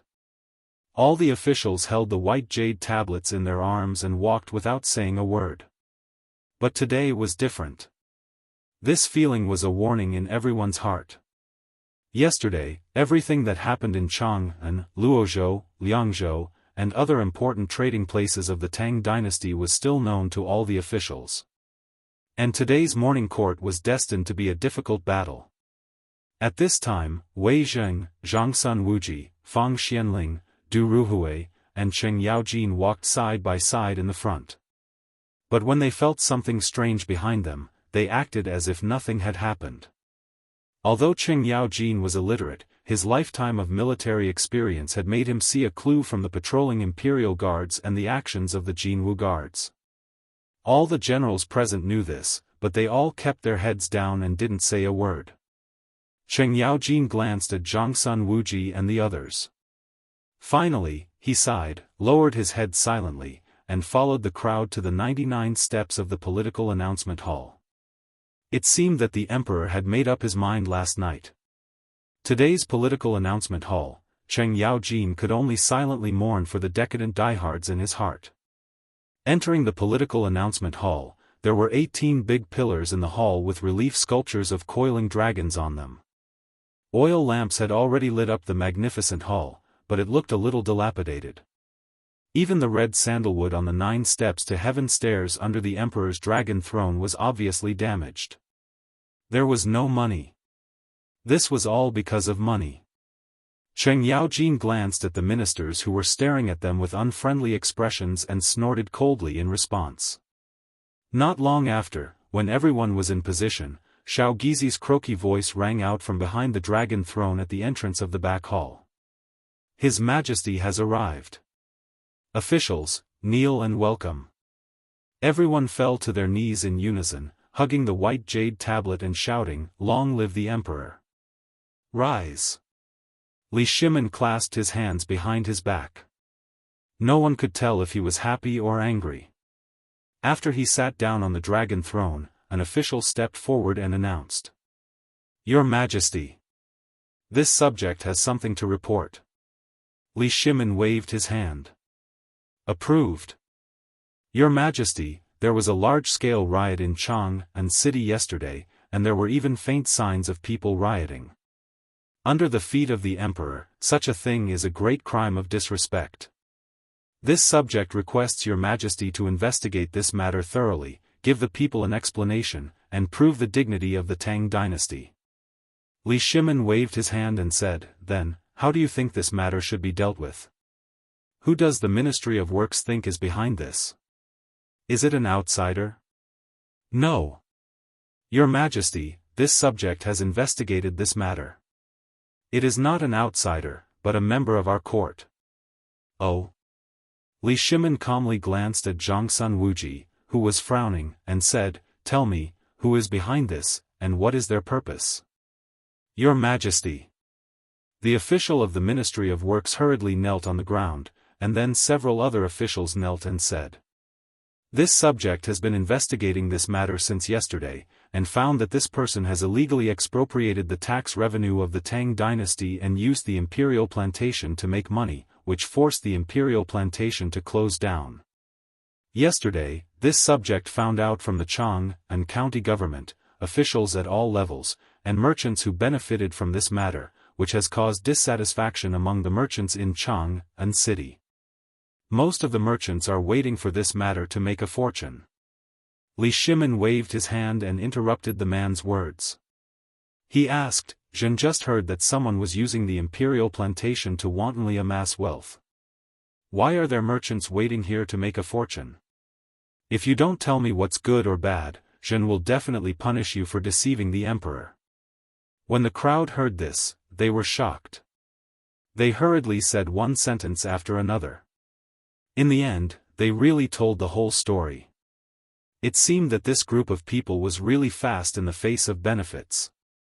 Usually, when they were asked to investigate the tax revenue, they would delay it for a month or so. Unexpectedly, they were so concerned about this matter. Li Shimin smiled slightly. No one knew what he was planning to do. After waiting for a while, most of the Confucian officials were filled with righteous indignation. "Your Majesty, this person's intention is to be punished. Now that all the clans are gathered in Chang'an, if this scandal is exposed, the Tang dynasty will lose face. Your Majesty, stealing tax revenue is a serious crime, which is punishable by 9 exterminations. Your Majesty, please punish this person to correct the law of our country. Your Majesty, Li Shimon's face gradually darkened. He shouted, then, the person you are talking about, is it me? Or someone else? Chapter 212. Li Shimon's sudden outburst caused everyone to shut their mouths. Everyone who had knelt down to beg for their lives remained kneeling on the ground, trembling all over, unwilling to make a sound.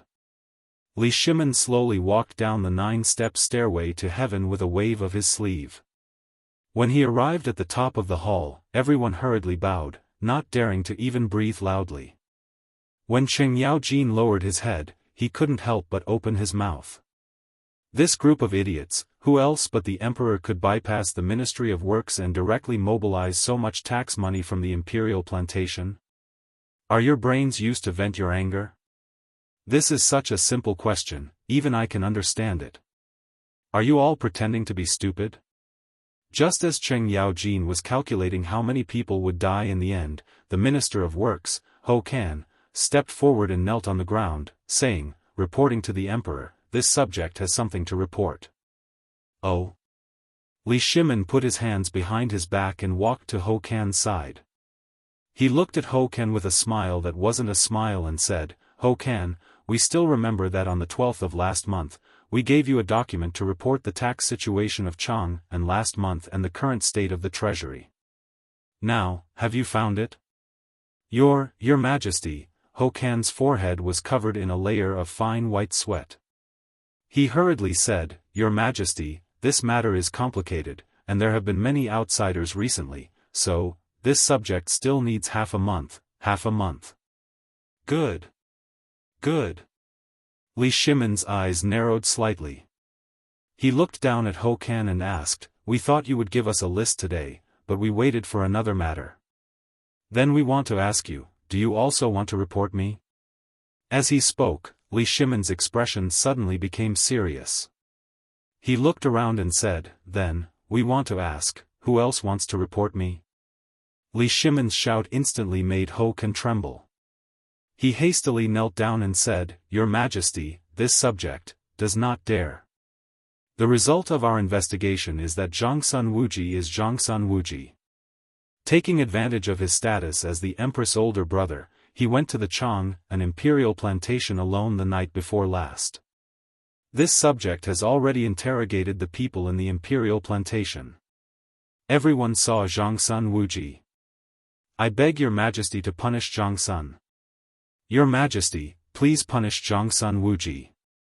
At this moment, all of the people kneeling on the ground began to make their reports. However, some of the ministers felt that something was amiss.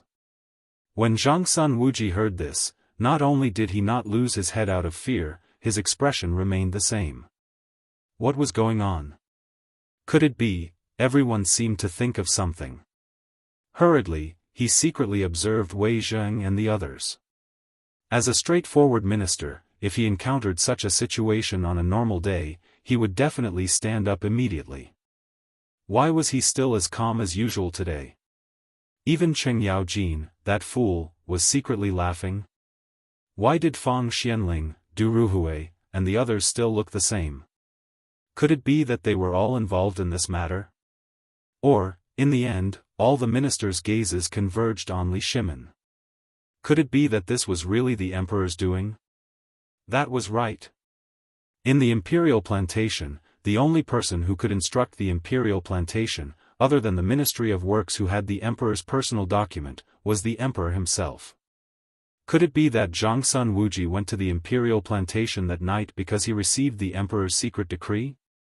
The more they thought about it, the more they felt that it was possible. At this moment, the emperor was looking at Ho Kan with a playful gaze.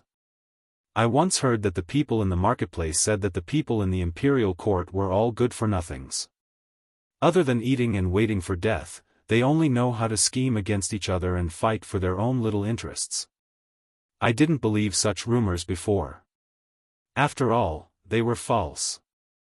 Previously, I gave you the document, Ho Kan, and asked you to immediately send me the taxes of Chang, and last month and the money in the treasury of Chang, and city. However, until today, I received the answer that this matter was complicated and that it would take another half a month. However, I want to ask you, the hundreds of good people in the Ministry of Works reconciled the accounts word by word and came to a conclusion in 3 days. Yesterday, such a big thing happened in Chang'an City. But you have already investigated it clearly in less than a day's time.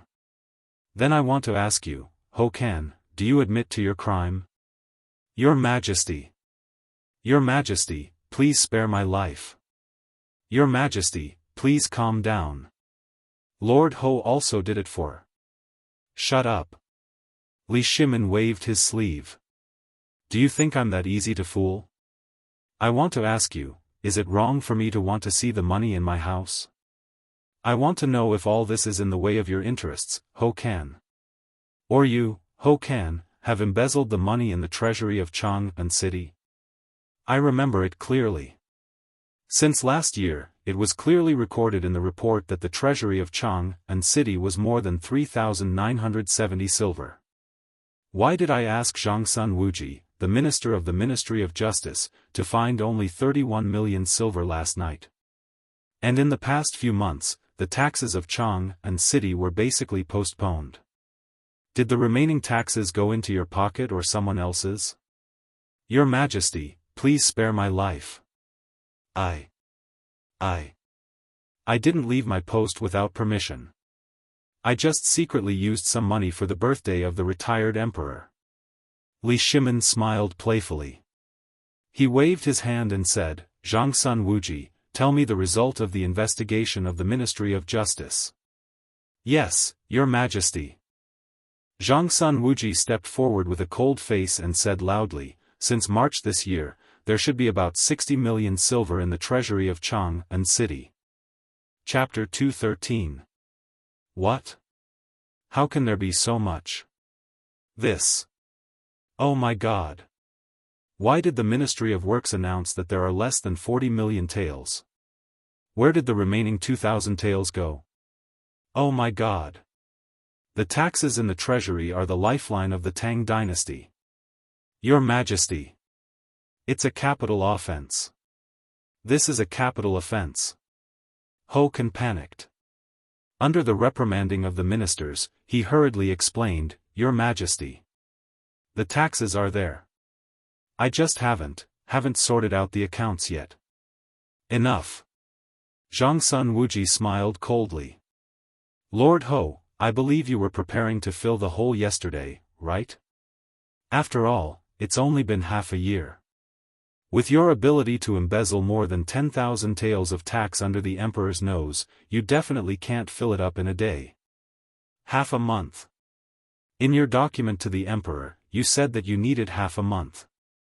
I believe you were planning to fill the hole in half a month, right? But did you forget that the emperor would suddenly want to check the treasury?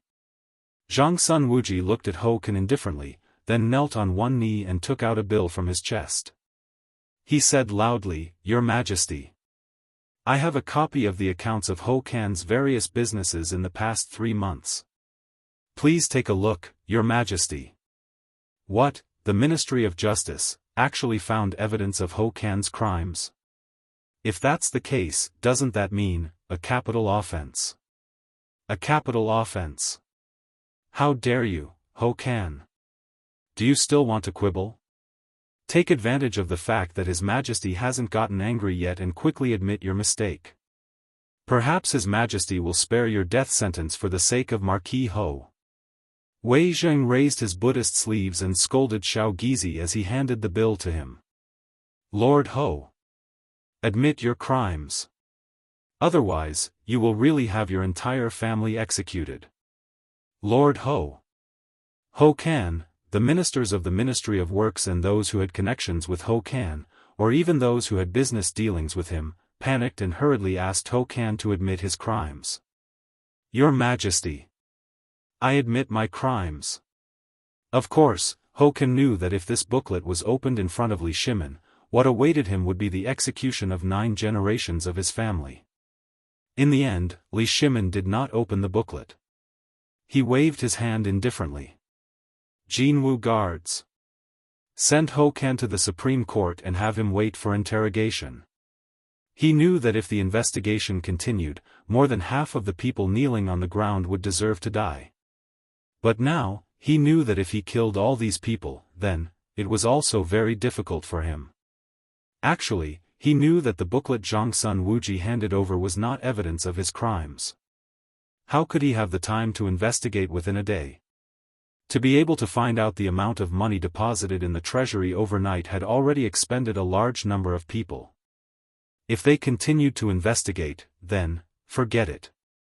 Since Ho Junji was involved, Li Shimin could not bear to do it. With a wave of his hand, he dejectedly said, "Ever since the founding of the Great Tang, we know that many of you have strived so that the Great Tang can walk out of its current predicament, but, how could we not know that everyone has their own selfish motives? We have never asked about these matters. Why is that? For the sake of face. After the Wei River, the foreigners have always been eyeing our Tang dynasty covetously. We also know that this meager amount of money is a little tight for all of you. Thus, we have always turned a blind eye to your businesses. Why did we do this? This subject is guilty." How could the officials still dare to stand after hearing this? They hurriedly kneeled on the ground, and some of them even wanted to cry out loud. But who was really crying and who was faking it? Only the benevolent could see benevolence. Li Shimin did not say anything. As if he did not see the officials, he continued to speak as if he was sleep-talking. "Actually, how could we not be worried about this matter? Do you know that because of this matter, every night when I wake up in the middle of the night, I think that the court robes you all wear are all made of the best golden silk? Do you know how much effort we have put into feeding the people of the Tang dynasty? What kind of place is the treasury? It is the lifeline of our Tang dynasty. You dare to touch it? What is the difference between you and those foreign barbarians? You are gnawing on the flesh and blood of the people of our Tang dynasty." Li Shimin looked up at the political announcement hall and pointed at it. "Come and take a look. This is the political announcement hall of our Tang dynasty. It is the place where we issue every order. Look, are they more dilapidated than your study?" The officials all bowed their heads and did not dare to make a sound. They all knew that His Majesty was furious because of this. "But, even so, we have never thought of repairing the palace. It is not that we don't have money, nor that we don't want to repair it, but we don't want to waste it. Look." Li Shimin lifted his dragon robe and pointed at the boots on his feet. "This is made by my empress, the empress of the Tang dynasty. She sewed this stitch and thread for me. Why? Tell me, why? You just want to save a little money for the Tang dynasty and let the people have more money, right?" Li Shimin's voice suddenly turned cold. He shouted angrily, "But there are always some of you who think we are fools.